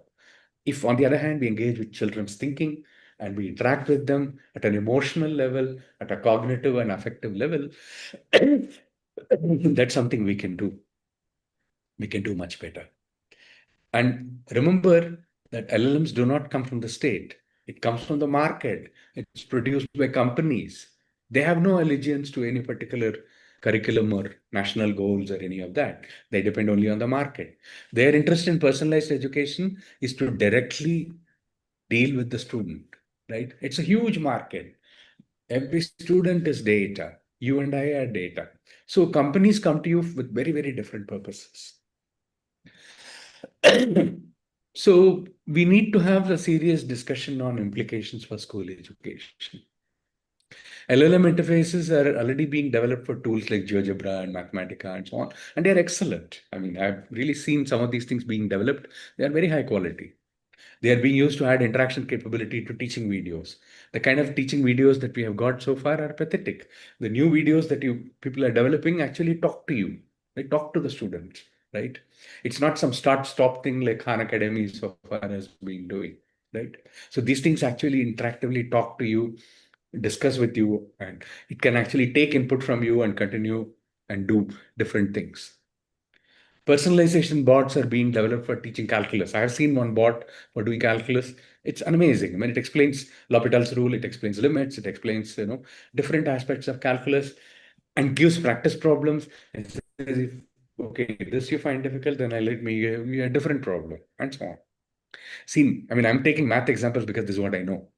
I mean, there's a lot more going on out there in the world. So to end with the introduction of the transformer architecture in 2017, Google started the era of large language models. We've tried to give a very simple picture of how LLMs work. Basically, the underlying mathematics is basically linear algebra, probability, and computing. I mean, I definitely assure you that if you know your linear algebra and probability theory and algorithms and computing, you can actually understand the mathematics of LLMs very easily. That's not all of AI, but it's already one significant chunk. DeepSeek has already shown remarkable improvement by reducing feed-forward networks using classical AI techniques such as reinforcement learning. So combinations of techniques will improve things enormously. We know that alpha geometry, which was published less than a year ago, it can solve silver medal level math Olympiad problems in geometry, right? So these things are coming, they're already there. We need considerable experimentation to assess the potential and desirability of using LLMs in school education. So my only request to school teachers, schools, especially this, Meghe group, the group that I have enormous regard and respect for, you do pioneering things, right? It's very important to, react to this kind of technology critically. We want to embrace this technology. We want to use this. But at the same time, we have to be very cautious about what we put in the hands of children. I would say anything mediated by experienced teachers is all right. But directly going to children, I think we would need to be extremely careful about because AI is very, very powerful, right? And when we make children as data to AI machines, we don't know what we are letting ourselves in for. So I think we need to use these tools, use them for pedagogic purposes, develop a critical ability to assess them, and then only take it to children. I think we can do a very good job. Thank you very much.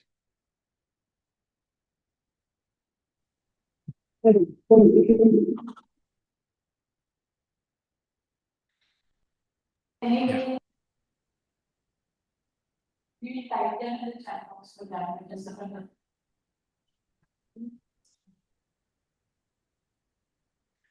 If there are questions, maybe it can be put on chat so I can, because it's difficult to hear and hear the question. So if it's put on chat, I'll be able to answer.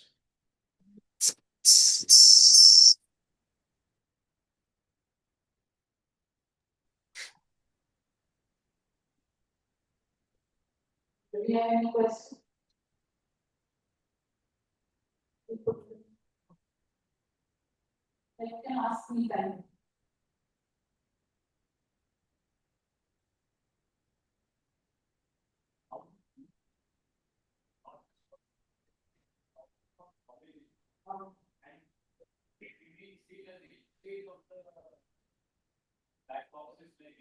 Or it could also be the development of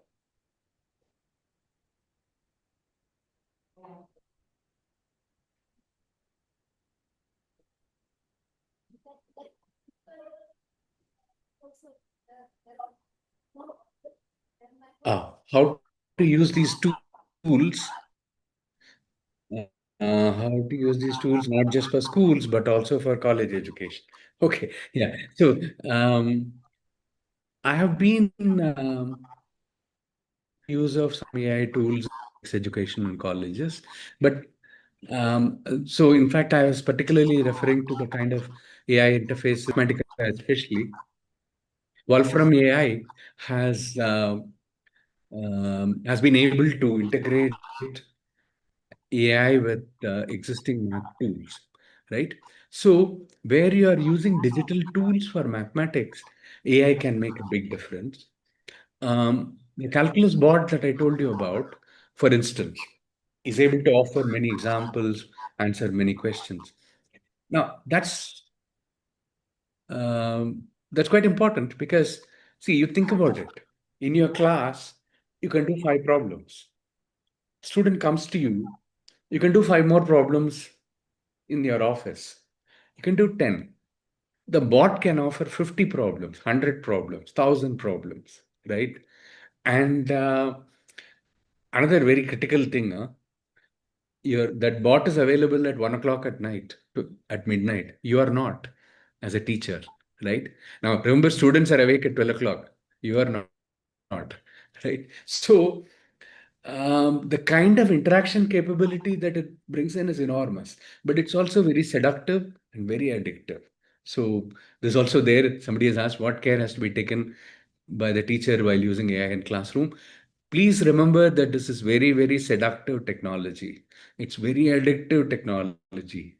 It can enslave you. I mean, during the pandemic, we saw how children, what happened with them and with the mobile phones, right? People can get addicted to this, right? So that's why I'm saying experienced teachers are needed for mediation. Right now, that's all I can say. I think we need to, even to answer questions much better, we need a lot more experience, we need a lot more sharing. I think as we experiment more, share amongst each other more, we will also learn. Right now, my worry is that it's being pushed aggressively by tech companies, and we don't have enough assessment. Yeah.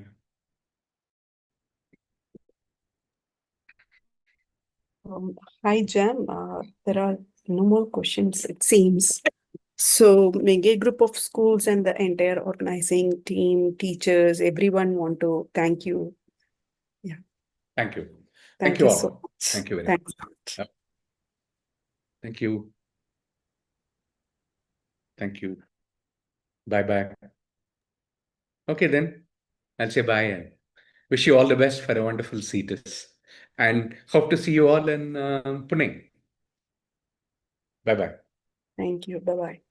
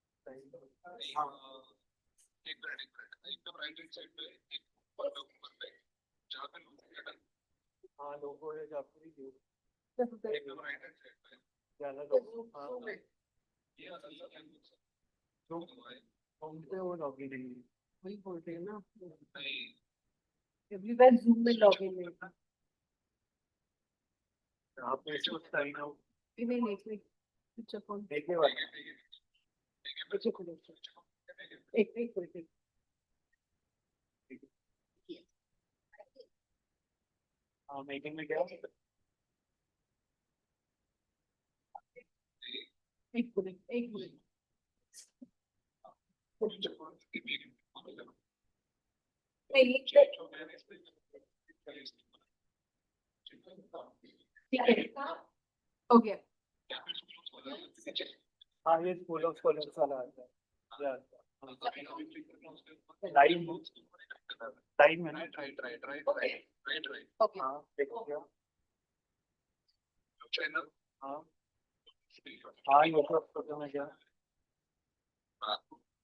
वहाँ पे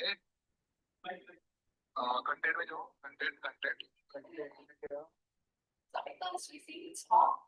live पे जाओ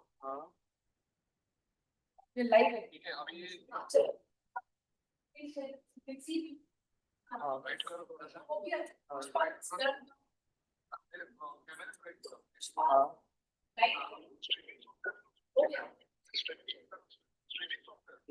जहाँ पे लिखा है ना streaming software हाँ उस पर क्लिक करो थर्ड नंबर वाला जो ऑप्शन है ना थर्ड नंबर वाला एनालिटिक्स का एनालिटिक्स का साइन है पेन है अभी एनालिटिक्स का साइन है okay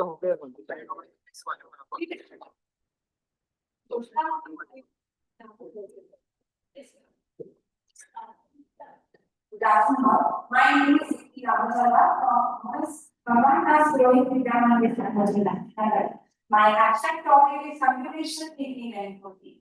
Let's start with the introduction. Computational thinking and coding have become fundamental skills for both students and professionals.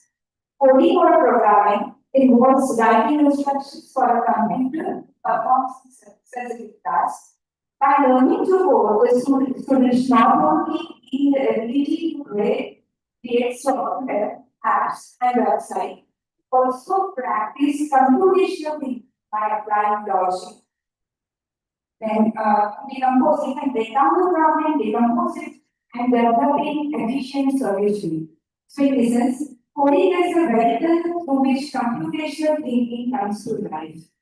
Now, let's get into the activity. I have conducted this activity for standard 9 student and the aim is to create a simple calculator using Python that can work on addition, subtraction, multiplication, and division based on user input. Learning objectives are students are going to understand basic Python syntax, then implement arithmetic operations using function, apply computational thinking, decomposition, pattern recognition, abstraction, and algorithm design. Materials required computer or laptop with Python installed and pen and paper to write for our work. Then, starting with this activity, I have asked question to the students that what a calculator does and how can we decompose this task. So the answer is students have given the input numbers, choose an operation for add subtract, and it showed the result. Then next one. After that, going to the next step, they prepared simple algorithm like having first or second number and to perform various operations. They use events segment and they print the result. Coming to the continue with it. They define function, taken input using variable. And for performing various operations, they can be maintained if this orbital here. Next. Here is sample of the program as they instituted it. We have defined 4 functions: addition, subtraction, multiplication, division. They came to the next, that is, they have used 2 variables, number one and number 2, and perform Peters operation to execute the code. Next. The challenges are to add exponential sign or modulus, save history of calculator, make it voice elegant. The variations that they came up with is the naming conventions, indentation, and that is summative practices. Right?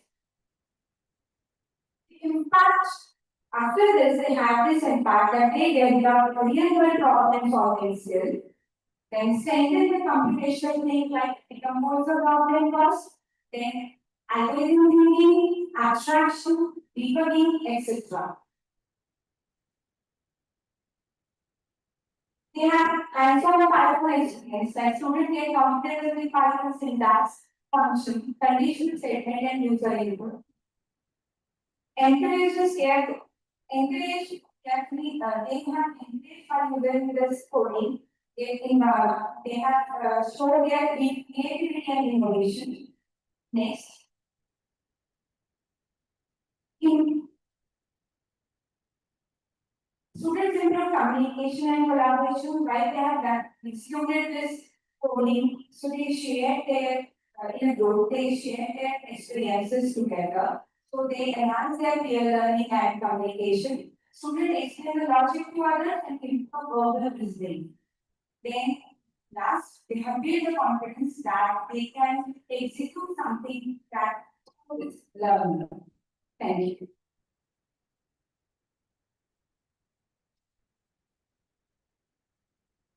For each class, For standard 9. if they see any surprises, you ask them to add very large numbers and see what result will be. So first they have implemented on a small number only. So that they can consider how they can build the coding. Yeah, thank you, understood, but you see what really the computer does.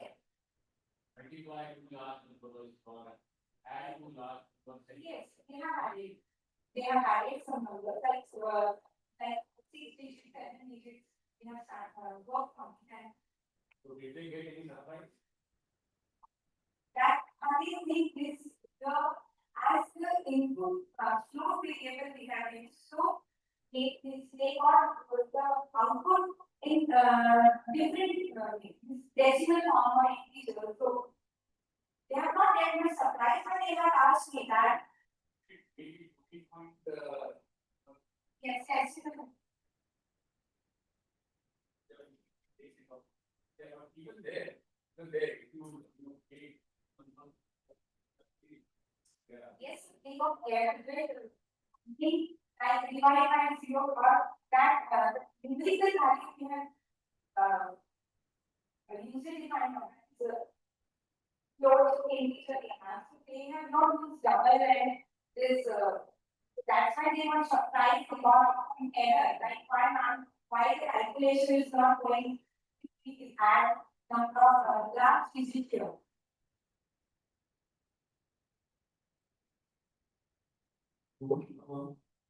Sometimes directly doing the loading or first they were creating a flowchart on paper and then they were coding.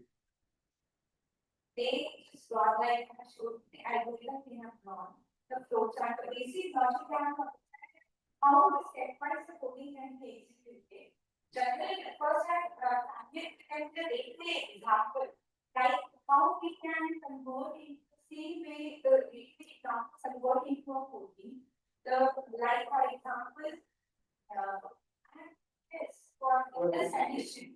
I have taken it like this, what is your age? Like they say 14, 13, 14. So I have asked them that are you digital or 14? They say no. So either of the condition is going to execute the understood that yes, I'm digital and 18. find eligible for vote, and we know that using this, they are able to understand that how they are going to apply with this condition. It's important to do the paper first. Yes. Okay.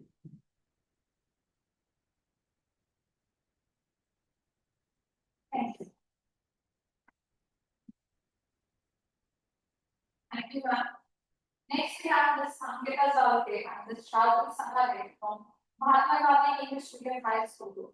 They will present on if else statement in statutes.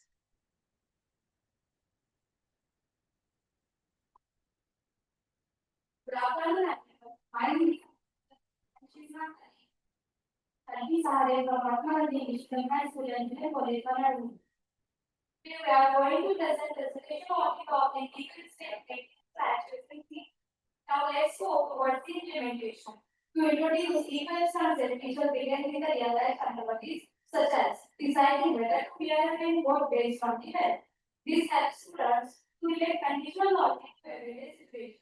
Students were guided to create the simple case where character responds differently based on the clear symbol. That's one thing.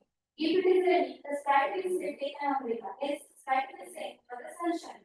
In this program, strike is asked to play a if player yes, then strike is taken umbrella. Yes, it is enjoy the sunshine.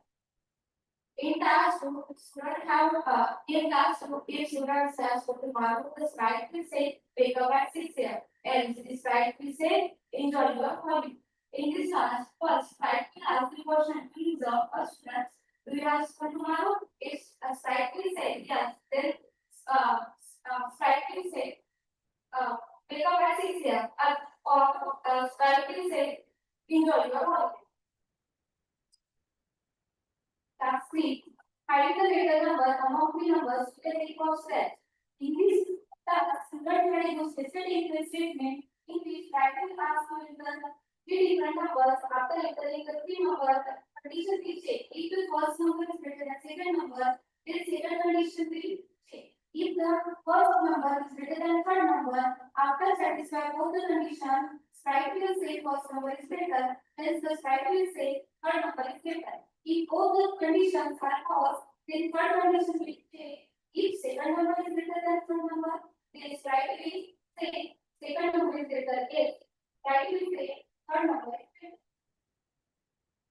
Next one.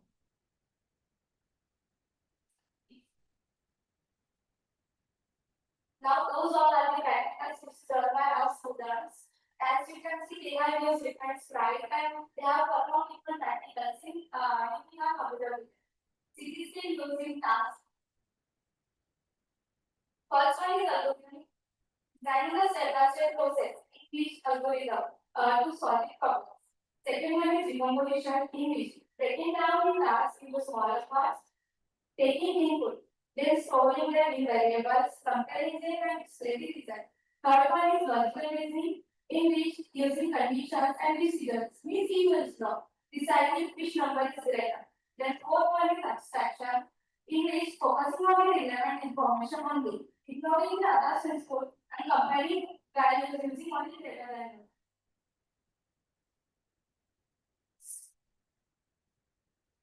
Challenges. Student initially struggle with understanding the structure of conditional logic, especially when given statement overcome its visual flowcharts alongside stand blocks to simplify the concept. Another challenge was maintaining consistent participation, which was addressed by using collaborative group activities. Difficult to grasp the concept of equals or effective logic. Double predicting how the sequence of blocks will affect the behavior of stride. Spending too much time decorating or animating without completing the logical part of it. Some challenges we face, curriculum impact, implementing legal statement in stacks, significantly students' ability to think logically and develop interactive projects. Students respond to a sense of accomplishment when they saw their ideas take shape in the form of working programs. In the regular assessment and peer reviews, teacher observed that students were also able to break down the problems logically and implement solutions efficiently. Additionally, classroom discussion reveals increased confidence in coding tasks with the students expresses enthusiasm for experimenting with more complex and conclusion. Teaching the interested men uses that to beneficial and develop logical thinking skill among students. The use of visual and made abstract concept easier to grasp and encourage creativity. Moving forward, incorporating more interactive scenarios will further enhance students' computational ability.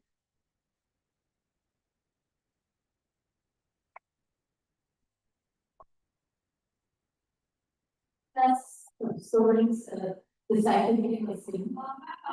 This is for third and fourth classroom.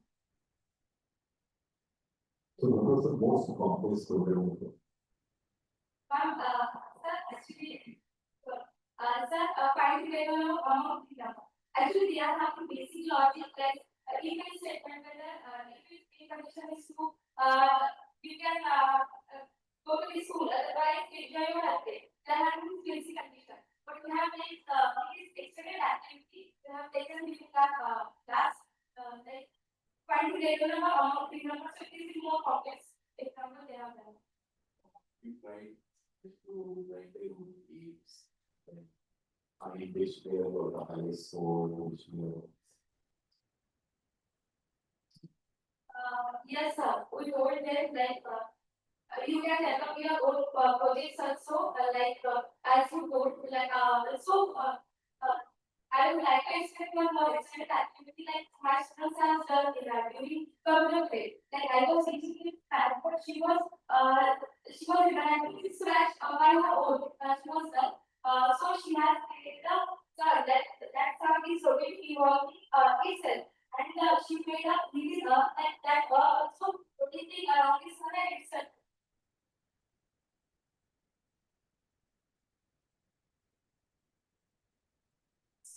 Thank you.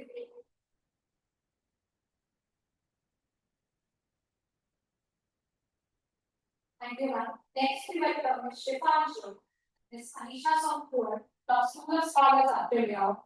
They will present on the topic debugging in Scratch using the diagram puzzle.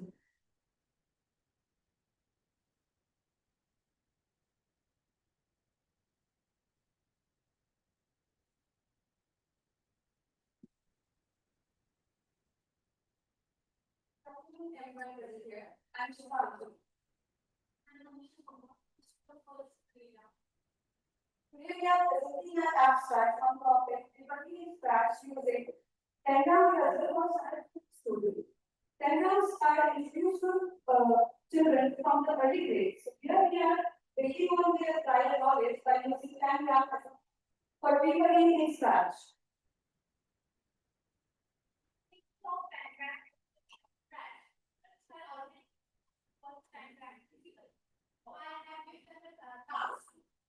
Create this diagram in Scratch. First, I asked them to write down what to do. For solving puzzle. Then ask them to create 7 different shapes for 7 different shapes of diagram. Each shape different. Each shape was created as separate right. The question or finding the critical. Here is a snapshot of that children had code writing and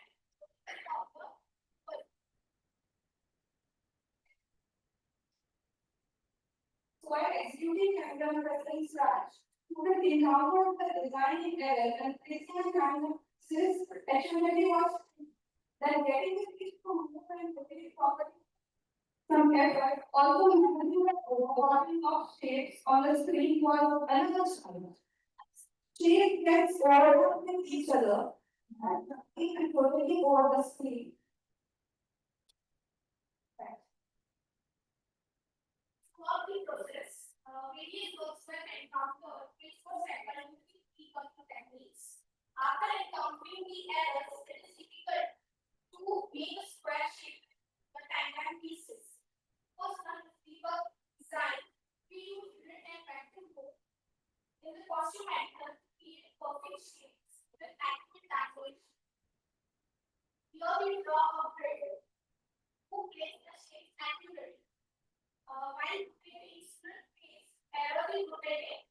So to resolve this, we have a fixed rotation angle each time so that the shape will be from the center position instead of forward. So after overlapping, the exact position and time position will identify. So the right rotate overlap the right value of the speed.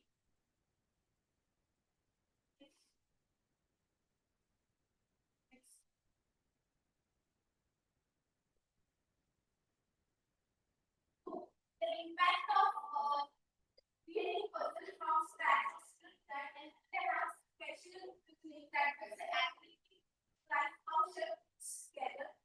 It promotes computational thinking by students the fact that these we learn about intelligent programming, interactive learning through play, making puzzles from scratch combines game design with educational content, encourages trial error and develop fine motor and design skills. Students learn design exact piece with accurate animation using the vector from scratch. To make matching pieces a proper place and correct strategic planning and postal collaboration and communication. That is activity let's discuss the strategies of the puzzle. For me, impact was using maths and programming together. So mathematical concepts like angle, coordinate, themes, transformation, and also demonstrate physical world geometry. The three skills students are using creating diagrams from scratch. Taking down the complex problem into simpler and student have to create separate stripe of each shape. Different colors and add coding of each stripe to form a desired shape. Students figure out how to put the 7 different pieces together to create a square. This requires identifying which shape can fit certain parts on their size, angle, and orientation. Then students use pattern recognition. Students have written stepwise instruction while solving the diagram puzzles, where they use algorithmic thinking. For this activity, students transition from playing physical games to engaging with digital games, finding the intersection of the traditional gameplay and modern technology. Before this activity, children played the basic topic as measurement, pattern, angles, and their rotation. But after engaging this activity, their spatial skills improved significantly. They were able to visualize shape, extend correctly, and rotate in a specific direction. This made it easier for them to solve questions related to shape, such as identifying half tones, quarter tones, symmetry, and rotation to become clear through hands-on activities. Here we continue our process.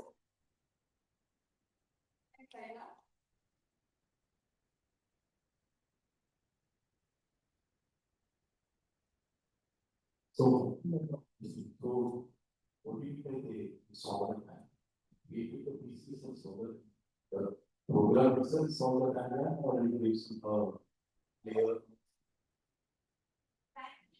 drag each piece of the way to go the program which allow the layer to drag the pieces and position. So they the program.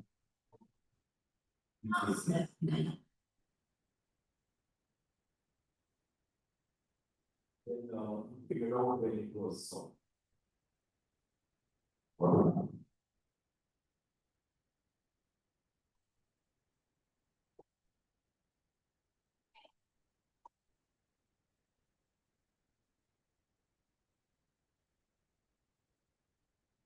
Now we are from Selika Savan and this is Shali Kavri from School of Scholars World. The topic is exploring motion patterns in computational thinking.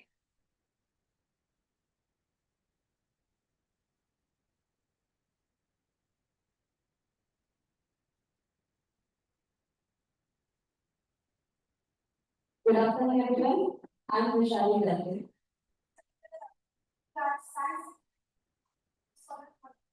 Today, we are going to present on topic exploring motion pattern for computational thinking. It integrated class 6 to 2. At our school, student face 26 in the topic taxonomy and in the terms of organization and real-life condition. Around 61% of the students face anxiety. So we introduce the activity-based learning, which is integrated with the skills like abstraction, composition, and skill. Our first class is paintball social. In this class, we had much art and physics to the initial activity paintball solution, where students has used boxes, screens, and liquid. You can see here liquid painting, where they had created and in this state time motion, state time path, and students help it to become motion into components and identify the different types of motion, like train and the motion or the motion. And related this real life scenarios. Like you can see, students are holding the painted box in Google Box, where it is one single different patterns we do. They also have the different patterns and types of motion. Now again, we also from the students and we will different activities to explore the different types of motion by using the creative and collaborative types. They use tools like paintbrush, rotating device, or clockworks, and create the resultant motion. Yes. After these activities, students compare the patterns, then they have classified motion into components, and they have discussed the real life examples also. Like after the activity motion of the activities of circular motion. Next one, even we can see they had observed the students and identified it as a circular motion, and writer observed playing of students on the playground. Next one, also they have understand that they implement for application scale. Next. Second task, and face simulation. In laser activity, they observe the different motion pattern using the laser sections, and also linear, secondary, oscillating motion to observe by observing the different paths. In the same activity, they use the online tool face simulation to observe the oscillatory motion. Here in the screen, each and every point which is moved up and down with regular repeating interval indicating that the oscillatory motion. Here they were able to change the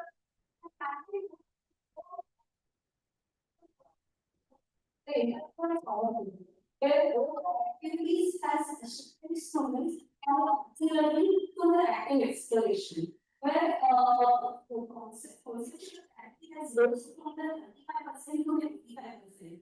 CBC helps students to get down the motion for abstract motion also and to understand it. When students has improved the confidence and also their ability to real life examples for the examples real life improves very. Next. and yes, we can unstable set of laser sensitivity and pain consistency. In tackle this problem is careful to monitoring, peer discussion, and feedback. And in the student introduce the skills like abstraction and logical reasoning is applying to the other concept also. Computational activities in the computational thinking has made the learning of science more visual combination and revival. Then spatial and visual to the hands on hand. And students develop the CV pillars like abstraction, pattern recognition, and perspectives. Effective emotional concept of the effect. Engagement students, intellectual students for the algorithmic thinking, and smart students are able to apply some action thinking into other substances. So the learning becomes more impact. Thank you.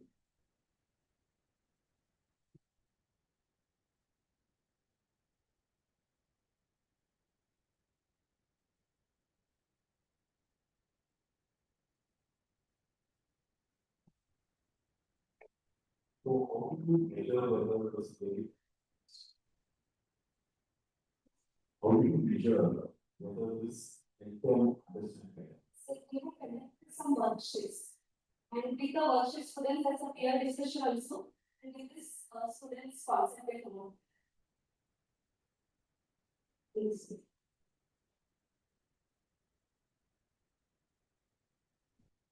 Thank you, ma'am. Up next, we have Mr. Pali Kale, School of Scholars, Garcha.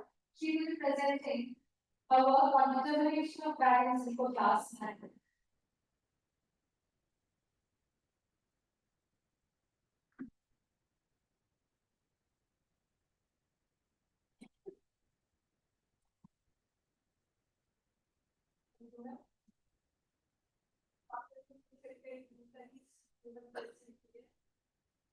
My topic is determination of valency by using the computational thinking. The objective is that students understand the concept of valency using computational thinking by engaging them in hands-on and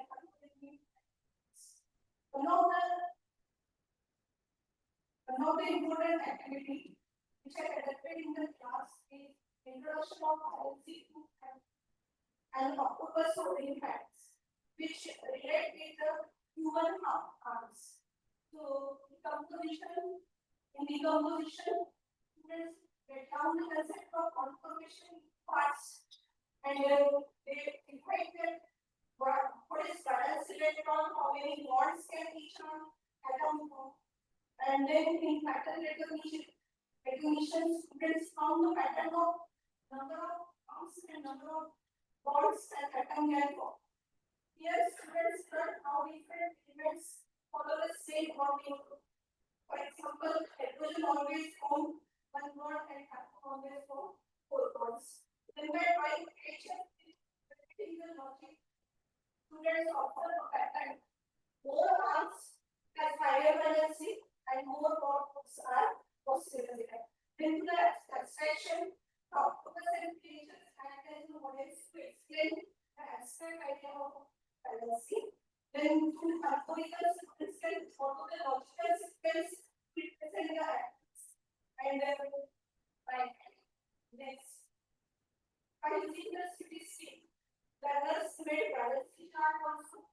They decompose atoms by identifying atomic number and then from electronic configuration, determine the number of valence electrons, and then by next. Then by using periodic table, they identify the valency. By using pattern recognition, learners identify the valency based on group number.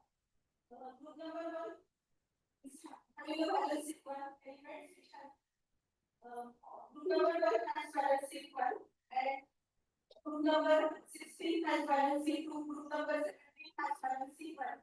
Then through abstraction, we focus on valence electron for bonding and through decomposition, they broke down each element's electronic configuration and then applied rules. If element is in group 16, the valency is 2.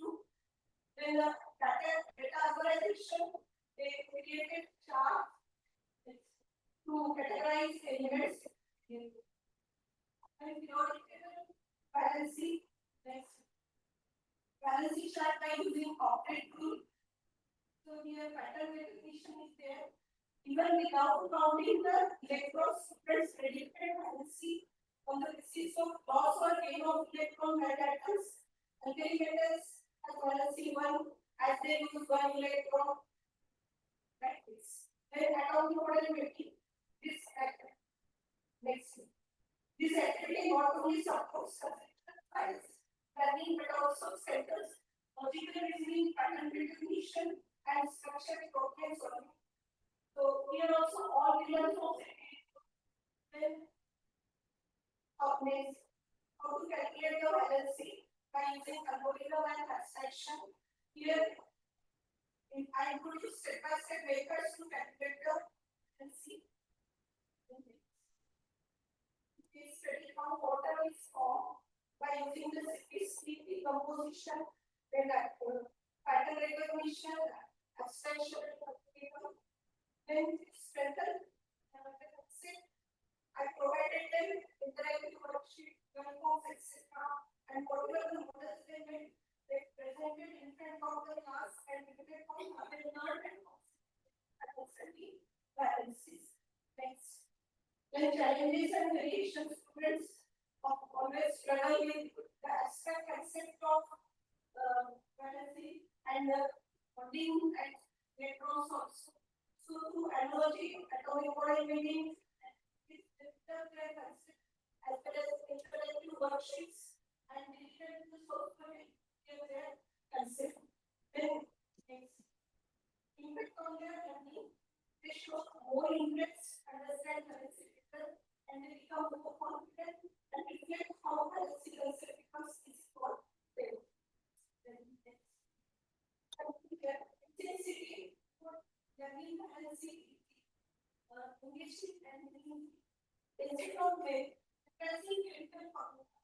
learn to write chemical formula, model making, analogy, chart making, and become critical understanding. And with this, I end the presentation.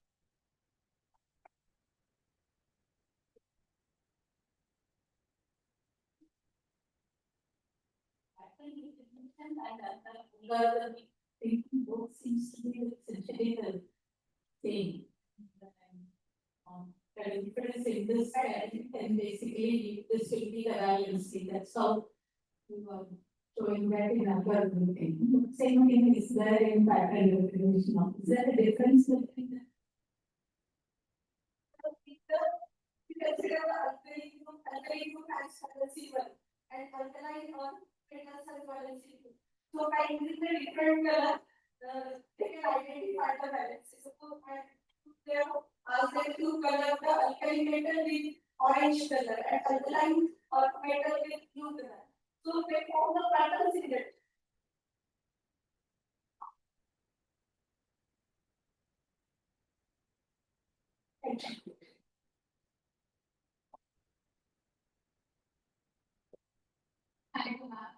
Next, we have the from School of Scholars. The topic is enhancing math skills through computational thinking and social science.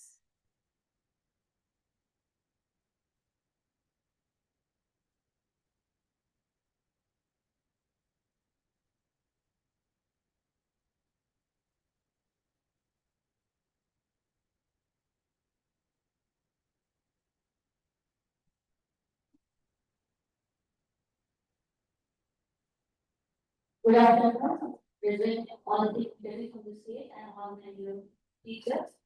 Myself, Meghe, educator from social science. This is a problem area of problem statement, I can say.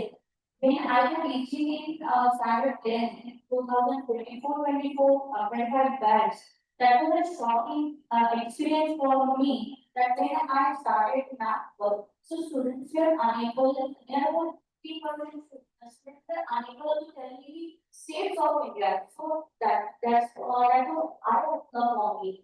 And then I was thinking that is it the same for the grassroots level? So I reached to standard 3 and then again I have analyzed that for the core or whatever the practice they were doing of math work, that is not wrong. And they were very interested. So again I learned what the technology that math practice, the Google that still the interest was not generated in them. Then I was searching and then I came to know about the city. Just I explored the city from the January women. Then I understood what to do. Then I used city module that is called analyzing and arranging the information. And then I started my work and my tremendous change I can see in my student in Nagpur.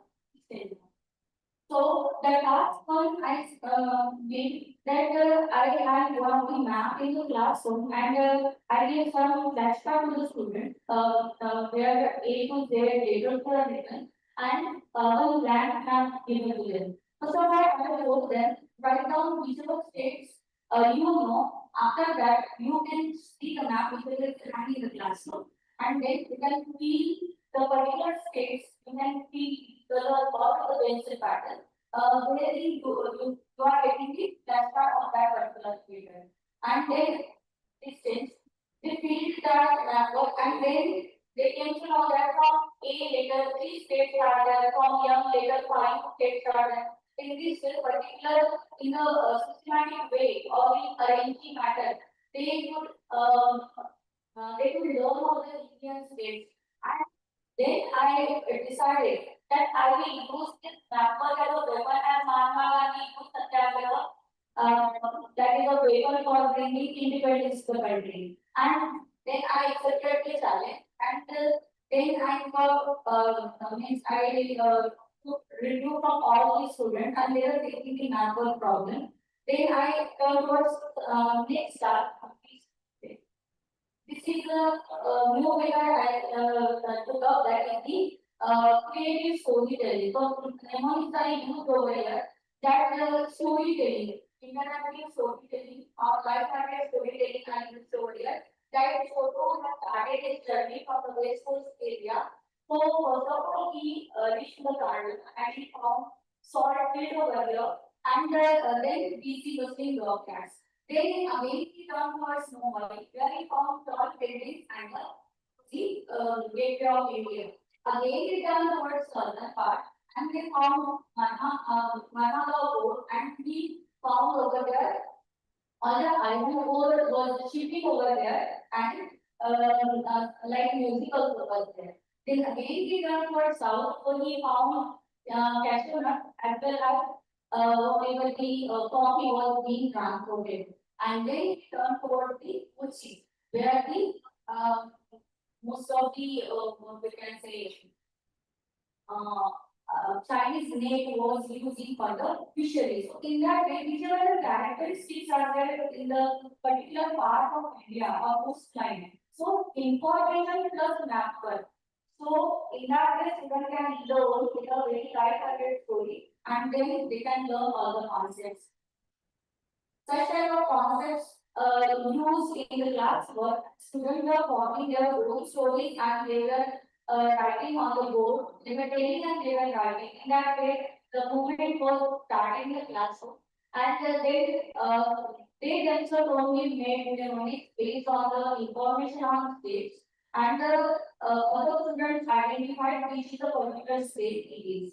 And statistics used over here, that is the problem solving, decomposition, creativity, and which interest I wanted to be generated in them in the subject that created in them. And by with the help of this map, they also started finding out that some fruits, then heat zone are there, that different minerals are there, hydrospace are there. So everything they could go on the map, and then the what we can say is interest is generated among the students. So these are the particular outcomes or challenges, I would say. The students they are not able to do a real mapper properly, but after that they could find out the way to that other content of the data. Very easily reports data and like dams, rivers, or climate, zone, etc.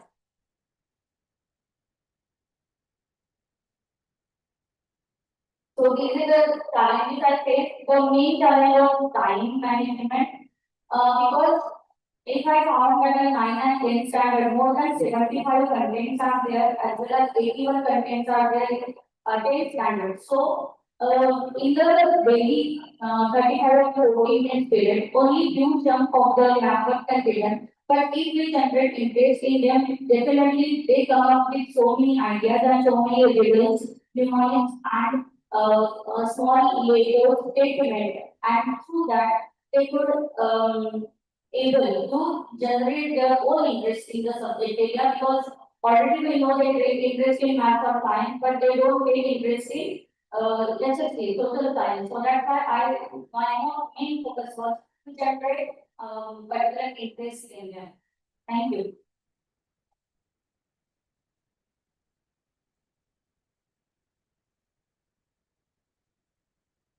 Thank you, ma'am. Next we have Mrs. Seema Zanzar from School of Scholars Verda and Mrs. Nidhi Parachan from School of Scholars Nagpur. Their topic is learning through e-films grammar games.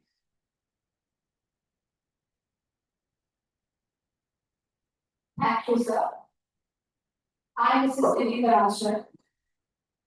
I'm Seema Zanzar. You welcome. The topic of today is integrating computational thinking and language learning to FL's grammar games.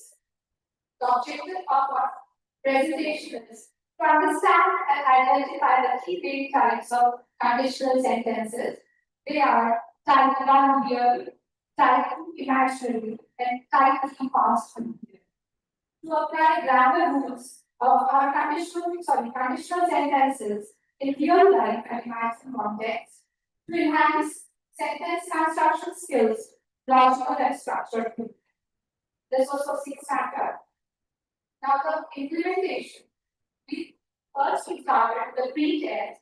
We gave students 5 mixed conditional sentences to identify correct and meaning. Example, if I were a pig, I would help them. Then we gave real life scenarios to the students. And then the questions like they asked, what if you follow the and then students translated the response in conditional clause. They gave the main answers to the same question. And then after that, we revised the conditional clauses and by giving answer activity, printed conditional sentences by time.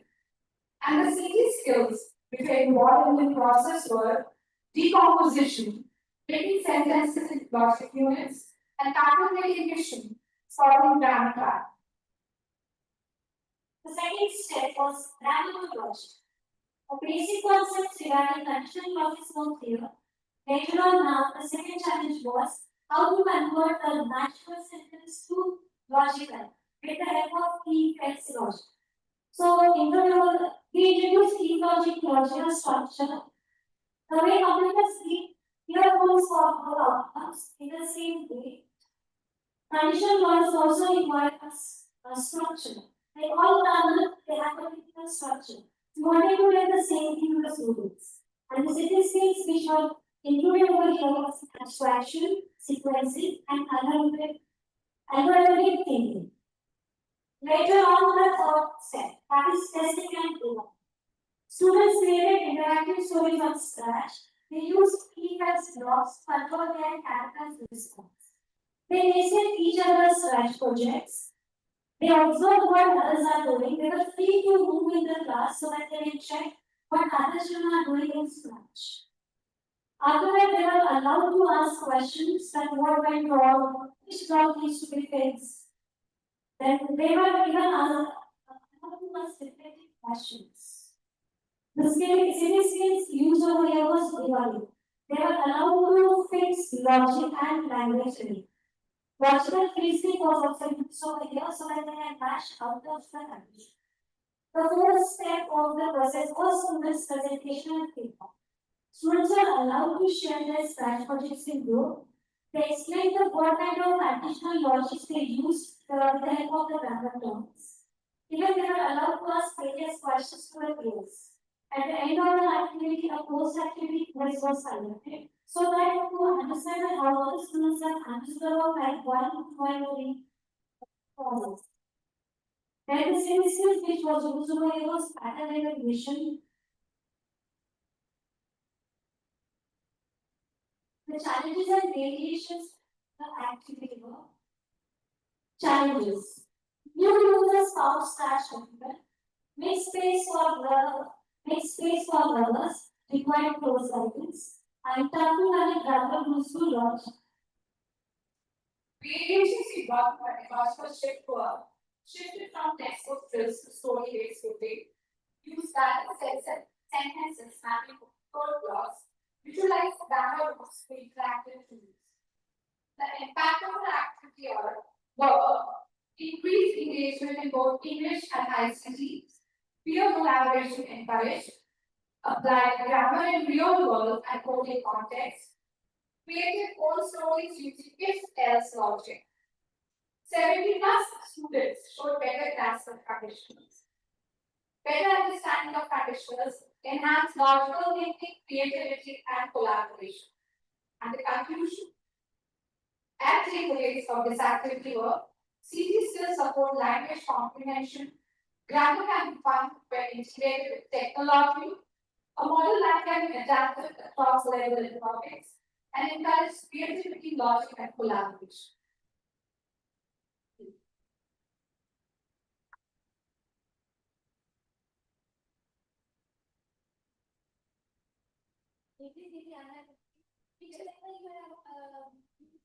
Sixth grade. So that's why we were there because they were pretty aware about this plan. And they were able to correlate it. You are given a fix any character or any story from? No, actually, they are allowed to use real life scenarios of their own choice. And they created different backgrounds also when they were.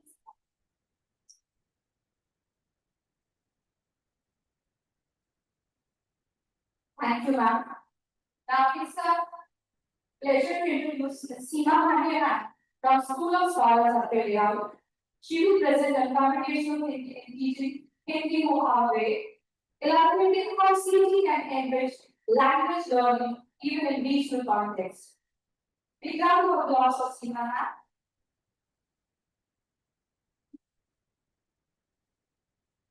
Good afternoon, ladies and my dear users.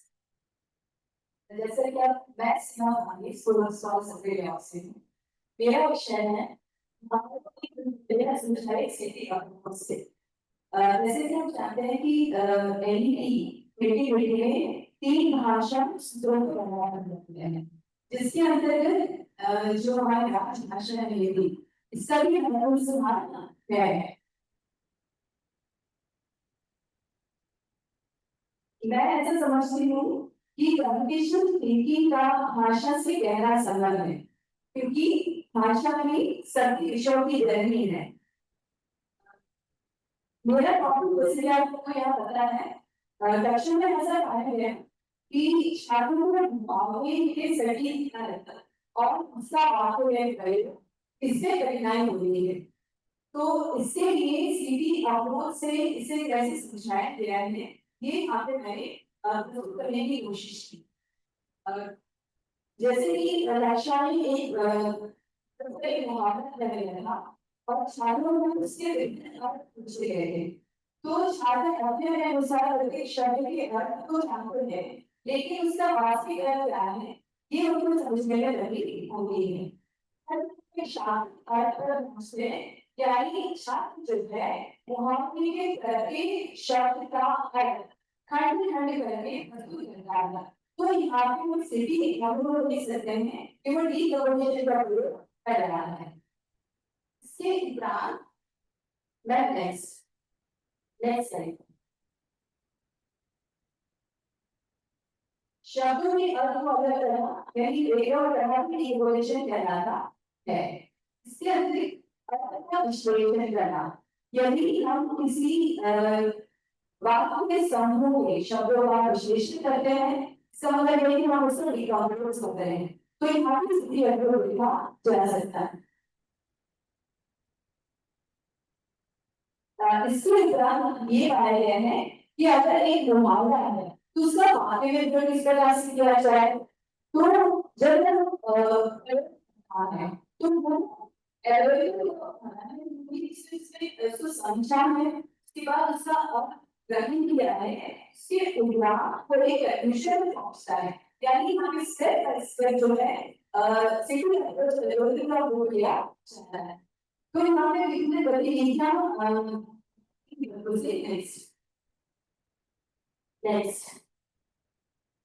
Next यहाँ देख सकते हैं कि जो भाग है शरीर के भी भाग से लग रहे हैं, तो जो आगे है उसके भी भाव जुड़ हैं, तो हम देख सकते हैं कि छात्रों ने अपने समझ के अनुसार जो भाव प्रदर्शित है उसमें उन्होंने उनका विश्लेषण करके अलग अलग मुहावरों का चयन भी किया है। मैम नेक्स्ट ये एक्टिविटी कराने की छात्रों को अपनी पसंद से कहा गया है कि आप चाहे तो आप चुनिए या आप चुनिए और अपने अनुसार मुहावरों में इसके आपकी सभी जानकारी मुहावरा चयन कीजिए उसको लिखिए। तो आप देख सकते हैं कि वहाँ पे जो बच्चे बड़ी आसानी से लिख पा रहे हैं। नेक्स्ट यहाँ वेरिफिकेशन की कराया गया कक्षा में बच्चे इस गतिविधि को बहुत एंजॉय करते हैं क्योंकि यहाँ पे सबको अलग तरह का मौका मिलता है। नेक्स्ट इतना ही नहीं व्यवहारों की केवल डिकम्पोजिशन भी नहीं जबकि इसमें पैटर्न रिकग्निशन वेरिफिकेशन और प्लस डिकम्पोजिशन चार चरण हम लोग देख सकते हैं। नेक्स्ट जो मुझे इस गतिविधि को बनाया है कि एक तो बच्चों को शाब्दिक यानी एक जैसे हिंदी भाषा जो है वो उसके लिए जो लोगों का दृष्टिकोण है दिखाई देता है तो उससे शब्दावली किसी बात नहीं चाहिए। तो अपने संदर्भ में जो बात होता है कि यही होगा या नहीं। नेक्स्ट एक कुछ ऐसा हुआ कि आप जो मेरे बच्चे हैं व्यवहार की भाषा में क्लास से बात भी करते हैं और सुंदर कहानी लिखते हैं जिसका बड़े वहां पे प्रश्न किया गया है। तो कक्षा में गतिविधि बनाई गई थी इस गतिविधि में बच्चों ने व्यवहार की कहानी निकाली है निकाला।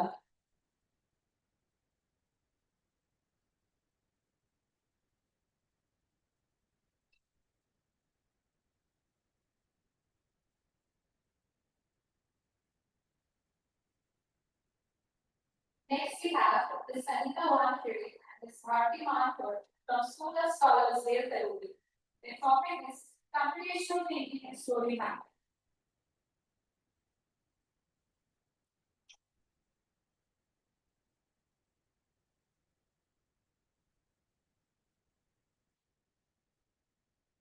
Good afternoon, everyone. We are here to present our paper on the topic Computational Thinking in Story Mapping. Next.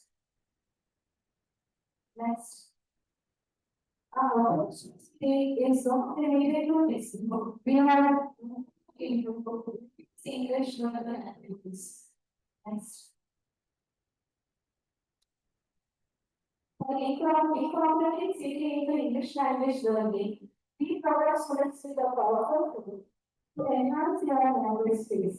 It is perfect for the curious minds.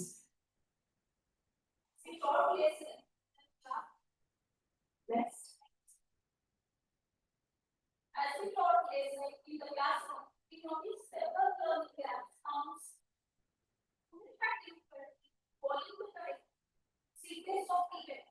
There are summarization, speech for contributions for many struggle, identify and categorize core elements like character, setting, and plot.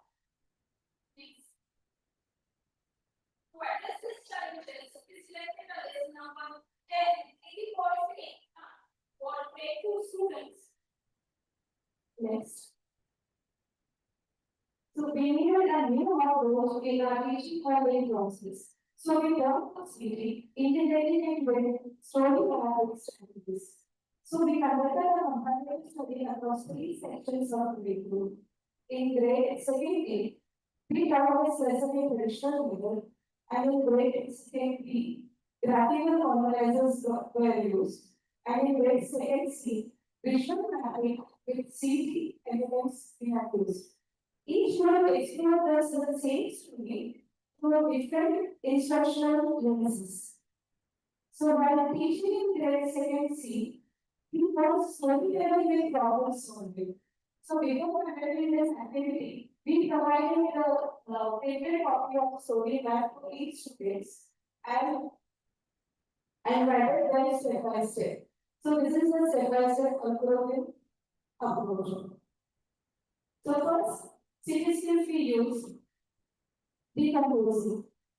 In this, we ask students to break the story into smaller that characters, plot, and twists. In this, we use the word decomposing, but that's what we. So we ask them just break the story into smaller parts that character, plots, and twists. Next, we use it in algorithm thinking. In the we ask students to sequence the events logically, and then we use abstraction. Here, we ask students to focus only on the key elements, ignoring unnecessary details. So in this way, we completed the story by activities in C. Next. So this is the process. Next. Next. We can break two sections. Here is the comparative analysis that we observe. In grade second, 25% of students are able to comprehend, but others are struggling with recalling and summarization. In grade second B, we observe capable in sequencing and comprehension only 45% of students, and in grade C, over 70% of the students demonstrated better attention in comprehension, higher engagement, clearer analysis of narrative structure. So, next. These are the impact. Enhance improve critical thinking, develop organizational skills, increase creativity, and better communication. While conducting this activity, face following challenges. Different vocabulary, difficulty in sequencing, short attention span. Overcome them, we use visual aids and guided questions. Make session interactive and collaborative. Now, consistency was thinking of a young age, very students for future challenges. So in short, serious is like abstract thinking visible and learning more meaningful. So these are the basis of activities slowly having presented in our exam institution that students first they handed to the parents the story and next they explain how to map in the elements and parents appreciated this efforts. Thank you.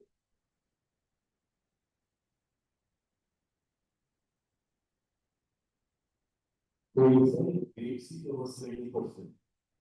Grade C 70%. So why 70%? Because we have used this CDC. So we grade C. Yes, because we were doing comparative studies in all three sections, and we were focusing that through this comparative method, they should enhance the summarization. They should be able to summarize the story after teaching the So through this comparative study, we got the result as grade C well. We got the result in grades. Right.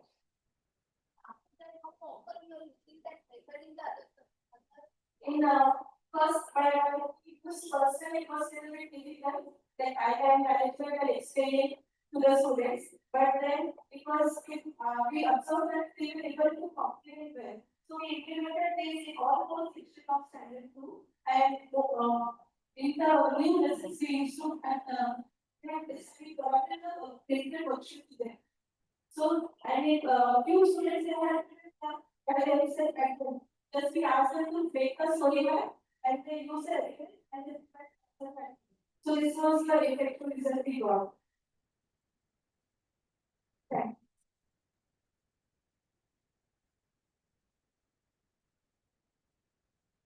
Thank you, ma'am.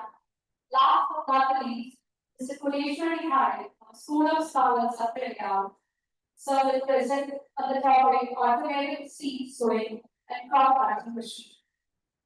Over to you, sir.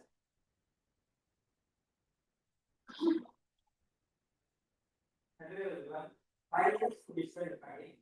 I am assistant adult lab in charge at School of Scholars of India. In our adult lab, we have created several models. Not only our students are created several models, and in that models they have used this computational thinking, and now they have developed certain models where they have involved some computational thinking, not only computational thinking, brainstorming, and the whole thing of coding that they have involved in to create such a computational thinking, where they can see how our computational thinking can be involved in the model. So they have created this model, automated seed sowing machine. He also included the part which is very important for the real world that we are going to compete with China.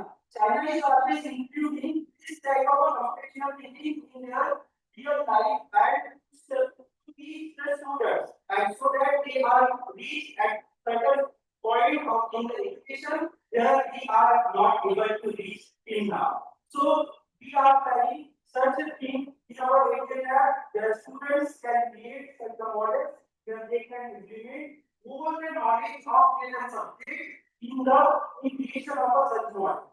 Now this is model where they have to mix up, create, or they have to think like what is the need of the particular model and what is the need or what is the thing that we implement in a everyday life, solve the problems of people.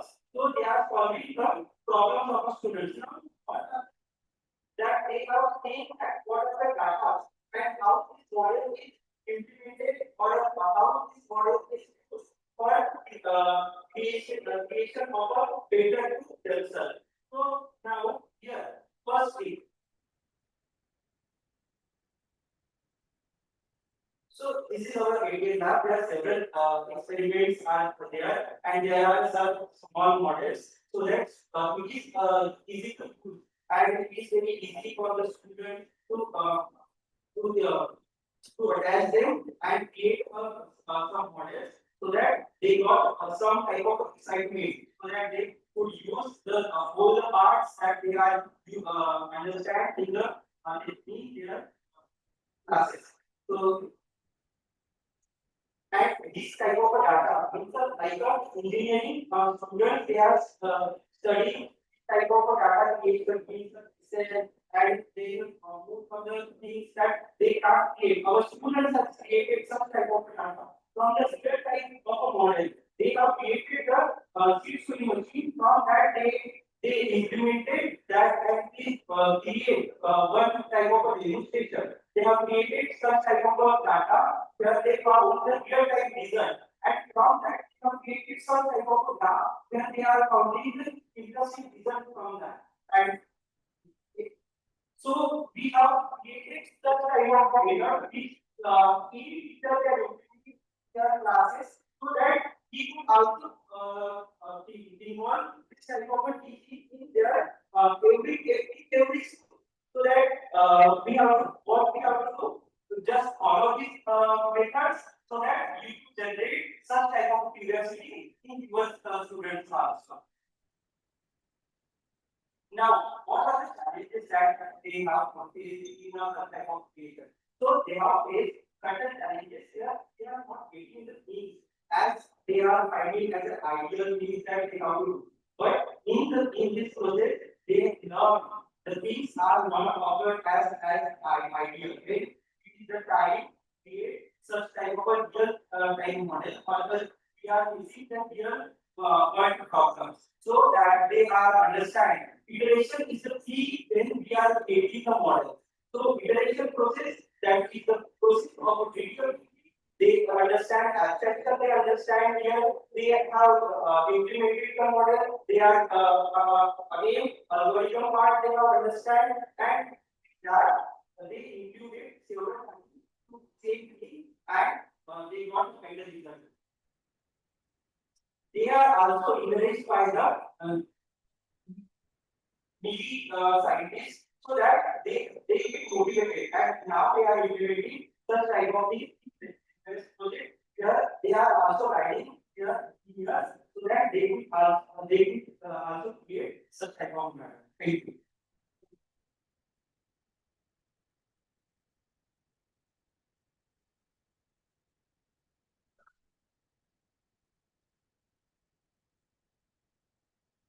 Thank you, sir. Now, I would like to invite Mr. Devika to give some insight on today's event. This is very awesome. I think I'll keep it very brief based on my understanding of what I've been seeing. So first of all, I've been involved with evaluation over the last 10 years of whatever has been happening. So I'm going to share one couple of observations. So first of all, it has been really good to see the legislation and the presentations, the kind of analysis more presentation, the evaluation that we are doing. So here's also for sensitive morning research and this is very good. And what we have to see is where we have to learn is very important because when we have to see apply the same concept of elements of like the problems is everywhere understood. So only the next year we know this. Maybe from next year that is what we should see. It could be like what is one actually about is a output for like for the raters you're presenting.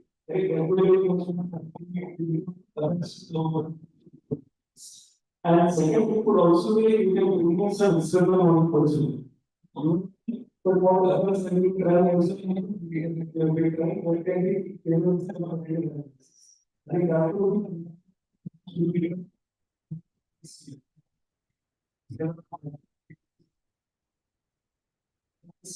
idea of something. The most of the ingredients coming to water just get to the level. It is not any good. That thank you very much.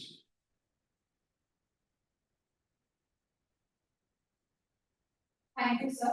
Now, for further proceeding, I would like to hand over the mic to Sonia. Over to you, ma'am.